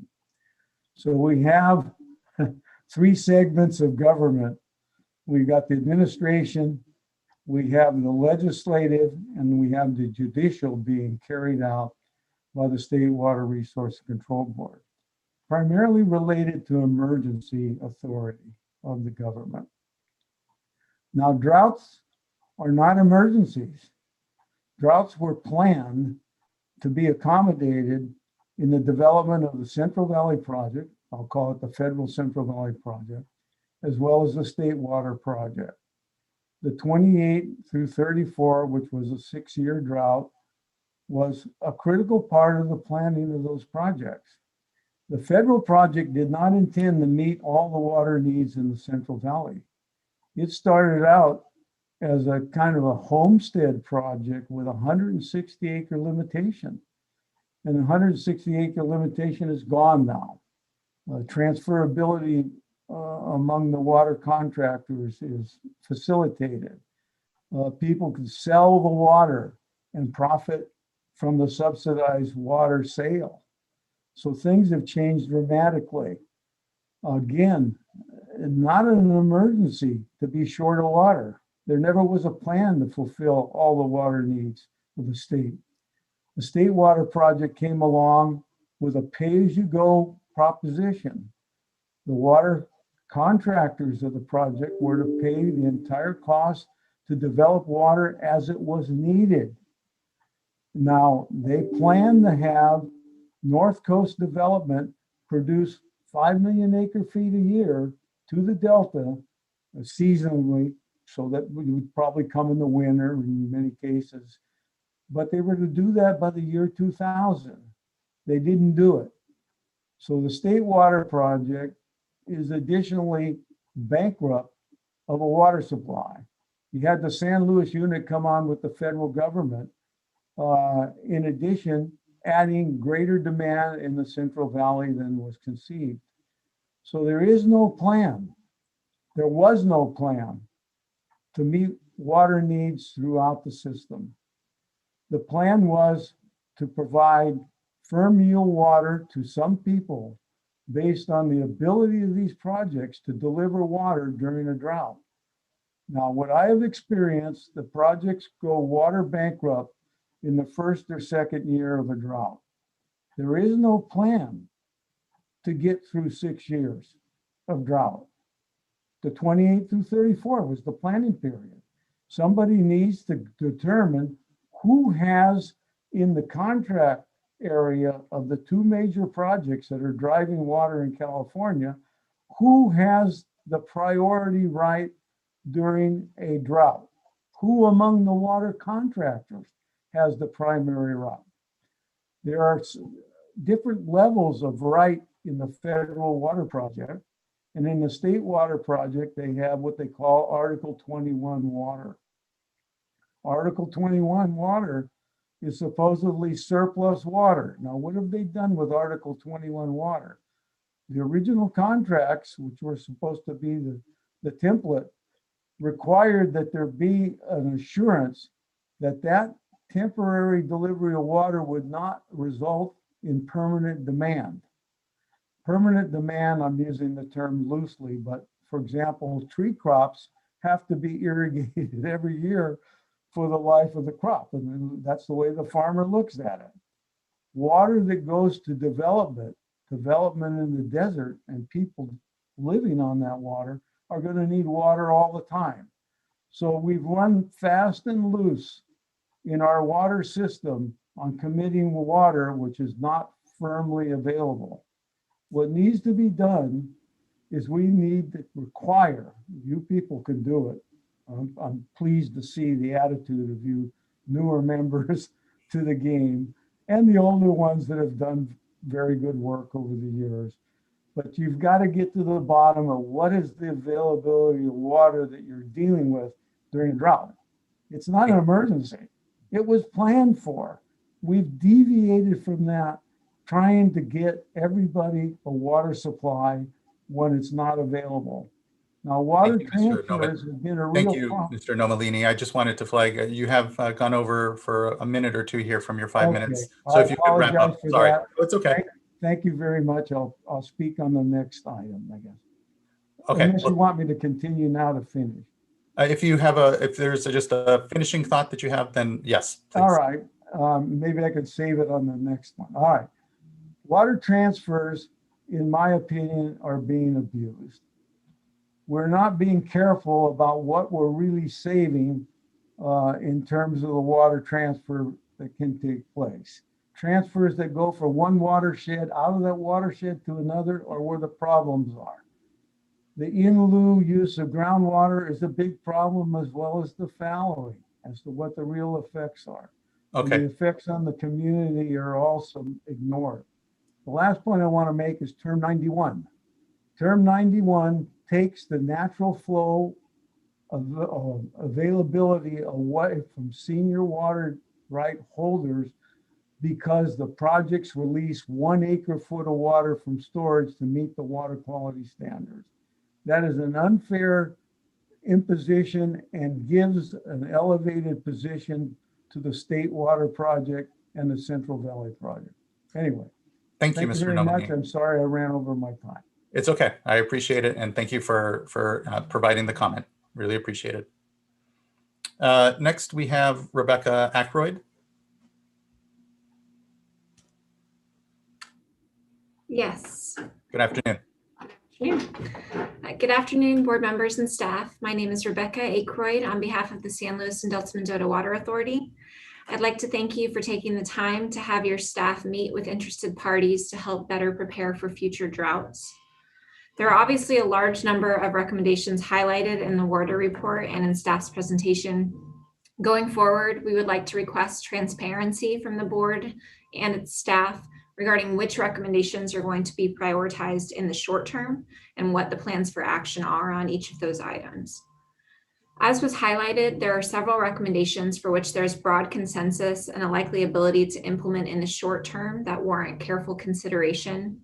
Stakeholders are interested in reducing uncertainty and improving data, as was discussed, and a number of recommendations in the water report do support those goals.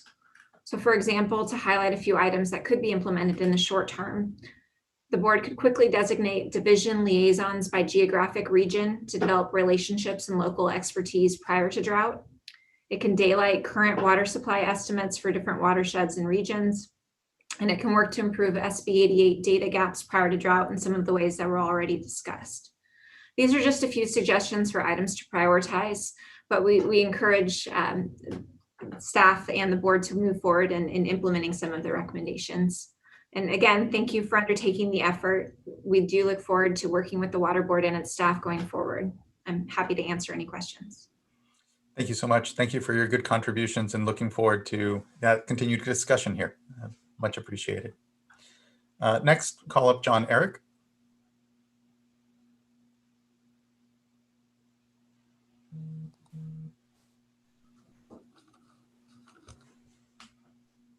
I pushed the right buttons. Am I on? You're on. Good afternoon. Good to see you.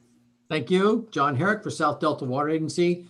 I appreciate that future efforts by the division include requests to South Delta and Central Delta to participate. Without blowing my own horn, I won't, but not having Dante involved in that sort of discussion would seem to be a fruitless effort. I think the report should have begun with what went wrong last time rather than just a list of things that may or may not be done.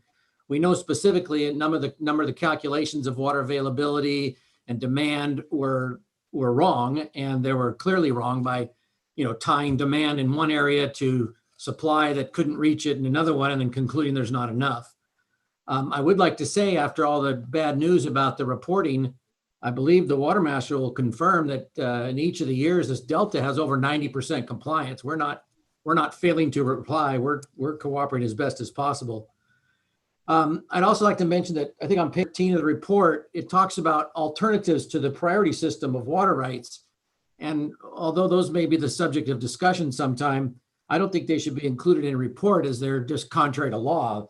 Things like it's not an ideal way to allocate water during a shortage. That's not what the law says. The law doesn't say we want the state board to figure out how to even out everybody.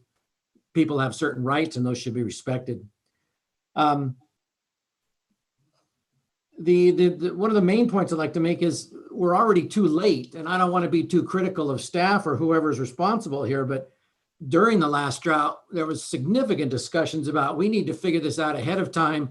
We need to know when, on the basis of which people will be curtailed. And today we see in the presentation things like we should start planning drought protocols and we should open communication avenues with the other departments. This is kind of shocking to me. I mean, we could have curtailments in 2 months if there's no more rain. It seems to me that there should be some system that we can make up. It's a mathematical calculation. You say, if the storage is this much in this watershed and the snowpack is this much and demand in that area and is X amount of much, then right away, if you reach a certain point, there's not enough water to meet standards later. And if there's not enough water to meet standards in 2 or 3 months, then when you're exporting water, you're ensuring that we won't meet standards. And so it's kind of bizarre that we have a water priority system and we have exports prior, during, and immediately after a drought. I don't think that's the right way to handle these things. Basically, I was going to mention illegal diversions again. I don't know how much of a problem that is, but I can tell you that as far as I know, there are 3 Term 91 diverters in the Delta, and they divert less than 5 CFS. So if anybody's concentrating on increasing the water supply by making sure that 5 CFS in the Delta is not used, I think they're wasting their time. The report barely even mentions the temporary urgency petitions. And that's one of the big problems because those petitions under the statutes are not public. You guys made them semi-public, but they're not public. As Dante said, droughts aren't emergencies. We know they're going to happen. And you can't say, oh, it stopped raining suddenly. We need to do an urgency change petition because you knew that time was going to come. The modeling, D1641, all of that included critically dry periods that were coming and they set minimum flow standards. So if you've already modeled the fact that there are going to be times when there, basically flows are down to 0 in some places and you've set minimum flows for fish, what does it mean when that time arises and then the board grants a temporary urgency change petition to change that? It doesn't make any sense to us. It needs to be planned for so we can count on that. Making last minute decisions or real-time decisions in the middle of a drought simply makes everybody else's plannings ineffective.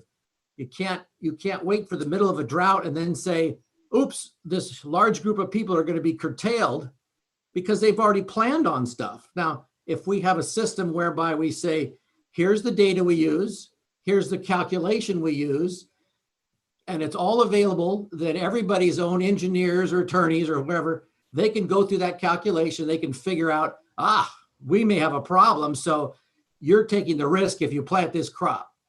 But right now we don't have anything like that. I'm surprised that after the last drought and all of the discussions at that time, that we don't have that outline. And we were promised to be part of the process to go over how they would do those analyses, how they would come up with the numbers, and that hasn't happened. I'd also like to say I'm out of time here, but let me just add one last thing. Emergency orders in the drought, I think, are backwards. In the middle of the drought, the state board is trying to determine who to shut down. We don't really agree with that to begin with, but they're trying to determine who to shut down. So last time we got an order, and for Dante and I, it included hundreds of people, hundreds of diverters, and it said, provide your proof of your water right. So we tried to have a truncated water adjudication in the middle of a drought to determine who should divert. That can't work. When we go through court actions on water rights, it takes us 2 years and a couple $100,000 to do the water right research. And you can't do that with an emergency order. So anyway, I know I'm over time. Thank you very much. We will be submitting comments. And I would just like to encourage everybody, all of this discussion about openness and talking, that's what we should be already doing. Let's not plan on doing something that post the information, send me the links to the databases, and we'll criticize what's going on. Thank you very much. I'm sorry to go over. No worry in the least, Mr. Eric, and I appreciate your good comments. And would just, say that the natural tension in there ultimately is being provided the basis of demand and data from our diverters that makes us, decision makers. And again, note taken, I know our Delta Water Master, Mr. Michael George, has done incredible work, and that the compliance rate is good within the Delta. But here, again, I think our lessons and our perspective is the state as a whole and how we do. And there's many a watershed and, that exercise that you spoke of to better understand who actually has, quantification to what is using what is data that isn't in a lot of our watersheds. And again, such a key part that is missing, to your point, if we're going to have just a cogent basis of curtailment and discussion during drought. So look forward to all of our continued work in that space. And just thanks for your good comments. Thank you. Can I ask staff just on on this? I mean, thanks. I think that this really is a first step, right? Or not even a first step. This is a more formalized step here that we're starting. It's not like this is a finalized report that now we're done and this is the answer. I think this was really a chance to go out and listen and start a process of really of being deliberate about how to maybe prioritize next steps. I feel like and just reflect a little bit on what we're hearing from stakeholders. What I heard from Mr. Herrick and Mr. Namalini and probably others is continued is interest in being more part of the process as we go forward. I think that's, we have an opportunity. I know you highlighted around just how to provide public comment, but I think we are going to be continuing to meet and talk with stakeholders beyond just that. And so I'm wondering how, I know staff already are doing have been working through improved early communication. It's not like you're waiting for anything. Can you just highlight a few of the ways that division staff are thinking about this and opportunity, work you're undertaking more immediately, and then opportunities that you're going to continue to engage with folks? Yeah, no, those are all really great questions. And we can touch on some of the things that we are currently working on and planning on, and then maybe some of the challenges to what both Mr. Herrick and Namalini raised, which are admittedly, challenges and issues that we need to think through. One thing maybe just to start right off the bat, Mr. Herrick raised this issue of, why aren't we even starting? The report says we should start doing X, Y, or Z. We have to remember those were stakeholder comments. And so, the stakeholders said we should start doing X, Y, or Z. It doesn't mean that we're not doing them or that we haven't started doing them. We've been coordinating with agencies in some cases for the last 9 or 10 months. Or longer. So those are active and ongoing processes. And I appreciate the comment, and note that we probably need to describe that a little bit better on our end, just to note that there are things that are always kind of going on not behind the scenes, but just as part of normal, agency to agency communication efforts. The issues that were raised about how do we provide the information and kind of this numeric threshold or equation so that we understand where we are. I 100% completely agree. That is the goal. That's where we want to get to. And what we're finding is that we can't get anywhere close to that. Now, maybe I'm being a little bit dramatic for context or effect, but that is the data question. That is this reporting question. When we get into looking at what's coming in, how do we use that to estimate demand? If our demand estimates are off significantly, Mr. Herrick raised this issue of letting the attorneys and engineers and consultants start to look at the methodology and the data sets that we use. It makes it really, really difficult to implement or kind of manage any kind of related effort, because you're no longer considering the broader context or the need of the effort. You're looking at, basically you're litigating or you're analyzing every piece of data and every methodology and every step. And we have to be as accurate as we can. That's not saying that we can't be accurate or that we need to just kind of wave our arms and somehow we're going to come up with a magic solution. But we're talking millions and millions and millions of pieces of data. And to kind of go through that rigorous vetting, it very often gets over complicated or difficult to kind of manage. So that's something that we're going to have to kind of figure out as we go forward. To address those questions more specifically, we are attempting to come up with a defined methodology for how we clean up our own data. And our intent and our goal is to put this methodology out for public review and comment in the next couple of months. We want to say, look, here's the data we get in, here are the challenges, here's how we're going to propose to clean it up. What do stakeholders think about that effort? We're also looking at a similar action for how do we calculate supply in a watershed. And there's still some challenges and issues that we're looking at that. But again, we want to put this methodology on paper. We're piloting it now in one watershed. Can we expand it? Can we look forward and apply it in other watersheds as well? It needs to be public. It needs to be vetted. It needs to have that opportunity for people to weigh in and do exactly what was cited. Here's an issue. Here's something you need to think about.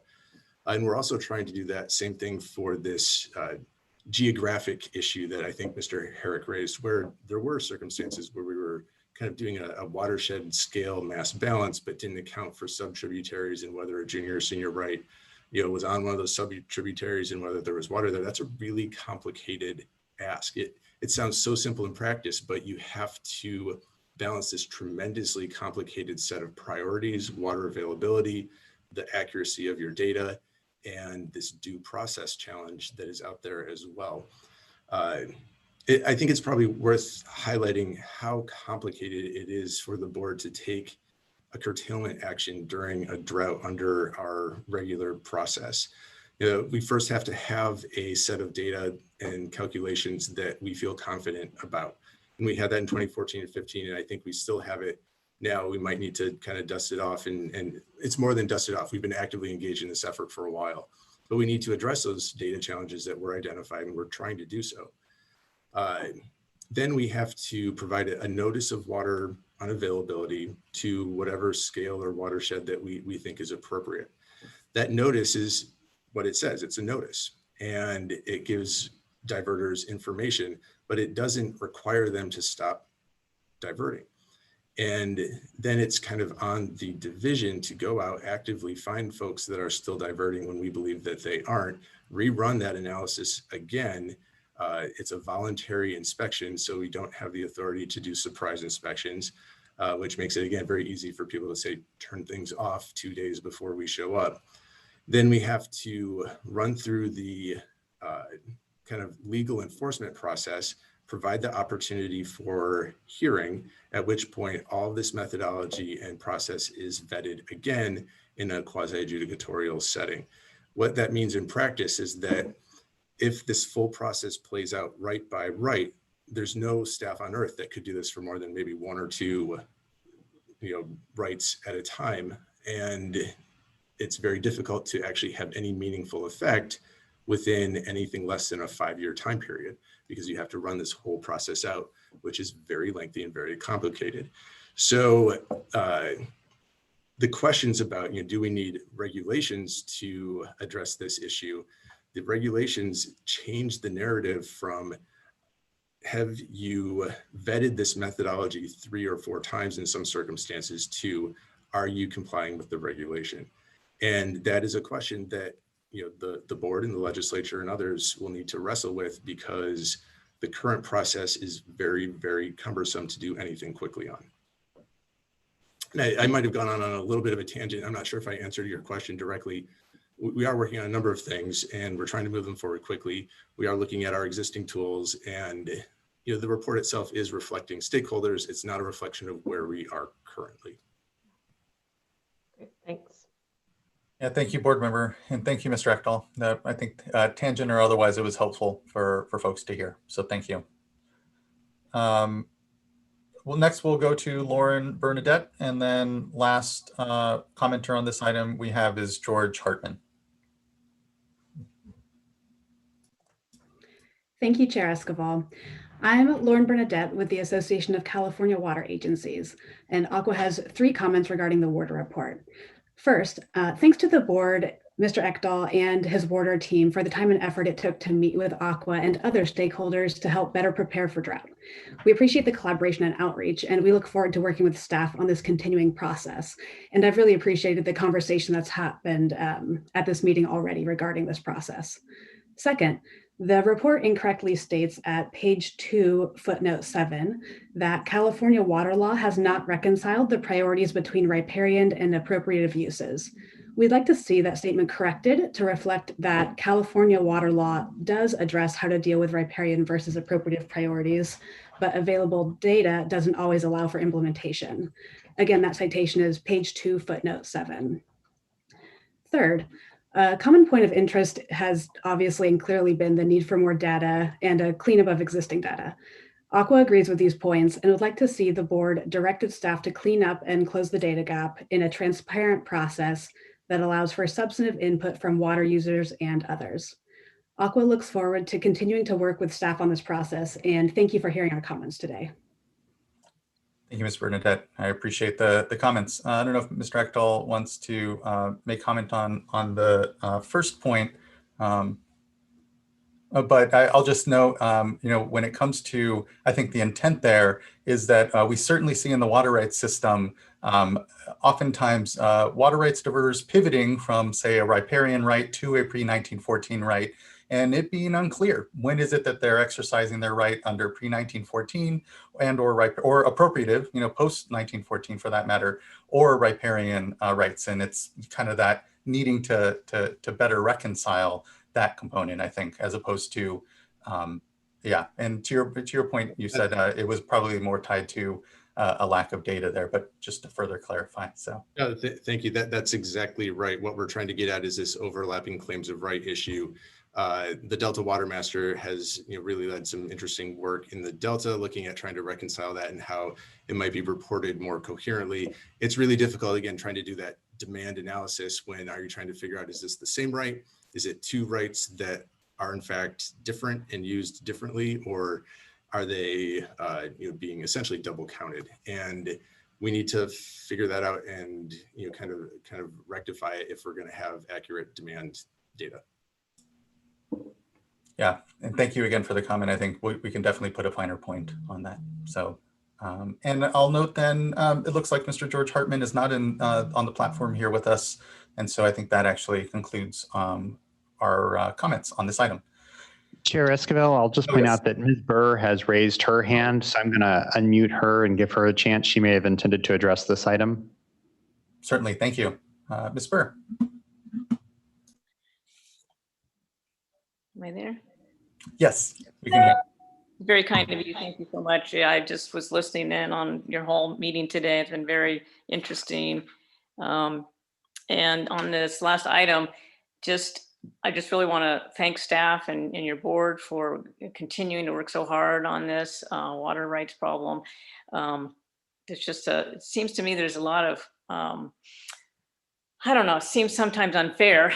And so I'm glad that, trying to get our arms around it a little bit. I mean, there is a lot of entitlements out there. And so, and it's not necessarily always been a perfect system. So I'm glad you guys are trying to get your arms around it. And I encourage you to continue down that road and work fast. I mean, I think the science is really on your side. So I think that people have had notice that you guys have to deal with, sharing these resources equitably. It's your job, it's your responsibility, it's your duty. You have no choice. And so I'm very much supportive of your work and hope that, the water is shared fairly and that we can sort of modernize California's, water rights system. And I know a lot of people, and even, the senior water rights holders are very working constructively, and I hope they continue to do so. Thank you very much. Thank you for that, Ms. Burr. I really appreciate the good comment and support. And again, I think what part of the message here is that there's going to be further space and room for discussion and particular specific projects, but this was a good way, again, to synthesize a lot of the comments, at least we were hearing, and flagging where do have existing work, and some of these flags could communicate better. So look forward to doing that. Well, thank you. I think that concludes comments for item number 7 here. Any further thought, follow-up here from board members? I'll note as we transition then to item number 8, a very similar theme discussion insofar as, this was really about a review of interviews that we had done about and around our last drought sort of efforts and where we could do better, trying to synthesize that. This next report is ultimately about climate change more largely, where drought is but one aspect of climate change. And I think, there's a lot of cross-pollination between some of what we discussed here on item number 7 and what we'll be discussing on item number 8. So unless there is any further comment, we can go ahead and transition over to the next item. And again, would flag, that this discussion was on drought and a review of feedback. And then now we're transitioning to just a bigger picture, even climate change impacts writ large. And there, I will just start with saying that our water rights system can either be one of our greatest tools to actually adapt to climate change, ensure that our water rights system is accounting for a changing hydrology and allowing for good decision making from there on. And so anyway, it's going to be a critical component of our work, and I'll let Mr. Ekdahl continue on now. Great. Well, I'll just start very quickly. I've already introduced myself, but I just wanted to kind of quickly connect this item to number 6 and 7, although Joaquin, you did a fantastic job of doing so already. That, the actions we looked at under current hydrology and really in many respects, the water report are looking at, how do we address drought, which is a significant component of forecast climate change, into our existing water rights system, and how do we plan ahead for incorporating those droughts directly into how we implement the existing rights and even how we develop future rights. The climate change report, it does touch on existing rights, but it's really looking prospectively at how do we incorporate climate change into future permits. And with that context, I want to hand it over to Amanda Montgomery, who is going to lead the conversation with her staff. Great. Thank you so much. So good afternoon, board members. This is informational item number 8, proposed actions for water rate responses to climate change. This item will present a report of staff recommendations. Oh, can we go back one slide? Thank you. The report was released a couple of weeks ago, and I'm going to go over the report with one of my staff. So I'm going to start with introductions. So I'm Amanda Montgomery. I'm the Environmental Program Manager for the Water Rights Permitting Program. With me today is Yelena Hartman, our Senior Scientist in my program and lead on the climate change effort. And also joining us is Andrew Derringer, our attorney from the Office of Chief Counsel. For those that are in the audience who haven't seen the report yet, it's included as a link in the agenda item, and we'll also have additional information at the end of this presentation. Next slide. So let's get started. Why are we putting forth this effort? The bottom line is that we're already experiencing the impacts of climate change. Annual mean temperatures increased by almost 2 degrees Fahrenheit statewide in the 20th century. And we're seeing increased frequency and intensity of extreme events. Droughts will become longer and more severe, punctuated by very wet periods. Due to warming alone, California will continue to see a long-term shift in baseline hydrology. The wet season is projected to become wetter, but shorter, and the dry season will become longer, even with stable amounts of total precipitation. Total amounts of precipitation could go either way. Some models indicate a decrease, while others point to an increase in overall amounts. However, the continuing warming creates an unambiguous trend towards diminishing snowpack. We expect that the arrival of warmer temperatures earlier in the spring will cause snow to melt earlier, and warming will cause a greater share of precipitation to fall as rain instead of snow, which contributes to earlier runoff. And changes in runoff are already documented. As Board Member McGuire mentioned in one of our earlier items, we're seeing that the peak of average monthly runoff has shifted by nearly a month earlier over the 20th century. And that is from a recent article and also from work that was done in the Sacramento River system. With warming, the pattern, the volume, and the timing of runoff will continue to change. These changes in hydrology are of particular relevance for water management and water rights, with today's discussion primarily focused on how we permit new water right projects. The question is, how do we plan and use these changes in hydrology to get to a more resilient future? The staff report recommendations offer a suite of options for moving forward. Now I'll hand over to Yelena to provide background for the report and continue our presentation. Next slide. Good afternoon. Thank you, Amanda. I'll just start with what motivated this work.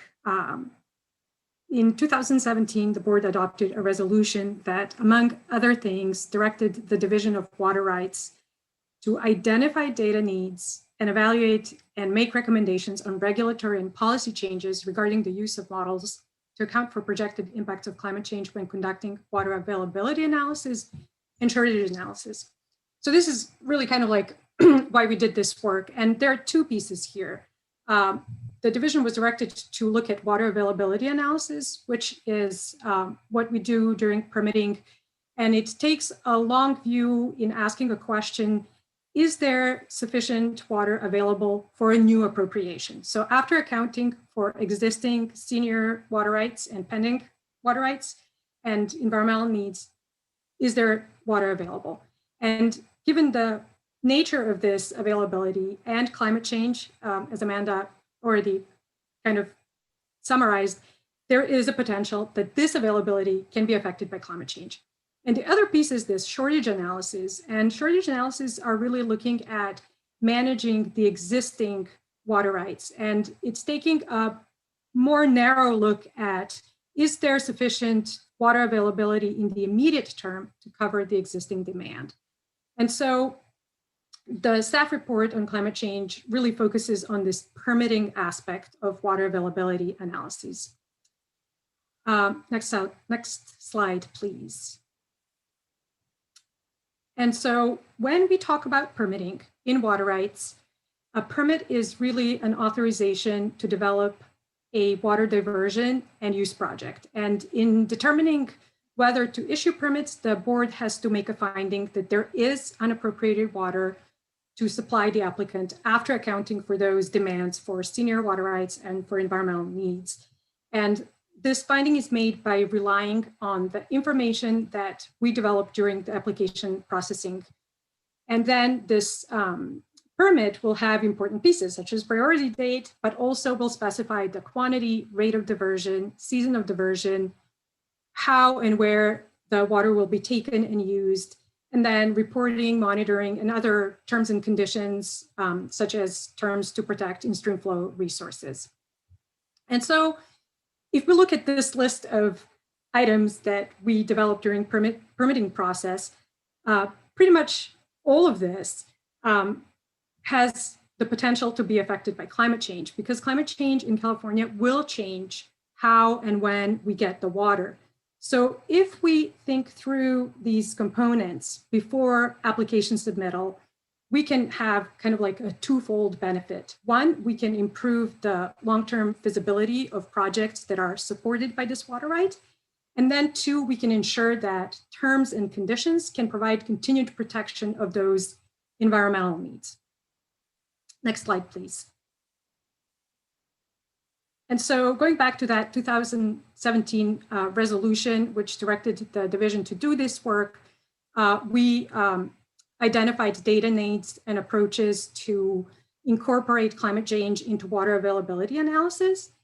But we also, for completeness, included other actions that are related to water rights and climate change, wanting to have in one place a suite of actions that could more broadly support an effective response to climate change. And so the report provides a bit of water rights overview. It's a complex topic, but we aimed to have it really easy to understand. We give some background on permitting water availability analysis, and then review some of the climate change and California water resources issues. And after laying out some of the challenges and opportunities in managing for the future, the report concludes with staff recommendations. And we really sought to catch all the big issues within the existing water rights framework in California that we can kind of look at and assess what it is that we can do. And so we encourage people to read the report, but today we'll go straight to recommendations, which start on the next slide. So there are 12 staff recommendations, and we really set them up as a menu of options, looking for an approach to be able to pick and choose, because we can't do all of these at once, but we can start with some of them, and just want to make clear that these staff recommendations are really preliminary. We wanted to, for transparency, just put out these staff recommendations, but to fully implement them, it would require additional stakeholder engagement with the board, and really to explore where it is that we can go. But this is really a step to maybe a symbolic move to clearly communicate what it is that in water rights are issues and what it is that we can do about them. And so among these recommendations, there's a raging complexity and workload. Some of them are pretty straightforward, and others are pretty big items that will require scoping and quite a bit of work. And some are already underway. And so for today's meeting, we're going to present these 12 recommendations organized into 3 themes. One is, how do we account for climate change in our permitting, in the water availability analyses? The other one is, how do we improve water availability evaluation? And these are issues really related to data. We've heard quite a bit about that, but this is a recurring topic, and there are also some recommendations related to that. And then continue planning and coordination. So we can go to the next slide, please. So we start with the permitting. The first 4 recommendations are directly addressing how do we incorporate climate change and bring it within the permitting. So we can generally implement these types of improvements to analysis within our existing authorities by applying them on a case-by-case basis, so on individual applications. And number 1 is really to start to require applicants to use existing climate change data when they do their water availability analysis. So kind of like a scenario planning thing where we're adding that to whatever we would get by looking at historical data. Number 2 is to base the complexity of this required analysis based on some project characteristics, such as larger projects or in locations that are more susceptible to impacts of climate change or on type of beneficial use, that we could make a nuanced approach in some projects that are smaller can pass at the screening level, while some larger, more complex projects would require more nuanced and sophisticated analysis. And then recommendation number 3 is to include adaptive permit terms in new permits. So develop new permit terms, especially for projects that may be relied on climate change data to develop aspects of that project. So those permit terms could include triggers when something comes into effect, or it could be triggered by drought proclamation or things like that. But make sure that those permit terms can be adaptive and that they can respond to changes that we observe in hydrology. And then final thought here on this slide is that we should in some way strive to help this process along by working with applicants. And one example is to prepare a fact sheet that explains how climate change can affect projects and why we would want applicants to consider this before they submit their application. But the key here is to start by, at the minimum, using readily available data for California. Next slide, please. And a lot of information is already out there. The state has invested a considerable amount of research to understand how a changing climate would affect water resources and to find ways to build resilience and prepare for impacts of climate change. So the report highlights two sources of existing data. Both of these sources have data from models that cover a historical period and then also include projected climate conditions with a variety of hydrological data. So one of them was developed by the Department of Water Resources, first for Prop 1, but then now they're providing, Department of Water Resources is providing data, tools, and guidance to groundwater sustainability agencies. And it's really in supporting the implementation of SGMA, the Sustainable Groundwater Management Act. That data can be downloaded.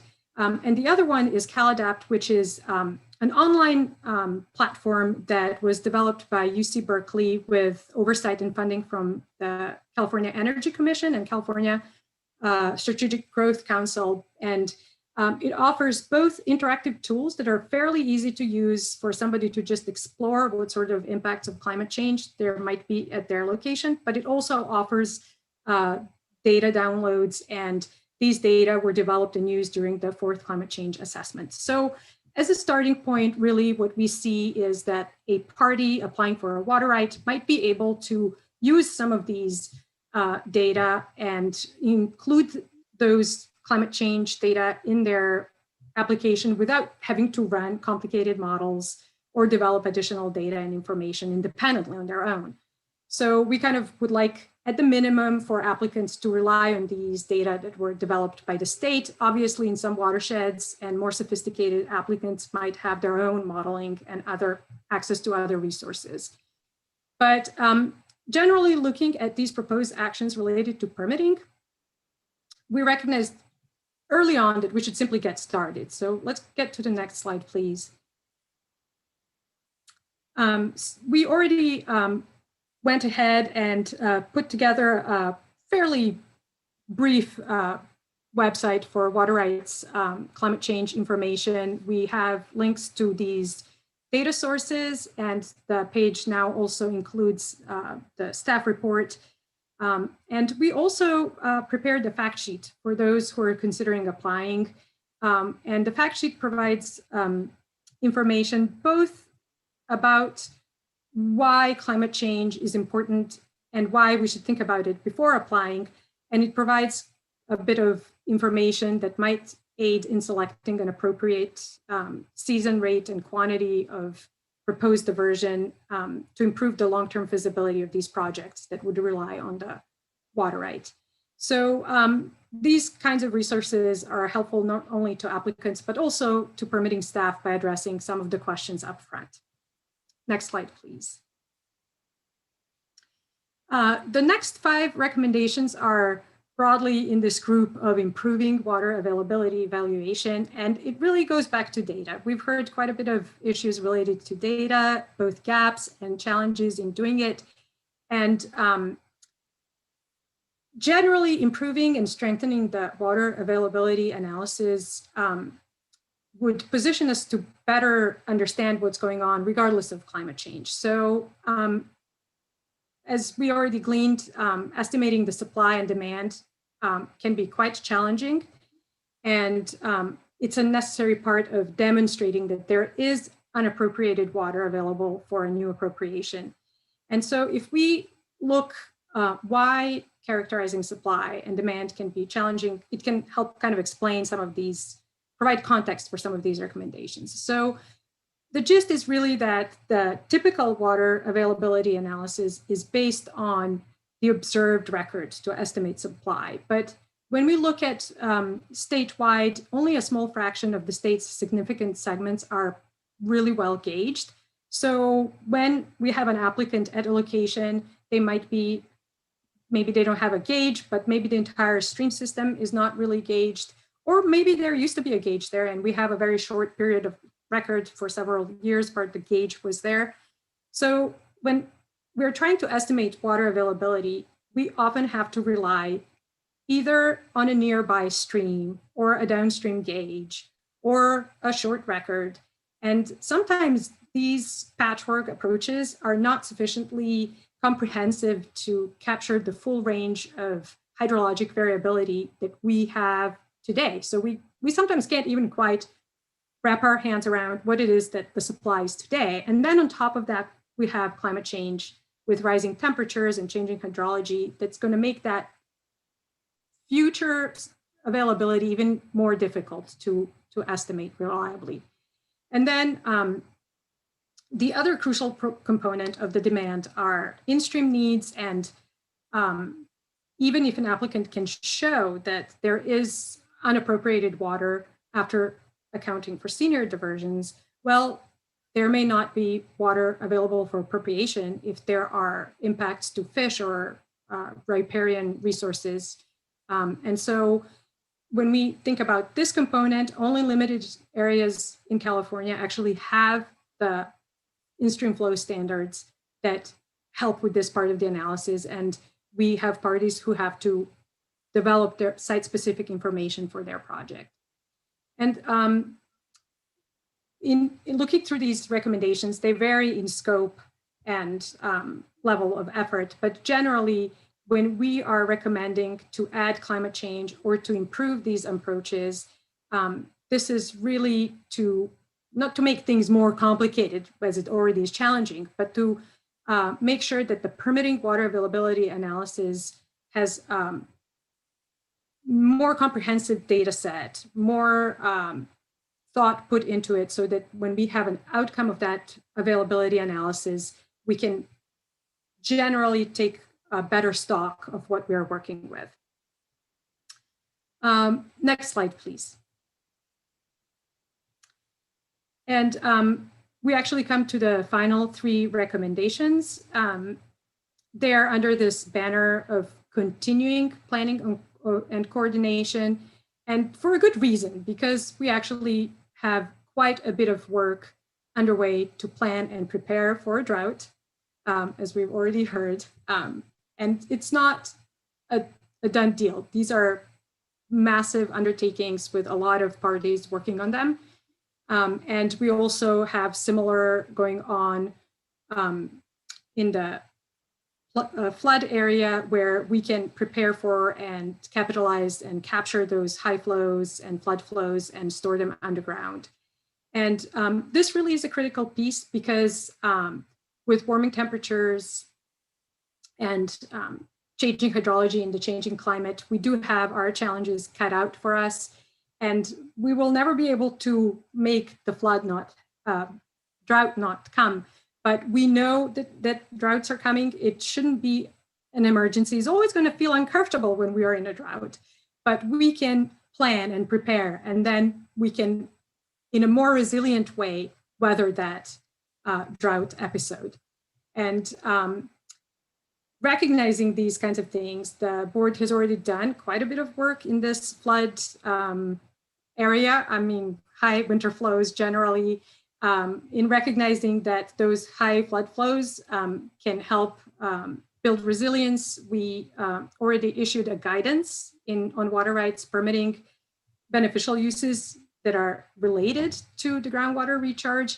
And the board also developed temporary permits, which are then allowing diversion and use of available high flows that have not yet been claimed by a water right holder. And then there's also a streamlined permitting pathway for standard permits that are also looking at diverting those high winter flows and flood flows and storing them underground. And then I feel like I've been going for a really long time, but we are at an end. This number 12 is the closing of the report. The final recommendation is to coordinate with agencies and other partners. And this number 12 should be highlighted as a cross-cutting recommendation that applies broadly to any of the recommendations above it. Just in the space of drought planning and preparation, there are active collaborations.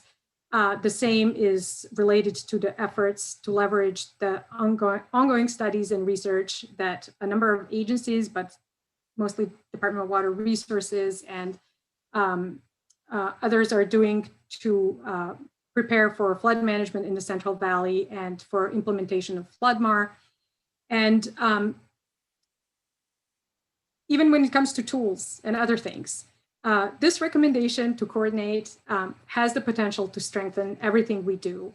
And we can partner on research, on tools, possibly aiding in doing some sort of tool that helps with water availability analysis, funding, innovation, voluntary solutions. There's a lot of people who are focusing their energies in helping all the work and inform all the work of the board. And coordination and collaboration have challenges of their own, but they are really a key in making that sustained progress and achieving some of the more lasting outcomes. So sometimes it's troublesome, but it's worth it because it really does set us on this path of buying and more collaborative solutions. So next slide, please. With this, we will end with a few of the next steps and a brief recap. The report, as Amanda said, is available on our Water Rights Climate Change website, along with the fact sheet for applicants. We have released this report earlier this month, and we shared the information about the report with our permitting electronic listserv. We have about 2,000 subscribers, and we invited parties to provide comments on the staff report. We really are looking for the ideas, how to advance implementation of these recommendations, or ideas that are not in the report. We put a deadline as March 10th, just to put some sort of bookmark, as Eric mentioned, for the water report. But really, if there are good ideas, if there are good solutions, there is no deadline for those, but we do want to actually just continue to implement some of these actions versus finessing the report or language. We also plan to do outreach to main consultants, and we have been working with a couple of pending applications to add climate change into their water availability analysis. And then we also plan to work with new applicants to encourage them and aid them in including and evaluating climate change in their applications. Next slide, please. Okay, so as a recap, here are all the 12 recommendations in one place. It really is, again, a menu of options. At the very bottom, there's the link to the Water Rights Climate Change page where this report and instructions to submit comments are included. And we can leave the slide up and just open it up to questions and discussion at this point. Just, of course, thank you so much, Ms. Hartman. Again, good to see you here in the water rights context now. And I know just it took a number of folks to pull this together, and appreciate the good synthesis and just the transparency. You know, again, none of this would be self-implementing or going to be something we can do right away. And we'll all be subject and to further discussion with folks. But this is our attempt to try to at least cogently list out what folks are seeing in the program as needs, to your point, to really adapt to climate change. And again, the water rights system can either be something that helps us adapt and create resiliency in our decision-making and management of a ever-changing resource here, or it can actually really hinder us and hurt good decision-making if we don't appropriately begin to consider what it means to administer a water rights system in a changing hydrology. And as we heard today, an increasingly uncertain one. So just do appreciate this. You know, I would note that the last menu option is less an option, and it is really what is a core principle that we've heard continued to be, you know, a need, and that work is ongoing and coordinating, but that we need to continue to maximize and make sense, make sure we're making sense, particularly between us governing and regulatory agencies about how it all stitches together. You know, the water rights system and its administration, but then project operations or other considerations in watersheds how do we make sure we're communicating it well so as to invite others to come in, understand the challenges, and work with us on finding the solutions as well. And so again, just great work in synthesizing this, and don't have much further question at this point, but welcome thoughts and questions from fellow board colleagues.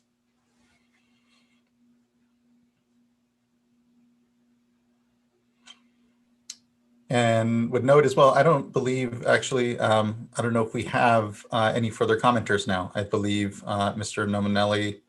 Nomalini, apologize, provided the rest of his comment in the last item, and but we may actually have Ms. Bernadette, so there may be like one commenter. And we can transition to those if board members don't have any further discussion, at least on this item.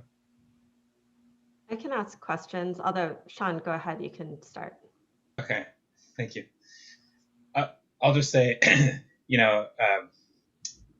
having worked for the Division of Water Rights at one point, not too far ago in my career, I have a very fine understanding for the complexity and the challenge in thinking through, new water right appropriations and permits, and how difficult it is to really determine, where there is water available these days. And so, I'm looking at this list and, just appreciate the caveats in terms of, some of these items can be implemented right away. And in fact, you already are, others are going to take some additional thought in terms of how much work, should it be implemented at all? And if so, what does that even look like? And so, I know you're in the public comment period now, but I guess I would just ask, as you go through this kind of next iteration, to think through, one, the priority of the different actions, and in terms of, what fall to the top of the list, and what might be because of resource challenges or other challenges might drop down a little bit lower, and the urgency. We've talked a lot today about drought and preparedness for dry years. And, the same here, when we're thinking about these projects that are significant, huge undertakings, a water right permit application process often takes many, many years, sometimes decades, to go through the planning to even get a permit and be ready to implement a project. So, thinking through how does this affect those projects already in the process, and how soon do we need these resources in order to make this a reality? I mean, that climate change is happening. I appreciate you mentioning the article I mentioned earlier. I think there's two things happening that I've heard, and what is that the hydrograph is shifting in the spring and winter, and there might be peak, higher intensity peak flows, but also the hydrograph is shifting from the beginning of the rainy season is actually starting later. So we've got this kind of compressing of the water year. And I think the fact is that, if we're already seeing that, it just begs the question, how much of a crystal ball should we be taking to these projects in terms of long-term vision? Some may be able to provide yield and benefits over a shorter window, and others might be longer, multi-decadal new projects. And so I'm not looking for an answer today so much as just thinking through these different dynamics and how we can prioritize. I know what are fairly limited resources here, and making this a really productive process. So thank you again for all the work. Appreciate it. I agree with your comments, Board Member McGuire. This one's, for me at this point, probably more academic than anything. I think it's important for us to look at these issues, and I really appreciate the thoughtfulness in coming up with a menu of options. The concern that I have is that we have quite a big backlog already, and it's already kind of challenging to get through the system. And we do know with Sigma and sort of our increased focus here on regional self-sufficiency and being able to pick up additional flows during peak periods that, you know, overall that's a goal that we have. But of course, we're supposed to be implementing climate change analysis in everything that we do. And so that's an important goal as well. So how can we move forward with both? Also looking at, you know, with new permits, public trust, and some of the things that we didn't do in the past, you know, so how do we incorporate all of this and still be able to be nimble and move, maybe not quickly, but with, you know, deliberate speed. And so I am anxious to hear what we hear from stakeholders on this one, and probably want to just reserve judgment until, you know, picking up on some good, thoughtful ideas on the outside. So thank you for doing this. It's important that we look at these issues, I think, from a, you know, from a comprehensive perspective. Yeah, thank you, board member, and thank you, Vice Chair. Yeah, let's see. I was wondering if staff might be able to, I mean, there's a lot in here, and we're still in the process of getting input, just if there's maybe just, you know, to highlight again some of the areas where I think we talked about, similar to the last agenda item. There's things that we're kind of already doing. I mean, like developing a fact sheet. We already developed a fact sheet, is an obvious one, but or coordinating with other agencies and partners. We're doing that. We're not waiting till we're finalizing a report.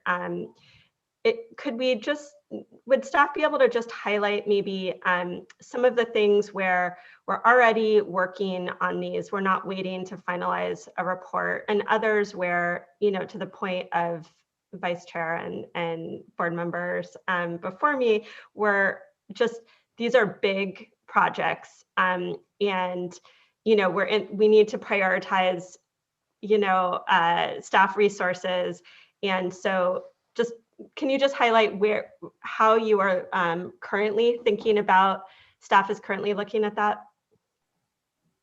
Sure. I will just start kind of backwards. So we talked about the preparing for floods and prioritizing permitting of those high flows, which, you know, it's meant to aid the resilience, support groundwater sustainability. And also we heard extensively on the drought work. And as we all recognize, we have already been working with agencies. So these pieces are underway, and there's more thought being put into figuring out how to add value to those as we go forward. The part where we are getting really, we don't mean to trample our applicants. There is a backlog, but we're working through it. I think the situation is now probably a little bit better than it used to be a few years back, but we are aware of it. And we really want applicants to think about climate change for the same reason that somebody else mentioned. I mean, sometimes it takes quite a while for a permitting process to complete. And we want to make sure that by thinking about some of these issues upfront, by the time somebody's permitted and by the time that project takes off the ground, so that that project still has some options left for it, even with climate change and the change in hydrology. And yes, board member McGuire is describing the shift in the hydrograph, but it really is that the wet season is starting later and it's ending earlier. And that moisture is compressed into a shorter period of time. And we have kind of lost those shoulder seasons before and immediately after. And it's all in this peakier peak. We want to go into permitting, as complex as it is, and as challenging it is to do all the analysis, to add to what an applicant would do without considering climate change, to add this scenario of, well, what happens if all you can do is, instead of sustained diversion over a longer period of time, divert at a much higher rate during a period when water is available, or plan what it's going to be when there's nothing to divert, because as much as we can plan for droughts and prepare for them, it's always going to be hard to actually live through a drought. So the idea here in these first 4 recommendations, and we actually did the low-hanging fruit one, was to develop a fact sheet. But when we look at these first 4 that are including climate change considerations into permitting water availability analysis, that is really the idea, to support applicants in thinking about their project and embedding that ability to remain climate resilient into the project itself before they submit an application. Once an applicant submits an application, there is no way to increase the season or the amount of diversion. So we want to make sure that we work with applicants ahead of time. And we actually meant this part really as working with applicants to come up with stronger projects. I kind of went over there onto a tangent here there, but I hope this answered your question. Yeah, I mean, I'm wondering, I mean, even just with how you are framing that, are we doing some kind of proactive outreach or workshop with applicants to kind of talk through this? I know it's not finalized, but this is an overall goal and need beyond just what's in this report. And so what are we doing?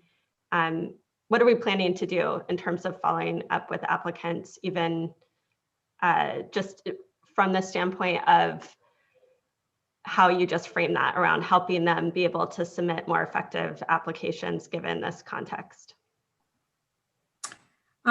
That's really the key. I think if this remains a report that we don't use to inform our actions, then it just remains so theoretical. But the idea is really to do an outreach with the applicants. We have released the report just maybe 10 days ago or so, and we have followed up with our listserv. Many of our consulting firms that work with water rights applicants and agencies are subscribing to this listserv. We have alerted them both of the report and today's item, and that's one way to share information. We plan to outreach to the main consultants. We have 3 big firms that represent almost 40% of all our water rights applicants.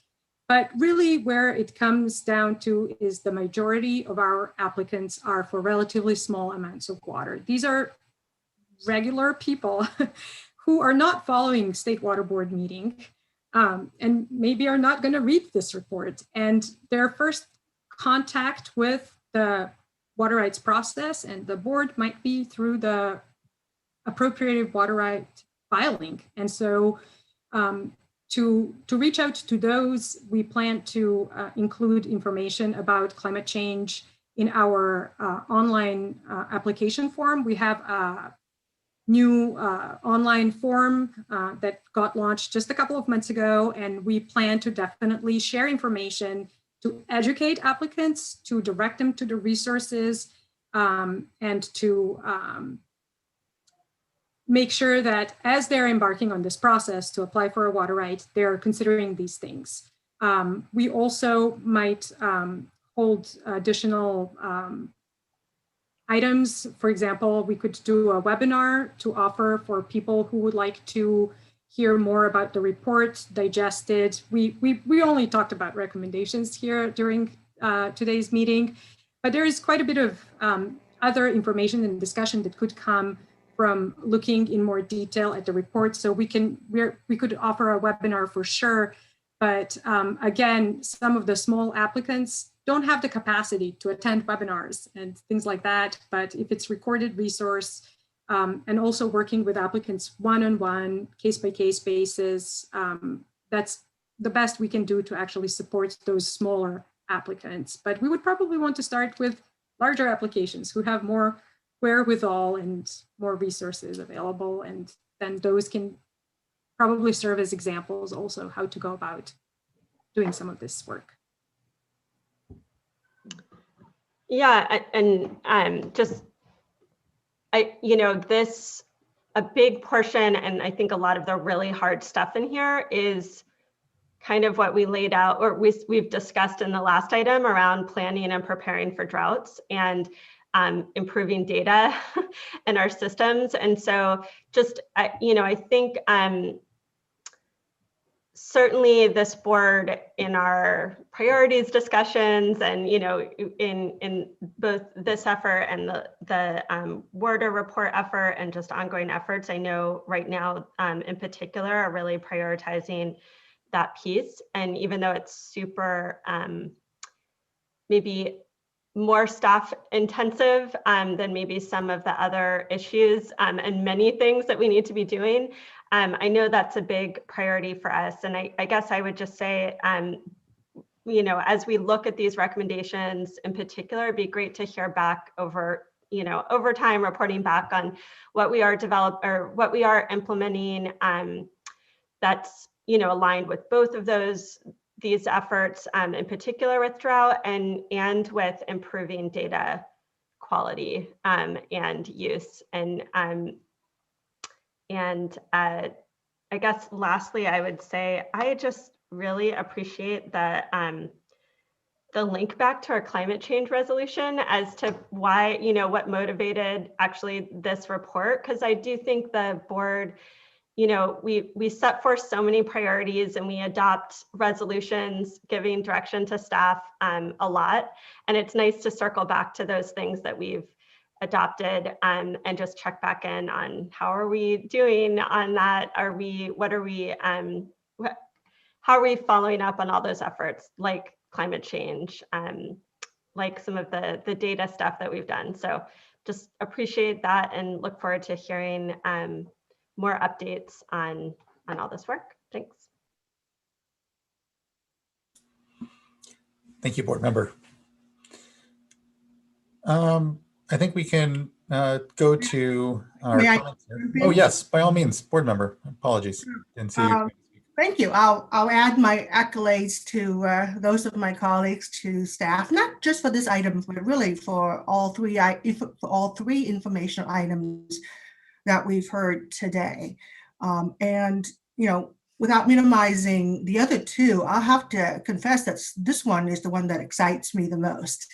And in many ways, I see the parallel between this effort and the cost of compliance effort that we started 10, 12 years ago. With the idea that while certainly looking at cost should not hamper our ability and our responsibility to protect water quality and do the things we have to do, likewise, looking at climate change, looking at the impacts of climate change should not impede our work on water rights, but enhance, supplement, and aid it. Because knowledge is power, and knowledge will allow us to manage and implement the water rights program in a much more hopefully efficient, better manner as we go forward. And for all intent and purposes, as we all know, climate change is here. We know the hydrology is changing. We know these are factors that needs to be issued. We don't have all the details, and this is by no means going to be an easy task. There is much to be done. There is much information to be gathered, much collaboration to be done. But the fact that we are starting the discussion, we're starting to integrate consideration of climate change into water rights permitting, I think is a very good step, similar to the way that 12 years ago, we wanted to start thinking about cost of compliance and how that might inform our decision-making process going forward. So I really applaud the staff, and I have to do a shout out to former board member and vice chair Frances Spivey Weber, who championed the climate change resolution, which led to this effort. And the entire issue of looking forward and considering climate change in all of our activities. And I think too often we focus on our water quality activities because water rights is it's difficult. Water rights has archaic rules and regulations and processes. And to me, that indicates even more the need for forward thinking and forward planning. So I, for one, am very encouraged by this report, by the recommendations, and strongly support us moving forward, obviously, in a cautious and collaborative manner. But I believe it is very important to make these considerations and start the integration of climate change into water rights, just as we did cost of compliance in water quality.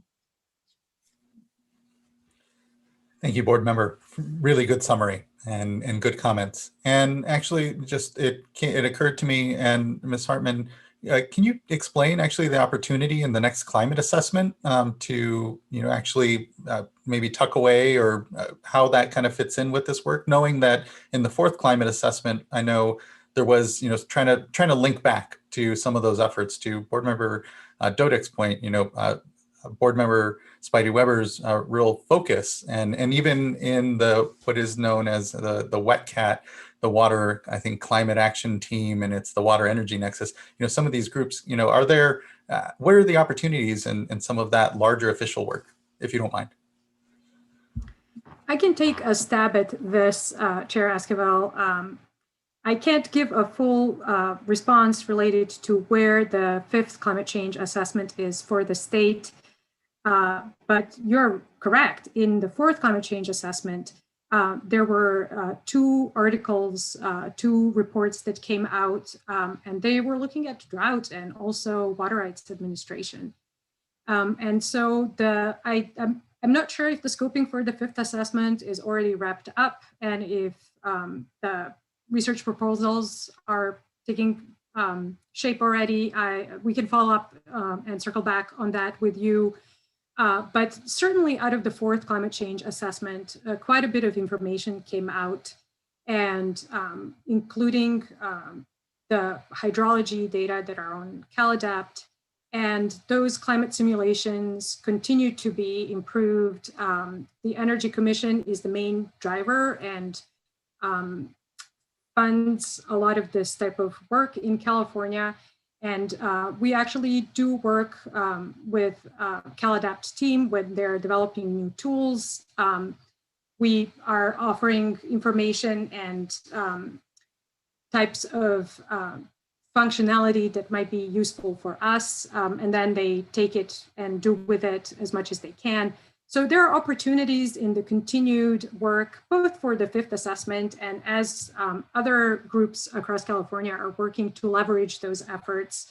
I want to say that there's quite a bit of potential to leverage the work of Department of Water Resources. They're doing quite a bit of modeling to inform the update of the Central Valley Flood Protection Plan.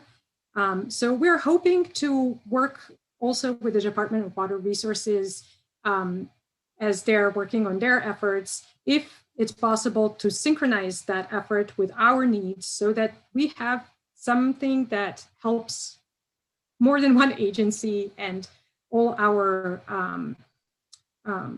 stakeholders that we work with. So we are actually keeping our ear to the ground, looking for opportunities, but in terms of specifically fifth assessment, we would have to come back to you with that type of information, but definitely just fine-tuning those data is always helpful, and we try to encourage people to consider types of information that are useful for our questions.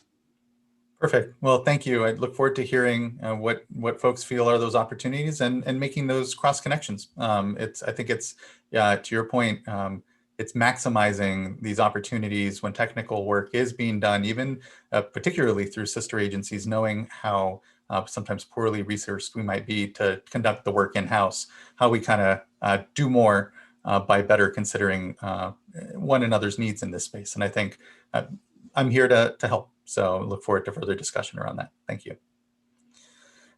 Okay, well, thank you. We can move to, we have, I think we do actually have three commenters here. So Dante John Nomalini. Mr. Nomalini, it'd be great to see if you have further thought. Am I unmuted? You are.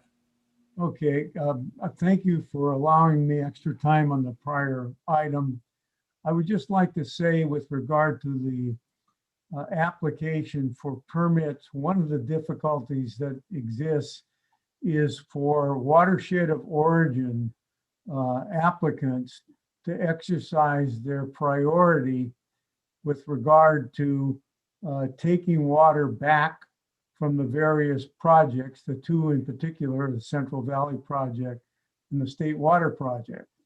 And the term 91 is a feature that obstructs that process.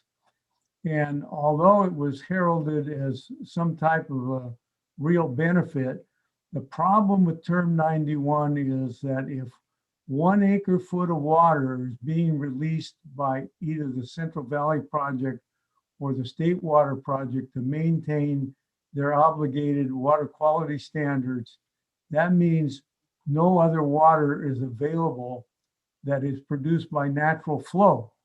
So you will see in some years, there's ample natural flow over and above what's being extra released by the projects that should be available for watershed of origin priorities to be exercised to achieve a permit. And I would hope that the look at climate change would incorporate a look at some of the defects in the process. And of course, the exercise of watershed priority can be done by contract with the water agencies, but when the water agencies don't want to negotiate a contract, then there's an obstruction to it that should be available on an avenue for an application to the board. Anyway, thank you very much for the extended opportunity to comment. And thank you for your comments, Mr. Nomalini. Well received. Thank you. Next, we have Lauren Bernadette.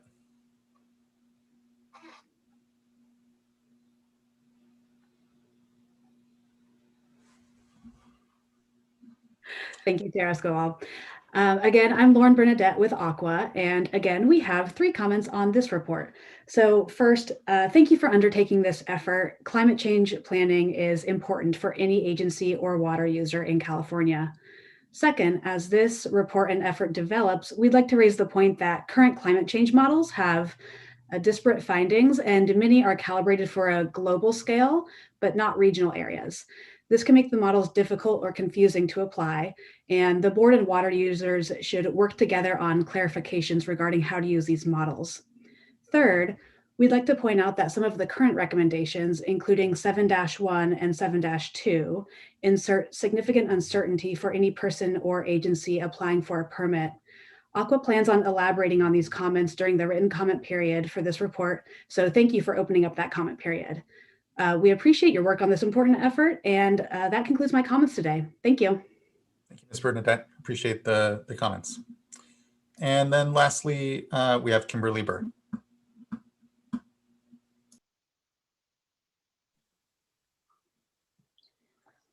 Oh my gosh, thanks you guys for putting in all this time today. Of course. This is what I've been waiting for a long time, so I just wanted to chime in at the end. But yeah, we've known about climate change for a long time.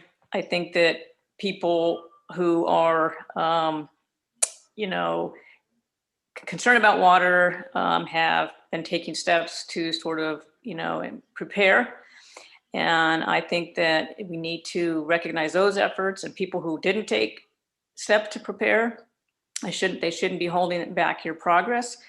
I think that we have a lot of information. We know a lot, and we can see the future pretty well. So I just want to encourage you guys to not be beholden or slow down, because this does affect everything. And I think the governor is rightly saying, we need to incorporate this into all of the agencies' works. So, we have vulnerable communities that are not going to be able to fight as some of the other communities might be able to fight. And we have a collapse in our biodiversity. So I'm strongly encouraging you guys to move quickly on this, to be serious about it, to follow the science, and just be clear to the developer communities that there is a finite amount of water. We have to prepare for the worst. We have to move forward with a great caution. So, to the extent that, there's needs for more studies or, more dialogue or more of this, more of that, I think we've done a lot of that. And so I'm really want to encourage you guys to trust what we know already and can move forward. And this kind of goes back to the whole drought thing. It's so, I've been doing this for many, many years. And I'm a member of the North Coast Streamflow Coalition. I think it's 18 groups, and we've been watching this process for a long time, and it's difficult to watch because it just seems like there is so much that still needs to be done. We have emergency regulations and things because progress has been slow, and I don't think it's necessarily your staff's doing. Your staff's been working really hard, and they're incredibly smart. So I just think that we need to move forward. We need to get people on board. And if that's not possible, we need to fulfill the duties to, protect endangered species and vulnerable communities and the public trust. I know you guys are committed to that. And I just wanted to just support you and encourage you to just keep moving forward. And thank you for all your work.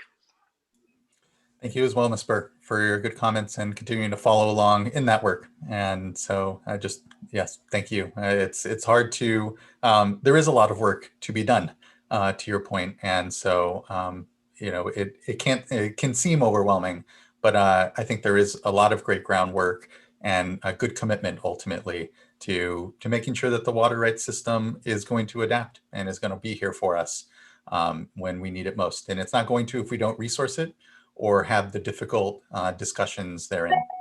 So thank you. Thank you for your good comment. Okay, well, that brings us to the conclusion of at least public comments here on the item and what has been an incredible tranche of informational items with a common theme here of drought, preparedness, the water rights system, the challenges we have there, and how we're gonna begin to really map out what are some priority projects here, and thank the good attention from all of my fellow colleagues on the board here just today, but also in the months leading up to now, because it has been with a lot of good prodding and poking that we continue to know that there is a lot of discussion to be had on the water rights side in just the challenges that we face in administering it. And then adapting it to the very real threat of climate change here before us. So just thank you all for today's good discussions, but kick it over to my colleagues. If there's anything further to leave us with, thoughts, highlights on this item, or just, the general theme of the last three. Okay, well, good. Thank you again for what was good comment during all that discussion. We are now coming toward the tail end of what has been a longer day, I think, than some of us anticipated, but needed for the good discussion and back and forth that it provided us here today. So just thank everyone's good time and work. We now are done with item number 8. We're moving to item number 9, which is board member reports. I don't have really any public engagements to report on. Just a lot of intense discussions, I know, around these common themes around drought, the months ahead, the opportunities with the new administration. And I just want to, if anything, just acknowledge the harm and suffering that many communities are facing throughout the Midwest and Texas and other places where they've been without power in some incredible weather conditions here. And just want to give my thoughts to folks out there, knowing that there are troubling times certainly here, but look forward to even finding commonalities between the challenges that our state has faced in climate change. And I know that many of our partners and colleagues and family and friends, importantly, in other states, similarly experiencing, although perhaps with different specifics. So just wanted to acknowledge that. Board member reports from my colleagues. I have a couple of items. So this is going back a bit because I missed the last board meeting. At the end of January on the 26th, I participated in, well, actually kicked off a panel that the California Building Industry Association, in conjunction with the Southern California BIA, they had a seminar on the construction general permit. And it was a really good discussion. Even though we didn't have our staff participate, there had been some recent discussions with their technical team that's been working with our staff, and they really appreciated the ongoing open dialogue and the fact that staff released an informal staff draft. They did spend a lot of time talking about, I think, what's been flagged for us in our briefings, and that is the whole TMDL issue, the issue of the numerics, and ongoing monitoring and costs. So I learned a lot. It was a really good discussion, and I appreciate the opportunity. I know Board Member McGuire has been involved in some of their webinars as well. And then on the 29th of January, I participated in or I joined in on a training that the Office of Research Planning and Performance had put on regarding economics in the regulation rulemaking. And we have on staff a very bright and talented economist, Dan Liu, and she did a really good job. It was incredibly detailed, down in the weeds. There's a lot of really good handouts that she provided. And so for those of you that might be interested, there, you could, without having to go through the whole training, you could go through the handouts. I will say, however, that the focus really was on sort of the determination of that $50 million marker for economic impact, and not as much sort of the area that Board Member Dodick and I have really been trying to drill down on and kind of look beyond the sort of those requirements. I did follow up and had a really good discussion with James Knockbauer and Dr. Liu, and looking at ways maybe for just to sort of flag what is required versus what's not required, but that we may want to look at. And so hopefully they'll mull over that a little bit more, and at some point provide for briefings for all of us. And then I was able to follow the Sac River temperature modeling and temperature dependent mortality modeling webinars. I felt like I learned a lot, but I also felt like there was so much that I didn't really understand. It was a very high level, intense discussion. Kind of my takeaway was this is just an exciting area of science, and there's probably a lot more uncertainty, but it was a really good discussion. And I just appreciate our staff working closely with the Bureau and others on that opportunity for us to have a more open and transparent dialogue, and look forward to continued discussions in that area. That's all I have. Thank you. Thank you, Vice Chair.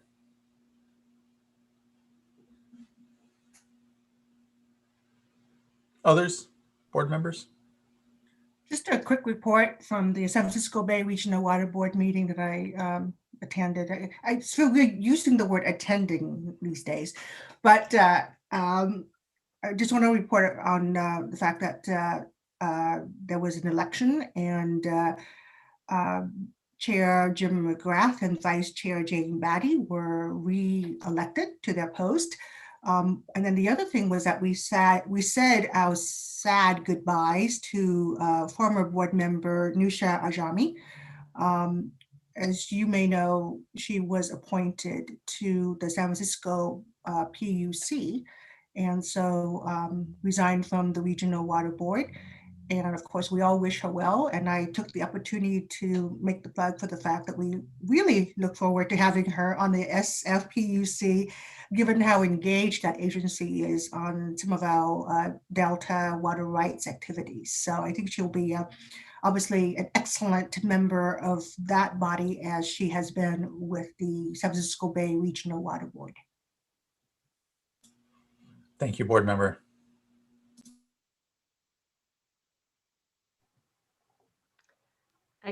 Go ahead, Sean. Okay. well, I think it's the season for regional boards to update their chair and vice chair positions. So I'll update the ones I'm aware of. So I did attend the Santa Ana Region 8 Regional Board meeting on Friday and provided my liaison report. And I know they had a larger item on PFAS, generally just recognizing that PFAS is a huge issue in the Santa Ana and San Bernardino, Riverside area. And so just signaling ongoing interest there, from our staff in terms of those issues that I want to make sure we're continuing to get updates and continue that conversation. But in terms of their chair, Bill Rue was the chair previously. He did an excellent job in that position, and now the new chair will be Lana Peterson, and the vice chair will be Chris Murray. So very happy that they were willing to take that baton for this year and take that responsibility on. They both have been on the board for a bit, and so just looking forward to their contributions, and thankful to the regional board members who already had that role. And so the same goes for the Los Angeles Regional Board. Chair Munoz stepped down, and Larry Yee is now the chair, and I'm Cynthia Guzman is the vice chair. So it just popped back into my head. So again, happy longstanding board members, and very good that they're taking on those new roles. And they also have a few new board members who started, and sorry, I'll have to get back to you with that. David Nahai is certainly one of them, and sorry, there's another new board member who his name is Michael Mendez. Thank you. From USA Irvine, and he seems to be excellent and jumped right in. So again, happy that board is now at its full complement of 7. I know they had been going up and down, bouncing around for a while, and it's good to see that they're fully staffed at this point. That's all. Thank you, board member. Yeah, I didn't realize that there had been a change in that chair of the board at LA. So that's a great update. I mean, echo the thanks to the outgoing chair, and it's helpful to follow that, since I don't always follow every other region. So it's nice to take this time to do that. And I'll just note, in terms of the regional boards, 7 and 9 that I work with, that there hasn't been a change in leadership, but there's, I will say there's a lot of vacancies on the Region 7 board down in the Colorado region. So I know there's a lot of work to try to get some appointments there, but I think they're actually starting to be concerned about being able to keep a quorum. So encourage people to apply for that. Let's see, I guess what I wanted to do is use this time to just share a few things on my mind that I've been, not necessarily like a meeting. I mean, I've had some meetings about, but just, I can't remember, Sean, if you and I reported back, but we were part of a discussion after the COVID information item on water debt with many of the stakeholders that helped that survey be successful, and trying to think through, how do we use that survey to think about federal funding that's coming to address household debt forgiveness, that still hasn't there's not a lot of direction yet coming to the states, but we do expect to be able to get, I think we're estimating around 60 million. And there's another maybe 50 million that's being contemplated that could come to us if the current version of the next stimulus is there. So anyway, I've just been really trying to hear from stakeholders and think about, and mull over and listen to how we can best use that funding here in California. It's like 95% of the debt is not going to be able to be addressed through that. So it's a very small drop in the bucket, but I think it's an opportunity. And I think it was really helpful to listen in on the discussion and just share thoughts. I think, Sean and I think both encourage stakeholders to think about, in terms of coming to a common vision around prioritization of the limited funding we have, and ideally prioritizing that for at least starting with some of the systems, the systems that are really financially fragile, with operating budget, where it could address both the stability of the systems financially, as well as and then fundamentally to the water customers. Another thing I think just on my mind, again, with related to SAFER, is that I was part of a meeting for, I just saw it. I just saw there, I think I missed the elections going on in San Diego, but we do have a new chair. Oh, that's really exciting. I missed the elections. So San Diego has a new chair, which is really exciting. So Celeste Cantu and oh my gosh, I'm blanking on her name. Betty Olson.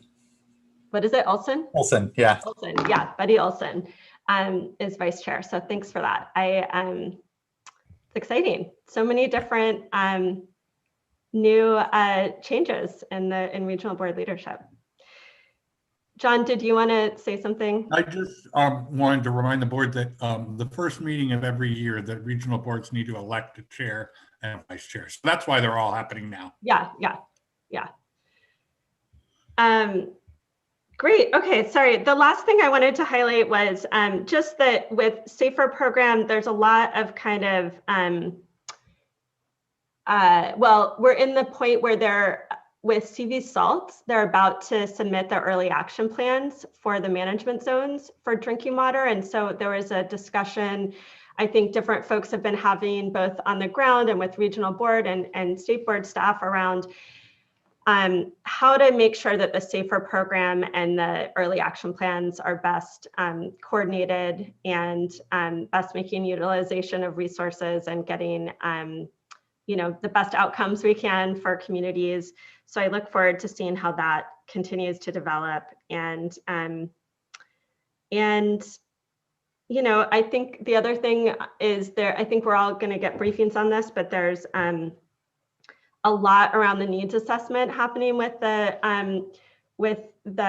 SAFER program. So there's a workshop coming up on the cost analysis methodology and funding gap assessment, which is, where kind of fundamentally what we're getting to in terms of what the needs are in the state and how we use funding and what our options are and what the gaps are. So looking forward to that. And yeah, I think lastly, both related to COVID affordability or COVID debt and financial issues, as well as just thinking about SAFER and the many discussions that are going on right now around water affordability. I think I'm really trying to think a lot about how the many ways that we are addressing drinking water affordability within our programs, how we think about it between system level or household affordability, community affordability, system financial capacity, and just wanting to keep helping to really crystallize how that work is moving forward and evolving, and we continue to work with stakeholders and our resources to figure out how to best address it. That's what's on my mind these days. Great. Thank you so much, board member. I appreciate the good thoughts, and thank you. I think that wraps up our board member reports, and our last item is item number 10, our executive director report. And we have Ms. Eileen Sobek. Good to see you, Ms. Sobek. Yes, nice to see all of you. I didn't have anything to elaborate on the executive director report. Obviously, would be happy to answer questions. I did want to just offer up a couple of other things, though. We'll go ahead and put together the list of the new regional board leadership changes and circulate that to everybody and make sure it gets posted on the web so that everybody knows who the current leadership is. That was number one. Number two, I wanted to follow up on something Board Member Firestone mentioned, which is our giving you all an update on the climate resolution. And we do have an update planned for later this spring on some of the other subject matter areas. We talked about maybe doing it in conjunction with either this meeting or the water rights climate report, but it just seemed better to group the water rights items together, and then we'll do the other climate action or climate items a little bit later. But that's a preview of things to come.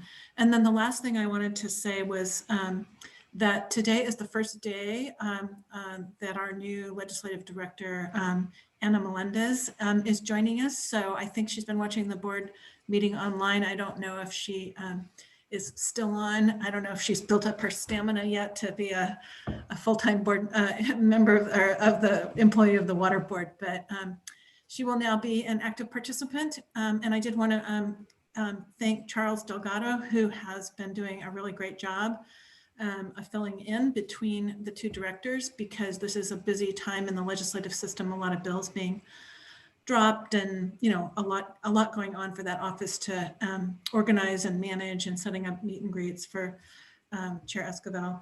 So so I just wanted to let you all know that you might be seeing Ms. Melendez showing up at various briefings. I'm going to ask her to join us to get herself up to speed on some of our most our most contentious and interesting issues. So that's it for me, unless you guys have any questions for me.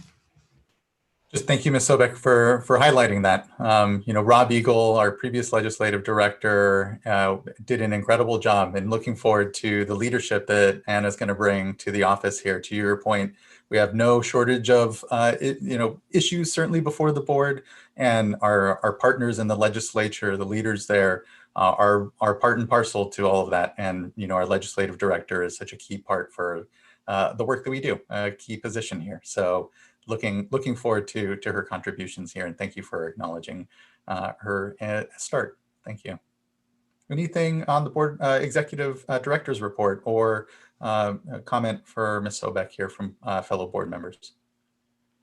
I was just going to ask follow-up. I know you met, I think both you mentioned Eileen, and you had also during the other item, Chair Escobar, that